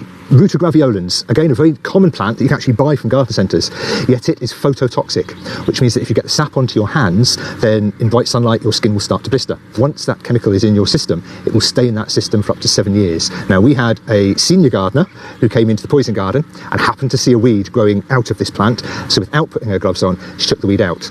Within an hour, she started to form blisters on her hand, and she ended up with 3rd-degree burns. This plant is called Aconitum nepalis. It's very common, and it's often called monkshood. The whole of the plant is very toxic. 2 years ago, there was a head gardener down in Surrey who unfortunately was working with this plant, and he died a few days later, and they put that down to the toxins from the plant. Here we have a very common plant again. This is laurel, used often as hedging. The issue with laurel is that it will produce cyanide, and in fact Victorians used to use leaves of these plants, cut in 2, popped in a jam jar with the butterflies that they'd captured, screw on the lid, and the butterfly would die naturally because of the cyanide poisoning. Now this plant you can buy from garden centres, very common pot plant. It's called Brugmansia, and the whole of the plant is toxic. It's often called the angel's trumpet. It's a hallucinogenic plant, so you can use it in all sorts of ways. And in fact, Victorian ladies would grow the Brugmansia on their tea tables, and then invite ladies around for afternoon tea. What they would then do is, in the teapot, shake some of the pollen, which would go into the tea, and then the ladies would start to loosen their tongue slightly and talk about all sorts of nonsense. We have a licence from the Home Office to grow cannabis, so we have it here in a cage. Obviously it's a Class C drug. We use this plant to start to introduce to children all about the harmful effects of drugs. This is henbane. It produces very peculiar flowers that give off a very pungent scent. The scent is so strong that often here we get people collapsing. That's why we've got the bench next to the wall. Mandragona, or mandrake as it's commonly known, very popular plant now because of the Harry Potter phenomena. The whole of the plant is poisonous. Historically, people used to think that there was a live little man underneath the plant, because if you dug the plant up, the actual taproot would often have 2 little legs and a little arm, and so people imagined that it was the devil himself. Often people said they could hear the plant screaming as it was pulled up, and so lots of myth and legend grew up around the mandrake. The Duchess of Northumberland is the inspiration of the whole of this garden. When she became Duchess, she had a vision to create a modern, contemporary garden that would educate visitors. So the Duchess then realised children especially don't want to listen to talks on herb gardens because they switch off. But if you can tell them that the plants are actually poisonous and have the ability to kill you, then you have the imagination of that child. Most of us don't think much about the ocean's tides. Tide goes in, tide goes out. It's just some water moving because the moon and the sun are pulling on it. But those words, just some water, hide an incredible amount of matter, and pulling on it hides an unimaginable amount of force. And nowhere is that more obvious than right here. I'm just north of the Arctic Circle in Norway, half an hour's drive from a town called Bodø. The land here is mostly what Douglas Adams called lovely crinkly edges, and this particular lovely crinkly edge holds the Solströmmen Maelstrom, the most powerful tidal current on the planet. And the reason it's so powerful? That way is the sea. That way is a fjord, a tidal inlet. Twice a day here, the sea rises and falls by about 2 metres. So the water level in the fjord tries to equalise. The catch is that pretty much all the water it needs to do that, 400 million cubic metres, give or take, has to go through this channel. There are other routes that it could take, but the land masses make those slow and shallow. They're winding country roads, whereas this is like a 12-lane freeway. It's a perfect storm. There's a huge mass of water on both sides providing pressure, and the channel starts wide and steadily narrows to the centre both ways. It's the right width and the right shape to create this maelstrom of whirlpools and currents and vortices. What surprised me the most coming here and standing next to it is how much it changes moment to moment, second to second. Every little twist in the tide and the water creates a new vortex and a new boil. I had to get close enough to stick my camera in on a long pole, and honestly, it terrified me. Tour groups can take an inflatable boat out into the channel, and you'll see occasional fishing vessels taking advantage of all the marine life that gets shunted through here. But unlike the whirlpools of myth and legend, this maelstrom isn't going to pull a modern, buoyant, powered boat down to the depths. Although a swimmer on their own would be in a lot of trouble, and a large ship might lose control and be dashed against the rocks. But all this force, all this water, this is just a fraction of what's being pulled around out on the ocean. It's just here. It's visible. It's on a human scale. It's threatening, so here, we pay attention to it. This is Bruges in Belgium, famous for chocolate, lace and beer. And this is the Half Moon Brewery. There's been a brewery on the site for somewhere around 5 centuries. There used to be 30 in the city, but modern production and making enough beer to meet the export demands of the world make that difficult. The Half Moon Brewery moved their bottling operation outside the city years ago, about 2 miles, but brewing stayed here. This was the last brewery in Bruges. There have been new brewers coming along with new ideas recently, so now we are not the only one anymore, but we're definitely the oldest one. Who are we to change the location of this brewery? Logistics are tricky when your entire city centre is a World Heritage Site. Getting ingredients in was tough enough, but having to also bring tanker trucks through narrow cobbled streets, fill them up with beer and then drive them out to the bottling plant 2 miles away, well, they needed a better solution. So they built one. The beer gets into the pipe right from the brewing room, which is here, and goes from one tank here in the city centre of Bruges to another tank on the other side in the bottling plant. The pipeline is about this size, that's the outer diameter, and inside that one you have 4 pipes which are approximately 8 centimeters diameter. The beer goes through at a rate of about 5,000 to 6,000 liters per hour. It's not such a high flow rate that it is under pressure. It's relatively slow. So it takes a batch of beer about a small hour to get to the other side. The beer enters our site here. It goes in one of the big tanks. The lagering process goes on for 3 weeks. Then the beer has to be filtered, pasteurized. We add sugar and yeast, and then everything goes into the bottle. Yeast inside the bottle has to do the second fermentation, and that's happening in a warm room. After the transport, we clean our pipes with cleaning products. We put disinfection inside of the pipe. Then we flush it with around 300 liters of water before we put beer into the pipeline again. Outside the city centre, along highways, sure, regular excavators were fine, but here, some more creative approaches were needed. Getting permission for this project wasn't easy, but we were lucky to have some forward-thinking people in our city that agreed with this idea and gave us the permit. It runs only under public domain, so only under the streets, not under houses or private properties, and they actually drill from a distance, so they make a hole kind of like on every corner of the street, and then they have a kind of guided drilling, whereby they don't need to open up all the streets in order to drill. 4 months of construction isn't normally a project that's welcomed, but the locals of Bruges seem to think that this was something special. The locals initially thought it was a joke, I think. People really took to the idea and actually joked a lot about tapping off the pipeline and getting beer in their own home or kitchen. It wouldn't be possible to connect a pub or even a house along the pipeline.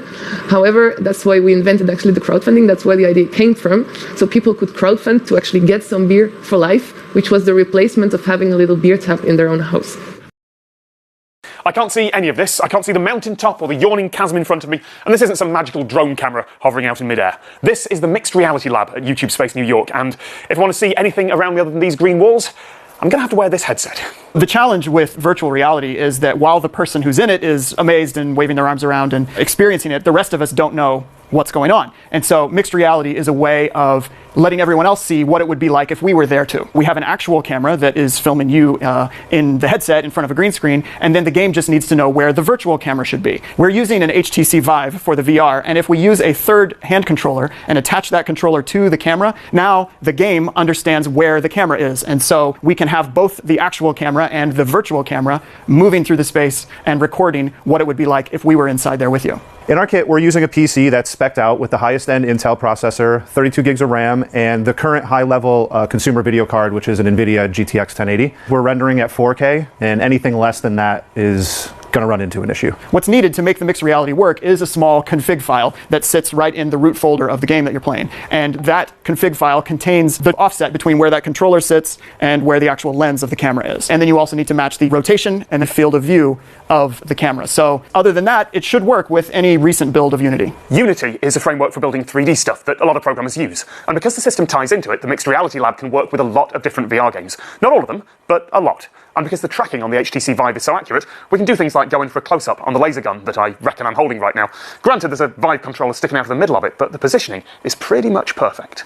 When you're playing in VR, normally all the computer needs to output is the view that you see in the headset. When we're doing mixed reality, we also output the view as seen from this third controller, this virtual camera. And so what that gives us is 4 views instead of just the one. The 4 views are, yes, the headset view, as usual. We also see the background as seen from the perspective of this virtual camera. And then we have 2 layers of foreground. One of them is the image itself, everything that should appear in front of the player. And then we have just a Luma layer to help you key out the black space. The SteamVR plugin automatically selects the foreground and the background based on the position of the headset. And anything that is between the headset and the third controller is foreground, and anything that's beyond the headset becomes background. Here in our studio, we're doing a live composite on the fly, and this is a rough idea of what you'll get in your final edit. The live composite is a bit rough around the edges, but you can also take the original assets and do a much more detailed composite in post-production later. Now, virtual studios aren't a new thing. The BBC have been using one for election night for years, although it uses carefully pre-arranged graphics, lots of expensive broadcast quality equipment, and the host has to rehearse and hit all their marks exactly for things to look right. And let's face it, replace this headset with a helmet of justice and you've got 1990s British kids show nightmare. All those were fancy custom-built affairs, though. This uses more off-the-shelf components. If you want to do this at home, you're going to need a large wraparound green screen, but you could paint your walls. You're going to need a very powerful computer. You'll need a camera that can feed a signal back into your computer. You're going to need a capture card and third controller. But if you have all of those things, you can build a mixed reality setup at home. Are you going to keep the bump? That's actually... Yeah, that's nice. All right, that's good. Cool. That's a wrap. I reckon that this dome here on a windswept field in Denmark is the world's most frustrating work of art. I know that's a bold claim, so let me explain. This is Elia, designed by an artist called Ingvar Kronhammer. He's famous for dark industrial art that looks like machinery, art that looks alienating and remote. Elia certainly qualifies as all that. It's been here near the town of Herning in Denmark since 2001. 32 meters high, if you include those chimneys. The steps up to the viewing gallery are uncomfortably large. It feels like it wasn't designed for humans. Comparisons to an alien spaceship that's landed in the middle of rural Denmark, well, they're cliche, but standing here, they feel about right. Something feels wrong about this sculpture, which is all very impressive, but that's not the frustrating part. In the middle, just between those 4 pillars, there is a gas burner, and it shoots a massive flame 8 meters in the air, a huge blast of fire. It's one more ominous, unsettling thing about the sculpture. It might burst into flame at any moment, but it probably won't, because it does that, on average, for just 25 seconds, about once every 2 or 3 weeks, at random, decided by a computer. It might be months between eruptions, it might just be a few days, and according to an article in the local news, it won't go off if the wind is too high, which it probably is today, or if there are any people too close. Elia's website doesn't tell you when the flames are going to be, it just archives the time and date of all the ones that you've missed. They keep that up to date just to taunt you, I guess, I don't know. And sure, there are a couple of photos or videos from people online who've been lucky. You can go online and see that. But you can go online and see the Mona Lisa in much higher resolution than you ever could in person, in incredible detail. That doesn't stop people crowding into the Louvre in Paris to fight with selfie sticks. There is something about being there. So if Elia calls to you, if you want to see the fire in person, you are going to have to camp out and watch it 24 hours a day, maybe for months. As for me, I've got about an hour left until I have to leave to catch my flight. So here's hoping. Behind me is Lake Constance. It is a big lake near the Alps in the middle of Europe. This bit of me is in Germany, and this bit of me on the other side of that sculpture is in Switzerland. They took down the border fence and they replaced it with sculptures. A few miles away behind me over that horizon is Austria, and all 3 countries have a shoreline on Lake Constance. But if you look at a map, you will notice that something is missing. The lines that denote where the international borders are, the lines that I'm standing on right now, stop at the lakeshore. Lake Constance is a condominium, which is a fancy way of saying that it belongs to more than one country. But no one's entirely sure who. We are used to the idea that the Earth is divided up and different countries own different bits of it, which is kind of a strange idea when it's put like that, but since most of the world agrees on it, we stick with it. Laws, taxes, rights and responsibilities change at formal, defined lines. Okay, there are international waters, and Antarctica is a special case, and okay, there is that one bit of Africa where two countries both don't want to claim it, but generally, each bit of the world is owned by one particular nation.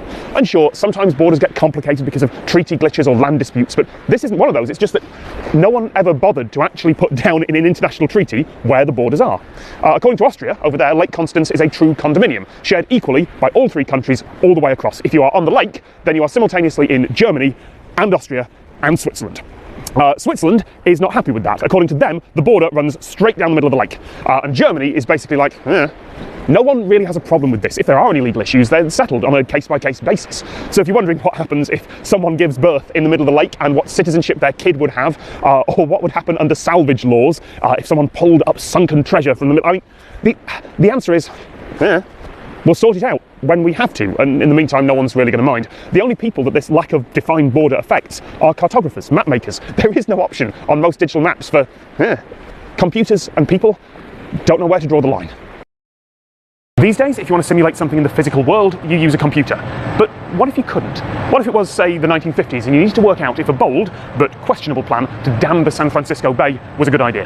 The answer is this: the US Army Corps of Engineers Bay Model. The Bay Model is 1.5 acres or more. What you're looking at is one of our former scientific hydrodynamic engineering testing facilities, and this was the tool, the instrument that they used to see what the unforeseen consequences of the John Reber plan was going to be. In the 1940s and 50s, a man named John Reber had a plan to completely change the San Francisco Bay. Enormous dams would create freshwater lakes. There'd be brand new reclaimed land for industry and for air and naval bases. Reber said it would make the bay a defensible military fortification, move people safely inland, and the newly dammed rivers would provide huge amounts of drinking water.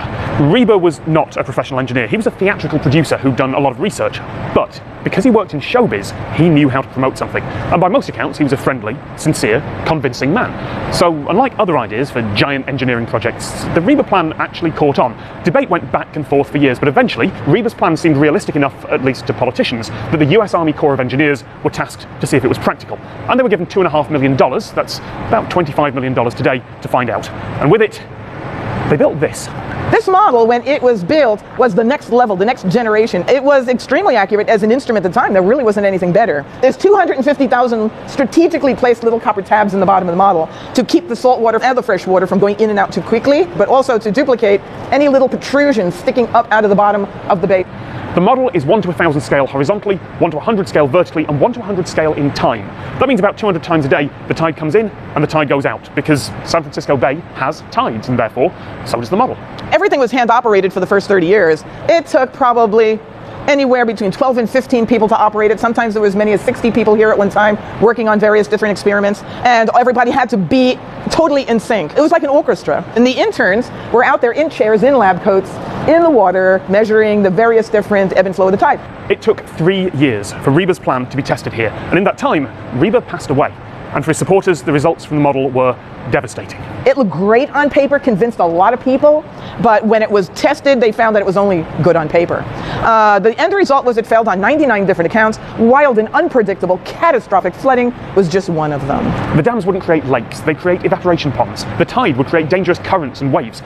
In short, not only would the Reber plan have been a disaster, it would have been $1 billion disaster. The ecosystem would have been devastated too, but it was the 50s, so no one was really thinking about that. The Corps of Engineers, their job done, figured the model would come in useful again someday. And it did, helping to test smaller and more practical schemes across the bay for decades. These days, of course, computers can do all that for a fraction of the time and the money, but it's still a good educational resource. Last time I talked about a grand civil engineering scheme like this, about Hermann Sergel's Atlantropa, I said it was a testament to how big we can dream, but this model is a testament to something else, to science, to having a hypothesis, to testing it, and then, when it fails, admitting that it's wrong.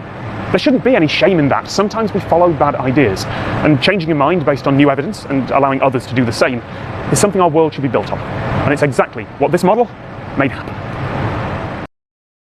I'm in Gävle, a city in Sweden about 100 miles north of Stockholm, and every year they have a Christmas tradition. Build an enormous goat out of straw and put it in the town square. It is called the Gävle goat. There is a second Christmas tradition in Gävle, burning the goat down. It's not like Guy Fawkes Night in Britain or Burning Man in California, where something is built to be burned down. Burning this down is arson. It is completely illegal, and genuinely, the people who make the giant straw goat do not want their giant straw goat to be burned down. Giant straw goats are expensive. It's just that in the 50 years that a 10-metre high, mostly unprotected goat made of extremely flammable straw has been put up here, the goat has only survived 12 times. Usually it's burned down. In 1976 it was hit by a car. In 1979 it was burned down before it even made it here. In 1988 you could place a bet on whether the goat would burn down, or at least you could, until the goat burned down. In 2001 an American tourist burned it down, and when he was arrested he said that his friends had told him that burning the goat was an entirely legal tradition. He got a couple of weeks in jail, didn't get his cigarette lighter back, and left Sweden without paying a large fine. In 2005, vandals dressed as Santa Claus and gingerbread men fired a burning arrow at the goat and burned it down. In 2006, the city fireproofed the goat. It burned down. In 2009, there were webcams set up to spot vandals. Those cameras were taken offline with a denial of service attack just before the goat burned down.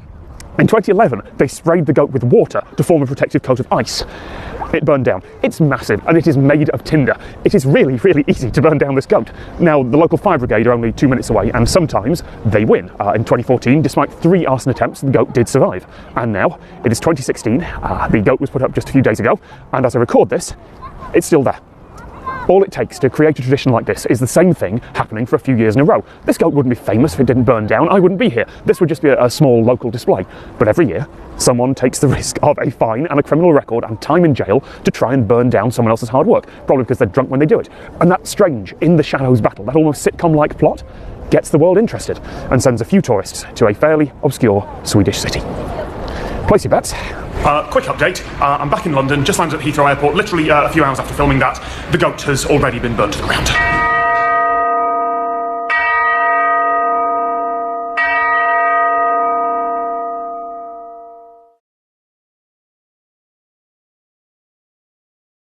The world's most dangerous path, the world's most treacherous, the world's most deadly. This got all those descriptors and more. This is El Caminito del Rey, near Malaga, on the southern coast of Spain. And, well, once this was the world's most dangerous path, or certainly something very close to it. It was built between 1901 and 1905 by sailors and prisoners who were either used to working at height or didn't really have much of a choice. And it was used to get people between 2 hydroelectric power stations. And yes, apparently there were hydroelectric power stations in 1900 Spain. It surprised me too. It was named El Caminito del Rey, the King's Little Pathway, after it was walked by King Alfonso XIII. But it didn't look like this back then. It was just some metal hammered into the rock at 45 degrees and then some concrete put on top of it. And maybe there'd be a bit of a handrail or a safety wire, but it was certainly not safe by modern standards. And over time, the path fell into disuse and fell into disrepair and then just started to fall apart. But that didn't stop thrill seekers. As the internet and the web started to spread news of it, this attracted people from all over the world to come and walk this crumbling but apparently just about safe walkway. And there are photos all over the web of 2005 and 2006 of people clanging onto safety wires and walking across very narrow bits of metal to try to get to the next bit. But that's not what it looks like now. The trouble was, people kept falling to their deaths at the rate of 1 every couple of years, and eventually the local government said, well, no, this is enough, we are closing this. Which of course just made the problem worse, because now thrill seekers wanted to do the most dangerous path in the world that had been banned. So eventually they found a solution. Build a brand new path on top of the ruins of the old one and build it to 21st century standards with 21st century technology. There are safety helmets now, there are handrails, there's wire, there is a guard at the entrance checking tickets, and there is Wi-Fi and toilets at each end. And you know what? It works. It's still thrilling, but it's also safe, and now there are a heck of a lot more people who have access to this incredible site and the views. But online, this is still the most dangerous path in the world. You will still see the old blog posts from the 2000s. You'll still see the old image sharing sites and YouTube videos from 5 years ago saying, oh yeah, this is still dangerous. This is still terrifying. And of course, no one bothers fact checking online, so, oh, this still gets forwarded everywhere. But this isn't that dangerous anymore. It used to be as dangerous as, say, a base jump. It used to attract thrill seekers, the real adrenaline junkies, and now it attracts tourists who are okay with heights. And I reckon that's better. Even if the clickbait might not be true anymore, a heck of a lot more people have access to what is an incredible place. This is one of the personal rapid transit pods at London's Heathrow Airport. It will take you from one of the car parks to Terminal 5, and from Terminal 5 to one of the car parks, and that's about it. When it was installed in 2011, oh, this was going to be the future of transport, but it hasn't really worked out that way. And more than that, they got beaten to the punch by 35 years. Because in 1975, West Virginia University opened this, their own personal rapid transit system. The pods here in the city of Morgantown might not be quite as sleek and rounded, but there's 70 of them. They carry more people, and they go to 5 stations along an 8-mile track. This really is personal transit. You push a button, and a car arrives to take you where you want to go, non-stop. At peak times, there'll be a car along every few minutes for each separate destination. PRT never shuts down. We have run 40 years without any major incident. 10 inches of snow and we'll be fine. That's because we have a heated track here. Kids don't like it because we keep the school open. There are no variables. If I'm going from point A to point B, if it's 8 minutes, it is 8 minutes. Back in the 1970s, the only option for getting students between all the separate university campuses here was a fleet of buses. But Morgantown's a city with steep hills and narrow roads, so the result was gridlock. And at the time, American politicians were actually having a bit of a craze for systems like this. Richard Nixon announced that there was development money available, and West Virginia Senator Robert Byrd, who was famous in part for just how much money he managed to bring back to his own state, he managed to get Morgantown selected as the testing site. The Boeing company and NASA's Jet Propulsion Laboratory were involved with getting the system to work. The system right now can carry well over 4,000 passengers an hour. Every vehicle when it departs the station has a route. Every time an assigned vehicle moves over a presence detector, that location is monitored by the station electronics, which then conveys that message back to central control room, and then that message is depicted by the mimic board in central control. And each one of those blinking lights represents a presence detector, but it also represents 5 seconds in travel time. In the train world, all the switching is done on the track. So the track physically moves to orient a vehicle down a different pathway on a different rail line. In our system, the vehicle switches on board.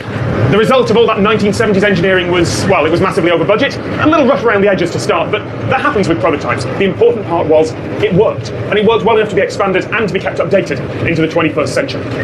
Well, all the problems we're having today is with obsolescence of parts for the vehicle as well for the electronics for the system.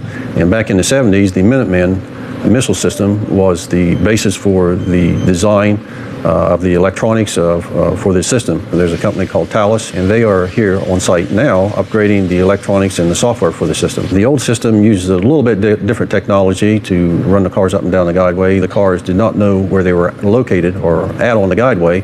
In the new system, the Thales system, they will know where they're at. So that's a big help when you're trying to ask a car where it's at. The technical manual for the system is online on WVU's website, and it is 1970s engineering genius. Just like the pods at Heathrow decades later, this was going to be the future of travel. So why wasn't it? Why aren't systems like this everywhere? Well, in most cases you can do almost everything that this can with regular light rail, with less upfront cost and less political risk. Sure, the PRT is a bit faster and a bit more efficient, and it's a bit more pleasant to ride because every journey is non-stop. But the rest of the world went with cheaper, simpler systems, just with much less charm. It's the spine of our transportation network. It is also an icon for this institution. We do have some challenges, but we have an excellent crew, a dedicated, passionate crew that just finds a way to make the system work and keep going. It's that little engine that could. Tucked away in a valley in the Allegheny Mountains in West Virginia is this, the Green Bank Radio Telescope, the largest steerable radio telescope in the world. Now, if you're building an optical telescope, something that looks at the stars, then you want to be on top of a mountain. You want to get to as much of Earth's atmosphere as you can. But a radio telescope needs to be isolated from all the radio noise that humanity produces. Now, one way is to build it in the middle of a load of mountains. Solid rock does a pretty good job of shielding. But another way is to get everyone around you to just shut up.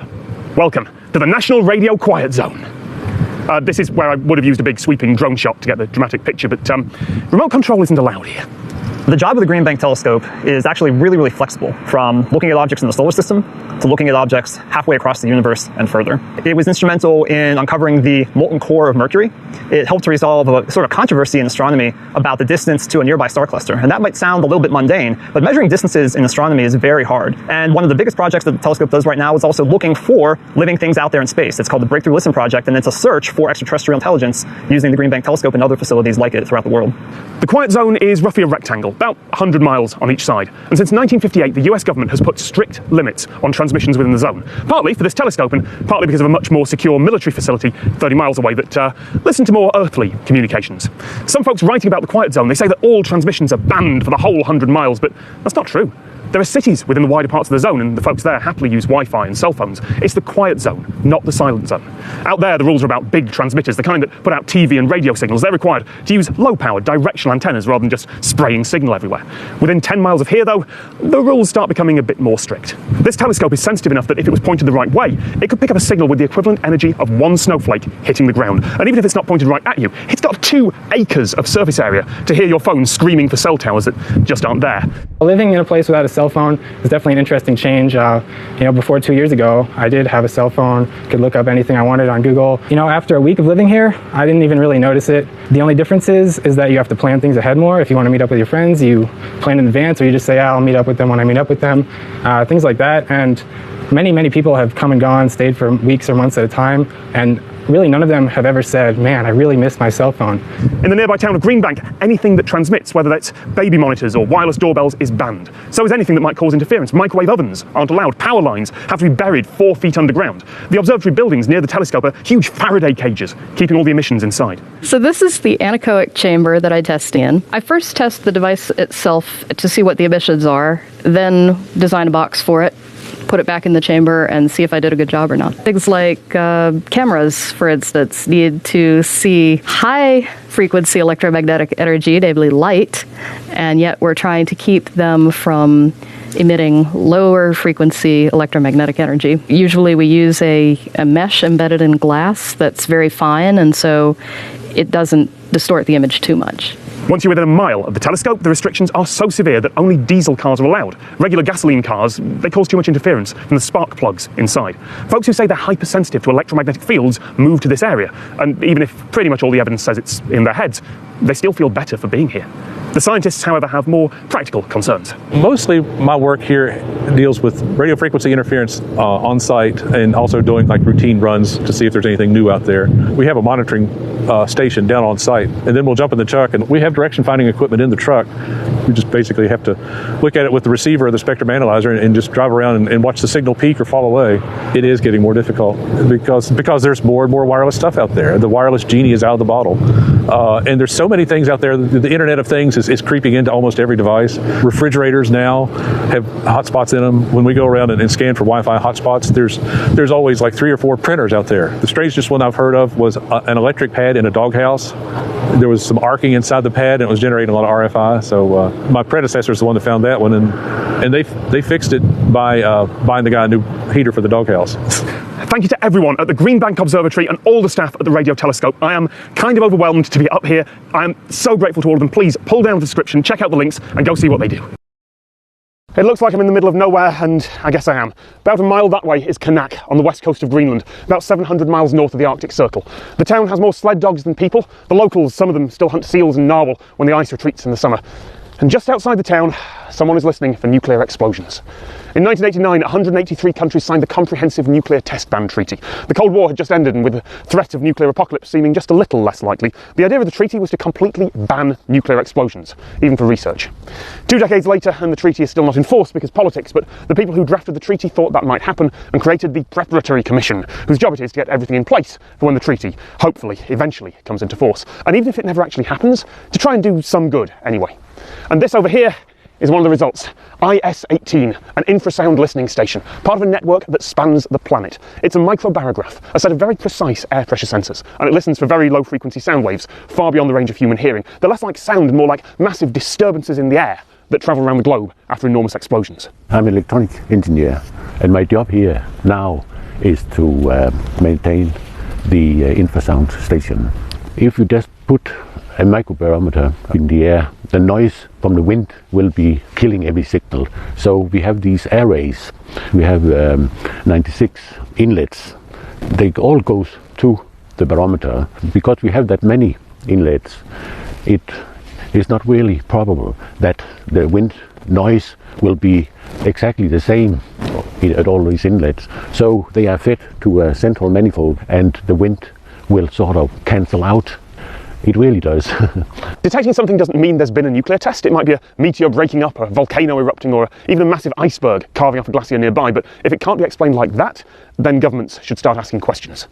Results from here go to the Commission's headquarters in Vienna, via a base in the middle of town, where they're combined with those from the dozens of other listening stations around the planet. And as well as that, the Commission uses hydroacoustic sensors to detect underwater explosions, seismic stations that detect earthquakes from nuclear tests, and radionuclide detection stations that check the level of radioactivity in the air. You can see from the time difference when the individual stations detects the pressure wave. From that you can deduct what direction it's coming from. The Nuclear Test Ban Treaty, if it ever actually comes into force, will apply around the world, even up here in the Arctic. And theoretically, some rogue government could be ridiculous enough to try and get away with a nuclear test in the Arctic. After all, back in the 20th century, about a fifth of all Soviet nuclear tests were in the Russian Arctic, and that included Tsar Bomba, the largest nuclear bomb in history. Even if new testing in the Arctic is unlikely, data from here can still help triangulate other explosions. When you're designing a network to keep watch on the planet, not just where most of the people live, that network really does have to be global. Even if that means setting up a research base in one of the most remote locations on Earth. I am still in the Arctic, so today's guest video comes from Colin Roddifer over at the Colin Sphere Travel Vlog, who's reporting from China. Nice to meet you. My name is Colin, and here we are in beautiful Shanghai, China. Home to tens of millions of people, Shanghai is one of the most populated cities in the world. You might know some attractions that Shanghai has to offer, such as the Bund, Nanjing Road, and even the newly opened Disneyland. But despite the enormous population, you might be surprised to find out that here lies within this city are fully built, newly constructed towns that remain virtually empty. Modern-day ghost towns. Located at the end of Subway Line 9 lies Thames Town, an English-style ghost town with street names such as Prince and Harry Street. It's what you might expect from a replica town, which even sports many statues of well-known figures from English history and culture. This town was originally built to serve as a thriving community, and with shop signs that read open, you have to take a closer look to realize that the fresh fruits that are on display in the windows are actually fake and that these shops are, in fact, abandoned. On the chance that you do encounter people, it's not hard to see that this town serves more as a place of tourism, and even more so, a backdrop for wedding photography. Completed in 2006, Thames Town was one of 9 Western-style towns to be built on the outskirts of Shanghai in order to alleviate pressure and congestion within the city center. It was reported that it cost 5 billion yuan to complete and could house up to 10,000 people. Its sole purpose was to house students and staff at 9 universities in nearby Songjiang University City. As you can tell, 10 years later, it just hasn't met that purpose. After walking the perimeter of the town, which only occupies 1 square kilometer of space, and seeing nothing but empty residential after residential, I decided to test my luck and head into the city center to see what kind of lively events Thames Town has to offer on a summer's weekend night. Nothing. So why did this happen? Why did this fail? Well, once the town was completed, majority of the properties were bought up by wealthy investors and individuals looking to make businesses and this place their second home. And naturally, as demand rises, prices rise, and in this case, prices skyrocketed, making it unattainable for universities to provide accommodation for their students and staff. So with the majority of properties purchased, you end up with a lot of empty shops because you have all these businesses trying to provide service for about 1,000 people when the population should really be about 10 times of that. When you think of a ghost town, you may picture the classic Western American towns we see in movies with the ever so classic tumbleweeds being blown into the distance. The difference between a town like that and this is that those towns at one point had developed communities and now we just have the remains of the buildings, whereas here, everything is new and clean and is just existing. Walking through this town, you definitely get an eerie feeling here, and it kind of almost feels like the Truman Show, as in, you know there's people living here, however, something about it just feels fake. The best way to describe it, I would say, is it kind of feels like a Hollywood set. But behind closed doors, it doesn't feel so Hollywood and you get a totally different feeling. Searching around, I was able to get into a small coffee shop called Andy Coffee, and with the couches turned over and the chairs thrown around, you get the feeling that the previous owners just up and left the place, like they had to be suddenly evacuated. In that moment, I was rather paranoid about being in there, but in hindsight, I really should have just sat down and brewed myself a cup of coffee.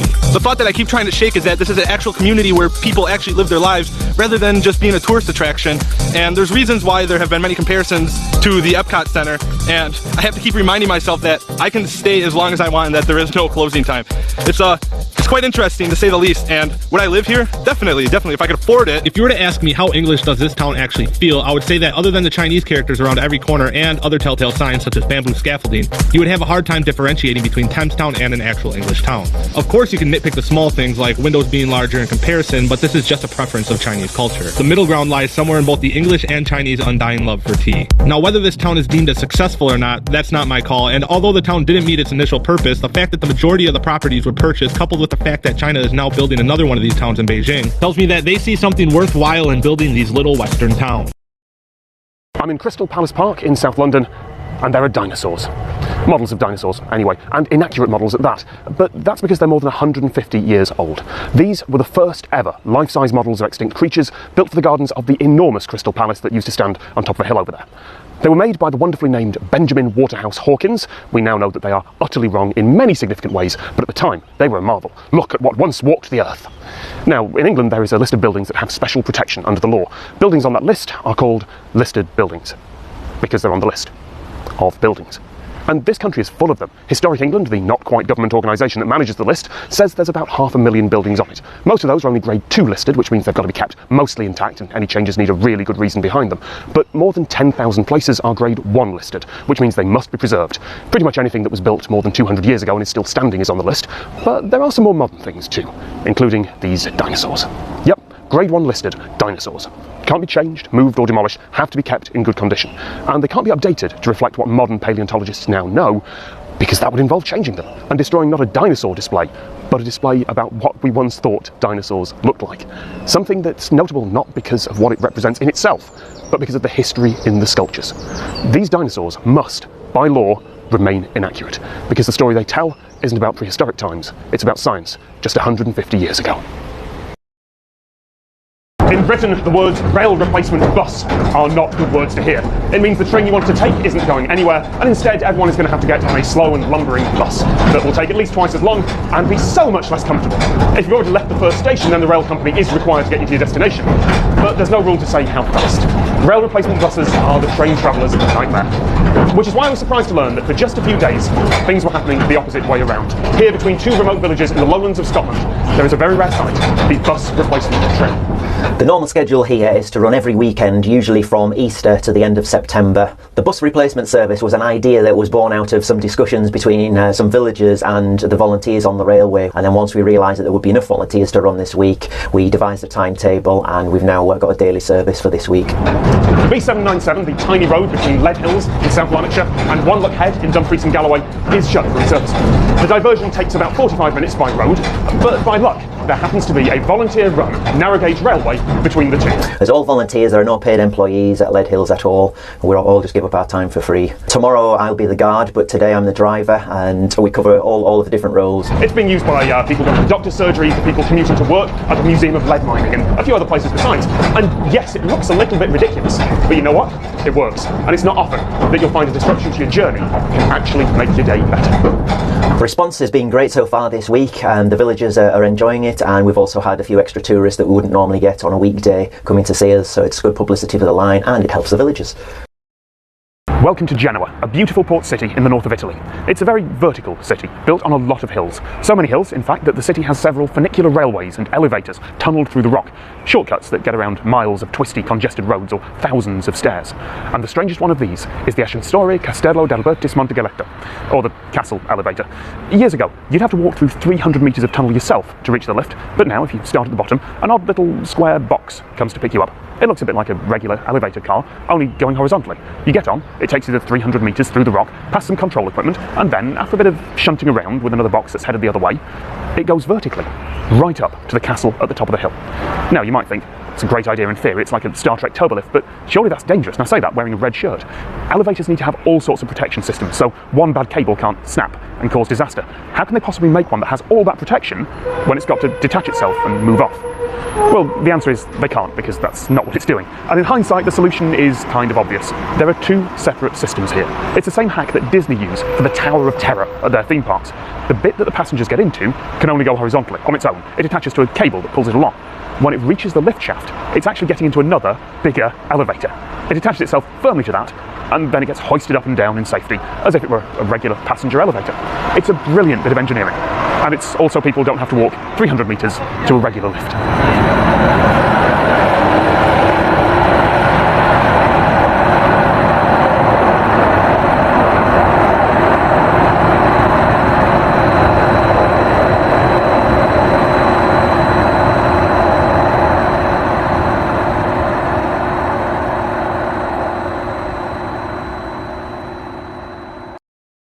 Behind me is a bit of water called the Strid.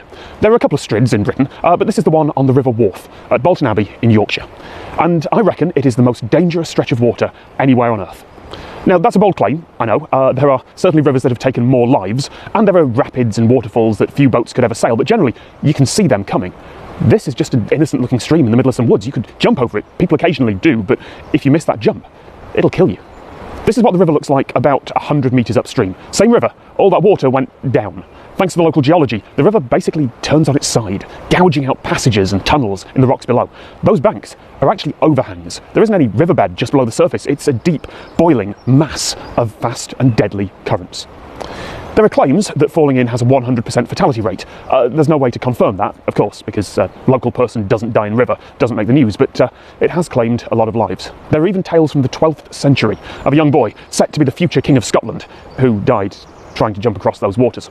And anything or anyone that falls in might not come out in any recognisable form. It could just get pulverised against the rocks underwater over and over and over again. I'd try and put a camera in, but then I'd have to get close to the edge, and the edge isn't sharp, it just curves towards the water and it's covered in slippery moss. Besides, the water is opaque and brown with peat stain. You'd see nothing. Is it survivable? Maybe.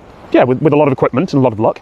And you'll find occasional testimony from foolhardy people who've swum in the Karma pools at the bottom on drier days, but that's also where a young child drowned back in 2010. That's why it's so dangerous. It looks safe, it looks tempting, and it'll kill you. I am not inside a fusion reactor. It'd be wonderful if I was. The Joint European Torus Reactor here at Culham Centre for Fusion Energy is behind some blast doors just a few metres away. But that's not really somewhere humans are meant to go. Not even for maintenance. It's not really dangerous in the same way that current nuclear power plants are, but it contains toxic beryllium and low-level radioactive stuff. This is the mock-up version of the reactor used for training. And by the way, if the camera work here seems a little bit odd, that's because it's being done by, meet my camera operator. Say hi. I was going to say that my camera operator is a robot, but that's not strictly true either. This isn't a robot. It can't carry out anything automatically. Instead, it's a remote handling arm. Basically, it's an extension of John over in the control room. It's not as versatile as a human arm, but it's got enough degrees of freedom. You are actually there at that point and not detached from it in a control room. You don't even realise you're doing it. You're actually thinking about the job as you're there, and you're imagining all the components around you. Certainly from the views, we have a VR model as well, which gives us good detail as well. So from that, you actually work at the coalface, imagining that the items are there right next to you. It's a very good feedback, even down to something as thick as a layer of tape. If you were to put that on a smooth surface and run the grip across it, you'd be able to feel that level of detail. We have to service the ceiling as well, so the transporter will drive the manipulator upside down and up into position. So obviously the operator stays in this position, but gravity changes, so we have to teach the operators to deal with that as well.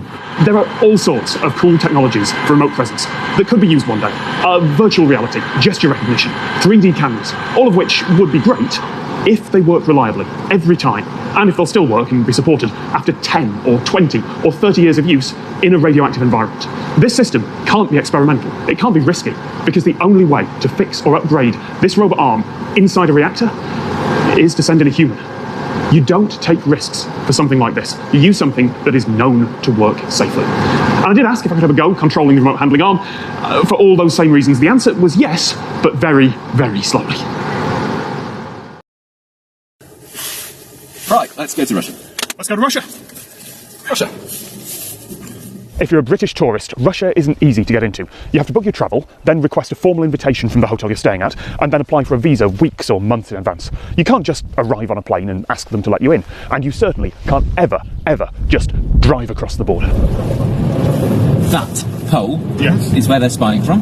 Oh, you're right. There must, yes. Because that is lumpy at the top. Cell towers normally go right at the top. There's going to be someone who's counting the cars in and counting the cars out. And if they see anyone walking towards here, yeah, of course, that's where the cameras are. Good spot. I'd get my zoom lens out, but I'm not doing that on a Russian border. Yeah. The area behind me is the Sartsay Butte, and it's about 1 square kilometre of Russia that juts out into Estonia. When Estonia was part of the Soviet Union, that wasn't a problem. But when the country became independent in 1991, a couple of villages on this side of the Butte, including Sartsay here, were cut off.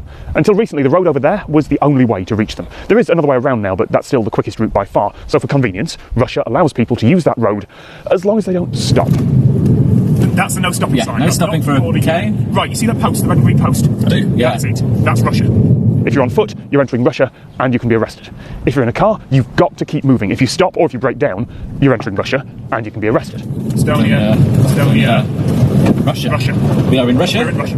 And I know, immediately, people are going to ask, oh, how far can you push this? What happens if you're on a bicycle? What if you drive 1 mile an hour, but don't technically stop? What happens if you stand half in and half out, or stop just on the Estonian side of the border and take loads of photos? What happens if you break the law on promoting homosexuality in Russia by playing the Village People out of your car speakers at full blast?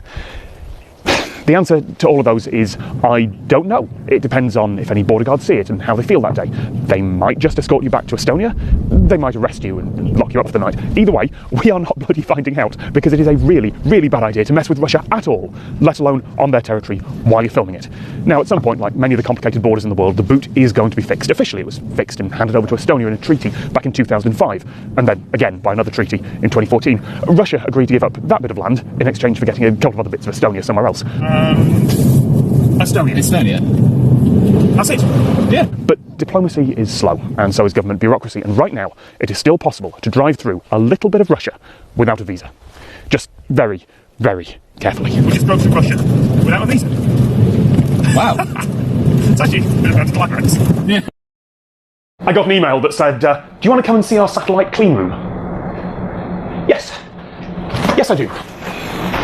How do you get into this thing? This is the clean room area. We have a working environment here for the people to work clean. Basically, this is a box in a box, and on the roof we have some filters, and also in the walls we have ventilation. So the air is always going downwards, and this is also a laminar flow clean room. So the air is also going straight down instead of in vortexes. This is innovative space logistics in the Netherlands. Originally a spin-off from TU Delft's engineering department, they now launch CubeSats, like this one. Okay, it's a model, that's why I'm allowed to touch it, but they launch satellites like this into actual space. I mean, the rockets got from all over the world, but some of the satellites that are on board, put together right here. The gate behind me is a customs area where we have the satellites enter the clean room, but not the Netherlands. And that's for export reasons. Technically, we're exporting the satellites to a country which is the country of launch, but they are exporting to space. And space doesn't have a box on the forms. There are international standards for clean rooms. They go from ISO 9, which is just normal air, to ISO 1. Now, this room is only ISO 7, which doesn't sound very impressive until you realise it's a log scale. Each level of that standard requires 1/10 of the dust and particulates. So this room guarantees less than 1% of the dust outside it. So the main contamination source, and that's also why I'm wearing all of this, is particles that are released from our own bodies. Dead skin cells, hairs, if you smoke even, air you exhale, beard in my case because I have a beard mask on, cardboard, paper, Velcro, basically stuff that can hold particles and release it when you don't want to. And it's not just the dust particles that you can see. Those are actually pretty easy. Clean rooms also have to remove microparticles, things smaller than a bacterium. You don't have to get them all, but you do have to get most of them. This is a small communication satellite called Naive 1, and this satellite will be a communication experiment and also will be used in classrooms for teaching about space. Schools can pick up the signals from this satellite, decode them in the classroom and teach about space, teach about radio. In here, the worst case scenario is contamination on a camera lens or a vacuum gyroscope that fails while it's doing 10,000 RPM in space. This down here is an actual satellite. It's headed for space later this year, and I've got to stand back from it, because if I lean over, dust from me or spittle from my mouth could fall down. Won't break anything right now, but in 0G, in vacuum, with direct solar radiation shining down it, you can't exactly call a breakdown service to fix your satellite. So, for safety's sake, it is kept very, very clean. But those ISO 1 clean rooms, they're for very different missions. ISO 1 clean rooms is very clean and basically for Mars missions or missions to the moon, where we do not want to contaminate the surface of a planet or a body that we go to. Are you sending anything to Mars anytime soon? Not at the moment, it's not planned, but maybe in the future we will send something to Mars, we never know. The Youth Winter Olympic Games have brought me out to Lillehammer in Norway and to this. The Hunderfossen bobsleigh track, the second largest freezer in Norway. I know, you see Norway and freezer and you think about the seed vault that's up in the Arctic, which is technically bigger than this, but this track really is one giant freezer. This track stays frozen in temperatures up to 20 degrees Celsius, so athletes can speed down here and pull 4G on the final turn, even when there really shouldn't be any ice for them to slide on. We can keep it frozen during the summer in a normal Norwegian summer. It's built with concrete. Inside the concrete there are lots of layers with pipes. Inside the pipes it's running with ammonia. When a liquid evaporates, it pulls in heat from the surrounding area. So there are 90 tons of ammonia circulating in pipes inside this freezer underneath the track, being repeatedly compressed and then evaporated to move heat away. Ammonia, by the way, really dangerous if it's not handled properly. Because ammonia is the fastest working fluidium to drag away the warmth. All the ammonia is going inside at 65 kilometers with pipes, and it will stay inside the pipes in all conditions. If something happens and will shut down the spots that accidentally have the leaks. It's lighter than air, so it will be going upwards, so it won't be harmed. But the laws of thermodynamics always hold true. You can't create cold, you can only ever move heat, and in the process of moving it, you generate more heat. That's why the back of your fridge at home is warm and why air conditioning units need to vent outside. And on a freezer this big, that's quite a lot of heat to move.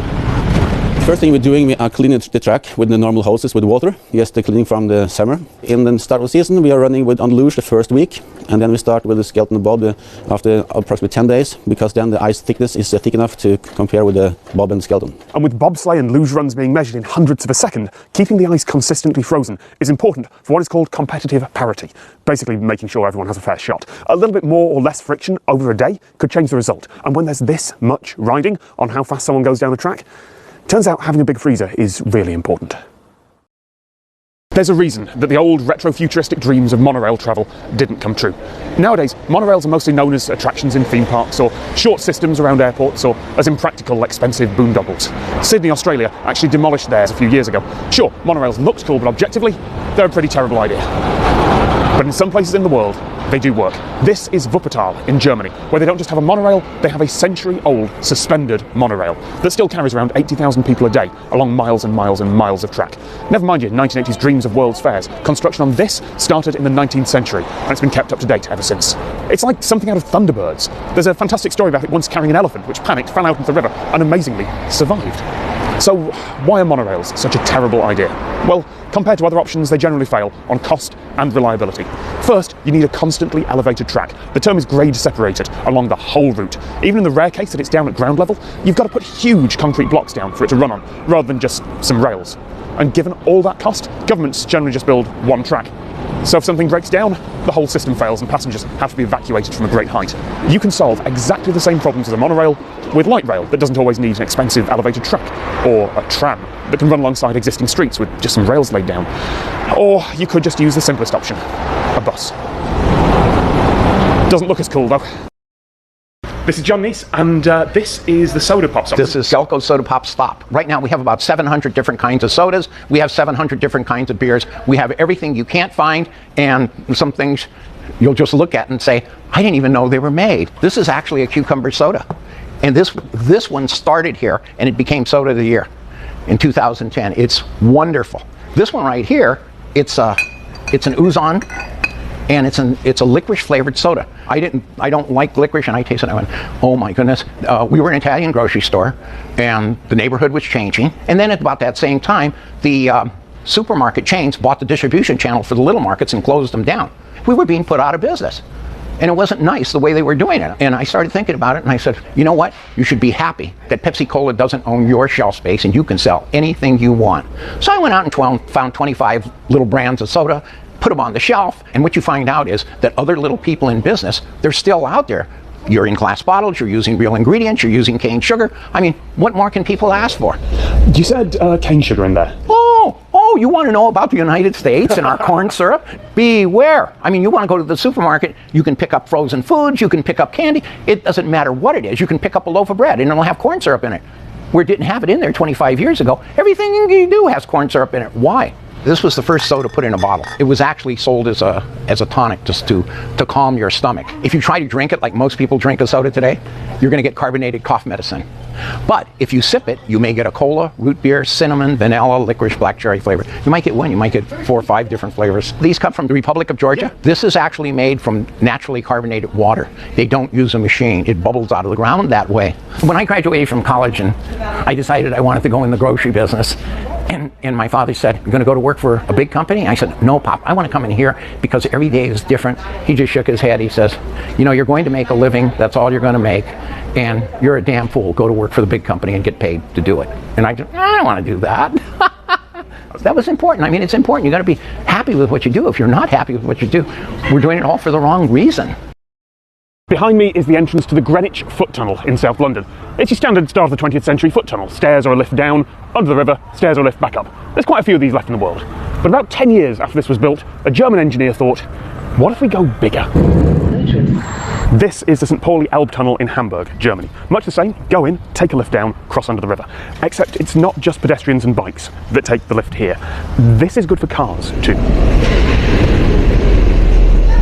Of course, the automobile wasn't common when this was built. Originally, horses and wagons would have been brought down in these lifts, and construction was risky. While it was being built, the tunnel was kept pressurised and airlocked in order to keep the water out, but because decompression sickness, the bends, wasn't understood, hundreds of workers suffered from what was then called caisson's disease, and 3 died. Like the Greenwich Tunnel, this is a useful commuter route. For cars, it's one way in the morning and the other way in the evening, and there are speed bumps just in case someone sees a clear tunnel ahead of them and decides to, I don't know, break the underground speed record. Most road traffic goes elsewhere over other routes under or over the river, but there are still plenty of folks who regularly use this odd 100-year-old tunnel and car lift as part of their everyday life. This is the Falkirk Wheel, and it's one of the greatest bits of modern industrial design in the world. On the top of that hill is the Union Canal, and down here is the Forth and Clyde Canal. And the traditional way to get boats between them was a flight of locks, which would take about a day to get through, and besides, they were dismantled here in the 1930s. The solution? The world's only rotating boat lift. Now, boat lifts aren't a new thing. They've been around for centuries. Most of them, like this, have 2 caissons, which is the technical term for the tubs that the boats sit in, although usually they're next to each other rather than rotating around a central point. And the reason for 2 is this. To lift 500 tonnes of water 24 metres up, you need a minimum of 32 kilowatt hours of power. That's about what an average British house uses in 3 days, or an average American house in 1 day. And that's before friction. That's just the potential energy you need to put into the system to raise it up that far. But if you're also having the same weight of water descend at the same rate, at the same time, then you're not adding any potential energy at all. On average, nothing is going up or down. You're just getting a really heavy thing moving and then stopping it again. Because of that, this wheel only needs 1.5 kilowatt hours for one lift, less than a 20th of what it'd need otherwise. There are even some boat lifts in the world powered entirely by gravity, where local conditions and the architecture permit it. You just fill the top one with a bit more water, let it go, and then apply the brakes when you need to. Bit tricky with something that's as fancy as this though. It has to be massively reinforced, and there is an incredible amount of momentum involved. And here's the really clever bit. Remember Archimedes' principle, the Greek bloke with the bathtub? A floating object displaces an amount of water equal to its weight. An object that sinks, sure, that displaces equal to volume, but a floating object, like a boat, displaces water equal to its weight. When they're full of water, those caissons weigh about 500 tonnes. You add 10 tonnes of floating boat to one of them, then 10 tonnes of water flows out into the canal, which means this is balanced no matter how much is actually floating in it. In the 1970s, during the Cold War, if you wanted to see whether someone was launching an intercontinental ballistic missile at your country, you had 2 options. Put a satellite in space, which at that point was expensive, impractical, and likely to fail, or build a radar system. But radar can only see to the horizon. It'll show you your missile in flight, but by the time you've seen it, your chain of command might not have time to react. You need to know it's launched when it's launched. You need radar powerful enough to bounce off the ionosphere, spread out for thousands of miles, and still have enough signal to be detectable after it bounces back. You need megawatts of power, and one of the biggest radar arrays ever constructed. You need something like this. Welcome to the Dugger 3 array in Chernobyl. This was known in the West as the Russian woodpecker. For more than a decade, it randomly hopped shortwave frequencies, trying to find the best one to get a return signal, sending out a repetitive that sounded like a woodpecker. It was so powerful that countries around the world filed official complaints with the Soviet Union, and there was a small industry of woodpecker filters or Moscow mufflers that would notch it out on your radio. There's another one about 60 kilometres away. They act as a pair, one transmits, one receives, and they need to be this big to get any sort of resolution, so you can tell roughly, very roughly, where the missile is headed.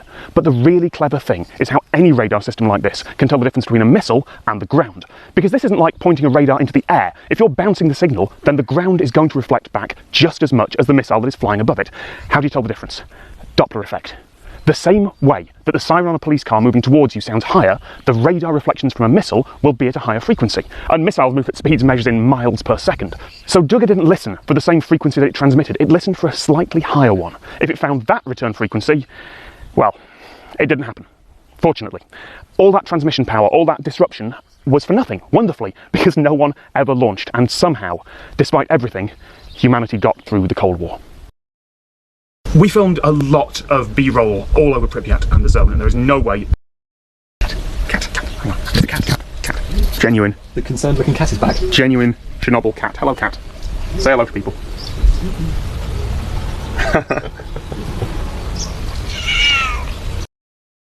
I'm in the abandoned city of Pripyat in Ukraine. 3 kilometers away is the Chernobyl nuclear power plant, which exploded in 1986, and nuclear power plant and exploded are never something you want to hear in the same sentence. It caused the worst nuclear accident in humanity's history.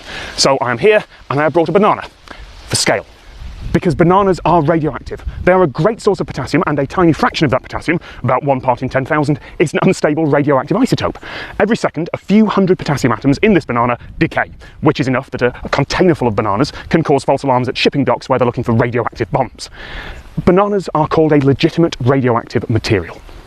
So, why are we still eating them? Well, that much radiation is basically nothing. There is something called the banana equivalent dose. It's not a serious measurement, particularly because your body regulates your potassium levels anyway and you just get rid of it. But it's a good way to get an idea of how dangerous something is and how dangerous this city is. If you just spend a night sleeping next to someone anywhere on Earth, you'll get half a banana's dose. We've got potassium in us as well, so we're all very slightly radioactive. Being here, in this city, next to the world's worst nuclear accident, 3 bananas an hour, rising to 20 or 30 in a few areas. That sounds like a lot until you realise that the cosmic radiation I got on the airplane flight here was about 100 bananas, or about a chest x-ray. The actual danger here, in most parts of Pripyat and Chernobyl, is not from background radiation. Nearer the plant and in some less travelled areas, yes. The workers who are building the new confinement structure have very strict limits on how long they can linger.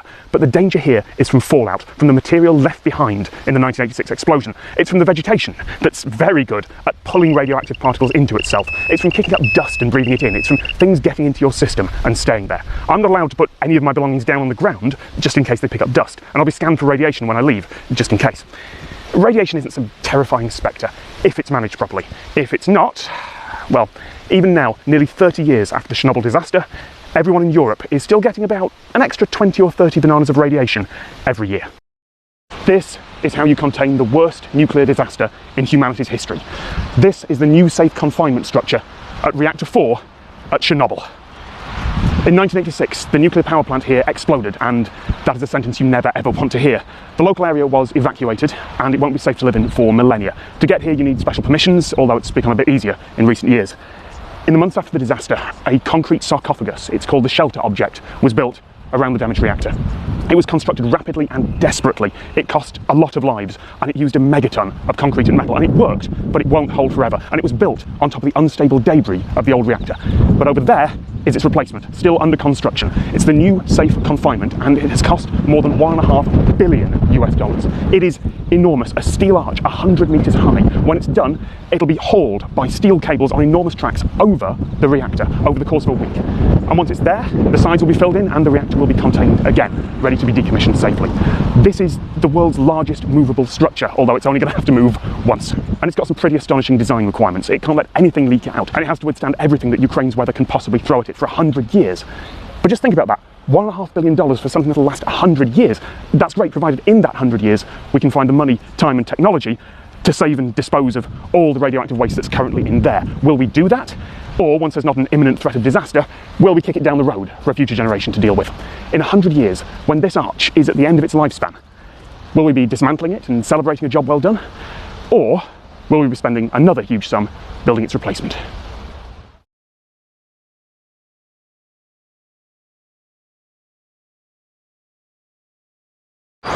This isn't some remote rainforest island. I am indoors in a water park. This is the largest uninterrupted indoor space in the world. There are a few bigger spaces, but they've all got support pillars holding them up. This is just one big roof. In terms of volume, this is bigger than NASA's Vehicle Assembly Building. You could fit the entire Houses of Parliament in here twice, and still have room for some more water slides. Along with the slides and some cabins you can rent overnight, there is a tethered balloon that will take you up the rafters, or it will take 6 passengers and go for a fly around inside. Those panels up there, they're transparent to UV light so that trees grow here, which means that you can get sunburned indoors. But in winter, this place stays at tropical temperatures. The amount of heating, cooling, water recirculation required is ridiculous. There is no way that a company could ever afford to build something like this. It would cost far too much. They would never be able to charge enough for admission to ever make that back. And yet, here I am. Which brings me to my main question. What do you do with a disused airship hangar? That's not just a theoretical question, that's what this is. And actually it wasn't so much disused as never used. This whole structure was built on an old German airfield at the turn of the millennium during the dot-com bubble. It was designed to hold an enormous cargo-carrying airship that was never built because the company went bankrupt a year later as the economy crashed. The investors lost most of their money. It cost €78 million to build this thing. It's safe to say they never got most of that back. A company from Malaysia bought the hangar at a knockdown price, a price that could, in theory, be made back over many years if you, say, spruce the place up a bit and charged admission, maybe add a few water slides. And the result is, bizarrely, the world's largest indoor water park. And a fluke of our weird 21st century economy.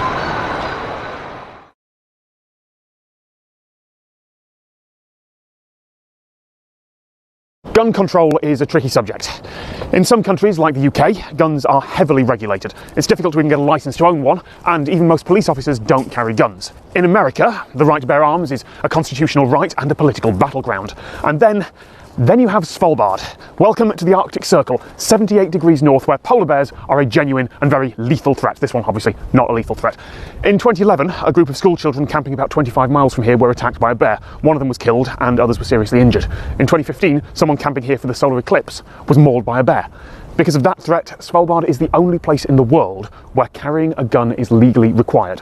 There's a town in the southern US where owning a gun is required, but the law was a political statement. You don't actually have to carry it with you, and no one enforces the law. Here, though, the regulations on Svalbard require any group travelling outside the main settlements to keep at least one rifle with them, along with someone who knows how to use it. And if, like me, you don't have a gun permit, then you venture out on guided tours only. Meeting a bear is unlikely, but it is a risk you do not want to take. That doesn't mean you get trigger happy, though. If you actually have to use your gun, something has gone desperately wrong. The tripwires you placed around your camp failed to fire off the explosives. The lookout fell asleep. You couldn't frighten the bear away with a warning shot. If you actually have to kill a bear, there will be a long and serious police investigation, but that is better than the long and serious police investigation that will follow after you've been mauled to death.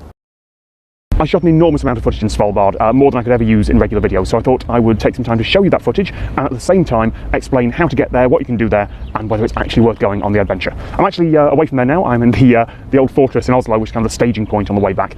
Tim and Matt, the folks I went with, they're going off and doing their own things. We've been together for 3-4 days and are sick of the sight of each other. But I thought I would do some frequently asked questions and also show you some really nice footage of the Arctic. Svalbard is not nearly as inaccessible as it was just a few years ago.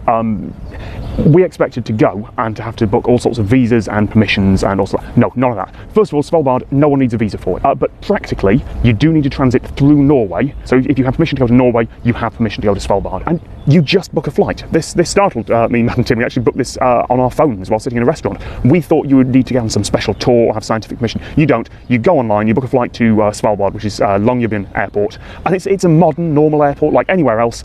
You book your flight, you book your hotel. The hotel's on the normal booking sites. There's a Scandic and a Radisson. We actually stayed in the coal miners' cabins, which have all sorts of history to themselves. It's the only hotel rooms available when we wanted to go. And yeah, they're I don't know, by international standards, they're rough and ready. They're not en suite. You walk down the hall to the shower. But in practice, there's hot and cold running water. There's fast Wi-Fi. It's just like booking a holiday anywhere else. It's slightly more expensive because you're going up to the Arctic Circle, but the flights aren't much worse than going to anywhere else that's a little bit remote. They're about the same. And the hotel was reasonably priced as well. Svalbard is tax-free, so yes, it's expensive to buy stuff there, but it's only about as expensive as London because there's no tax on top of it. Crying out loud, we came back on a budget airline. We came back on Norwegian Airlines, and they're the JetBlue. They're the EasyJet of the Scandic countries. You just go. Svalbard is not that remote. I mean, physically it is. Yeah, you're at 78 degrees north. I think we were, when we were at the airport, one of the 1,000 or perhaps the 500 most northerly people on the planet, which is a hell of a claim to be able to make. But at the same time, there's fast Wi-Fi in all the hotels. Oh, and absolutely everywhere takes credit cards. Even the bus to transfer you from the airport to your hotel takes credit cards and debit cards on board. If you have something that works in Europe and has a chip and pin in it, then yep, you are going to be absolutely fine. There is fast 3G and I think 4G. We were posting Instagrams. We were tweeting. It works. They've got an undersea cable. It's not even satellite internet. It is fast. It is just like being anywhere else in a city in Norway. There are two types of people who are going to be watching this. One is, oh, that's lovely, but I'd never want to go there. I want something a lot more comfortable, and that's a perfectly valid choice. I respect that. And then there are going to be the people like me who saw photos of Longyearbyen, mispronounced that. I think it's Longyearbyen, I can't get the vowels right. Who saw photos of the place and thought, oh, I want to go there. That's amazing. What can you see? If you are a tourist, and let's be honest, unless you're there as part of one of the scientific expeditions or you're doing a degree in polar microbiology, which is someone we met on the bus from the airport, unless you're doing that, you're going to be a tourist. There are tour companies, and they're just like tour companies anywhere else in the world.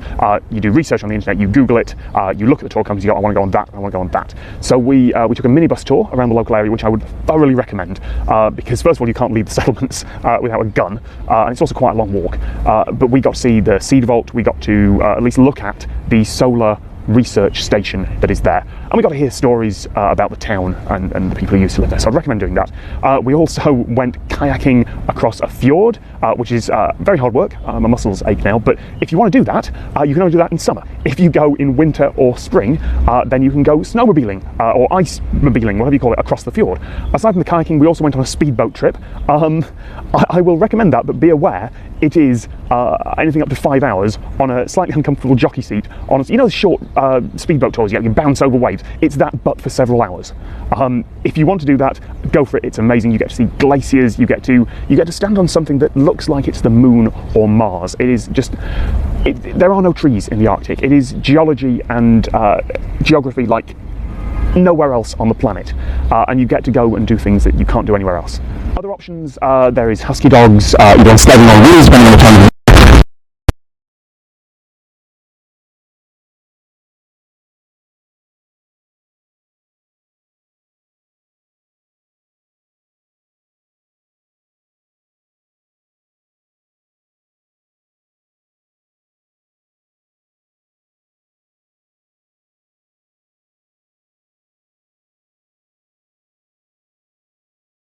yeah, there's a pretty low crime rate there. I think if there's a rip-off tour company, they'd be run out of town very quickly. You need to take appropriate weather gear for whenever you're going. We actually went when it was about as warm as it gets, which is about 6-8 Celsius, so low 40s, mid 40s Fahrenheit. And we were fine with big windproof, waterproof coats, gloves. You don't really need much more than that if you're going there. If you're going in winter, I will assume that you know how to survive in the Arctic, because you will need to. You need to take sunblock in summer. Just because it's cold doesn't mean you need sunblock. We were constantly slathering it on. You absolutely must do that. You should also take a set of shoes that you can just slip on and slip off. So you need big outdoor shoes, ideally that are easy to lace up and unlace, and then you need some indoor shoes as well. The reason is it is Svalbard custom that if you go into a hotel, a restaurant, anything like that, you take your shoes off, your big, muddy, icy outdoor shoes off on entry, and you put on something more comfortable. So it's going to be significantly easier for you if you take something that's comfortable rather than the disposable, dodgy plastic ones they have for people who forget that. And it's going to be much easier for you if you are able to undo your shoelace and your big stompy boots quickly. I did not bring easy to lace shoes, and I basically had to leave my hotel room, go out of that building, put my shoes on, walk about 10 steps to where I was going to get breakfast, take my shoes off. Take some comfortable shoes and take some that are easy to lace. Make sure you've got good gloves. For whatever you're doing, you'll need good gloves. But other than that, sunblock, decent shoes, gloves, and a camera. Pretty much everything's provided by the tour companies if you go with them, and there are shops there. This is not, I keep saying this is not a remote outpost. It's a city. It just happens to be a long way away from anything else. If you're sensible, you don't need to avoid much in Svalbard. Don't leave the settlements. Follow your guide's instructions. Yeah, you will be absolutely fine. There really isn't much to be concerned about. I'm removing any kudos that I would get for going to the Arctic here, but it's just another tourist destination like any other. It's an obscure one. It's a remote one. It sounds really impressive, but it's much, much easier than it was 10, 20 years ago. You can just go. I'm going to level with you. This is going to be a fairly disappointing video, because when I found out there's a sundial that works 24 hours a day, I thought I'll go there, I'll film it. And then, but when the skies are clear, this sundial can work 24 hours a day.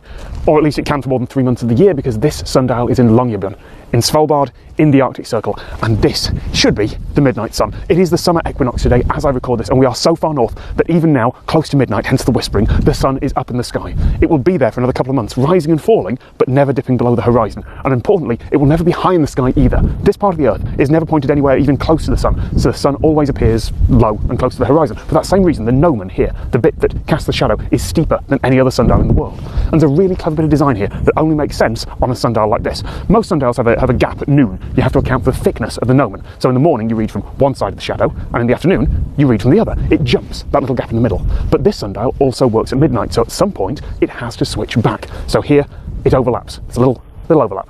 You could also solve that problem with an incredibly thin gnomon, but then it might not stand up to the 4 months of constant Arctic night and winter, when it won't work at all. It's 1 AM. We are halfway home on the mile walk back to our hotel, and the sun's come out. If you believe the media hype, then the Svalbard Global Seed Vault is preparation for doomsday. Inside here, and no, I'm not allowed in much like the rest of this tour group, inside here on the edge of the world is a giant freezer that keeps plant seeds, storing them frozen at minus 18 Celsius, safe from any disaster. The vault is earthquake resistant, it is high up a mountain in case of sea level rise, and deep in that mountain 150 meters in case of asteroid strike. And in theory, even in a Cold War nuclear apocalypse, there'll be a lot of missiles flying overhead, over the North Pole, but no one is actually going to bother getting one to land on this Arctic wasteland. It's a good story, isn't it? The Doomsday Vault, ready to kickstart the Earth after most of humanity is wiped out. But it is just a good story. In reality, the seed vault is an off-site backup.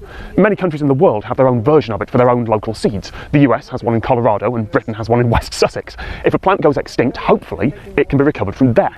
But as anyone who's ever accidentally deleted a file knows, you should always have multiple backups. And that's what this is. When a country's seed bank is flooded or goes up in flames or gets destroyed through incompetence or malice, the Svalbard Vault will be there to help them restock. In the event of an apocalypse, we are going to have a lot of things to do that are much more important than trekking to the Arctic Circle to recover some obscure seeds.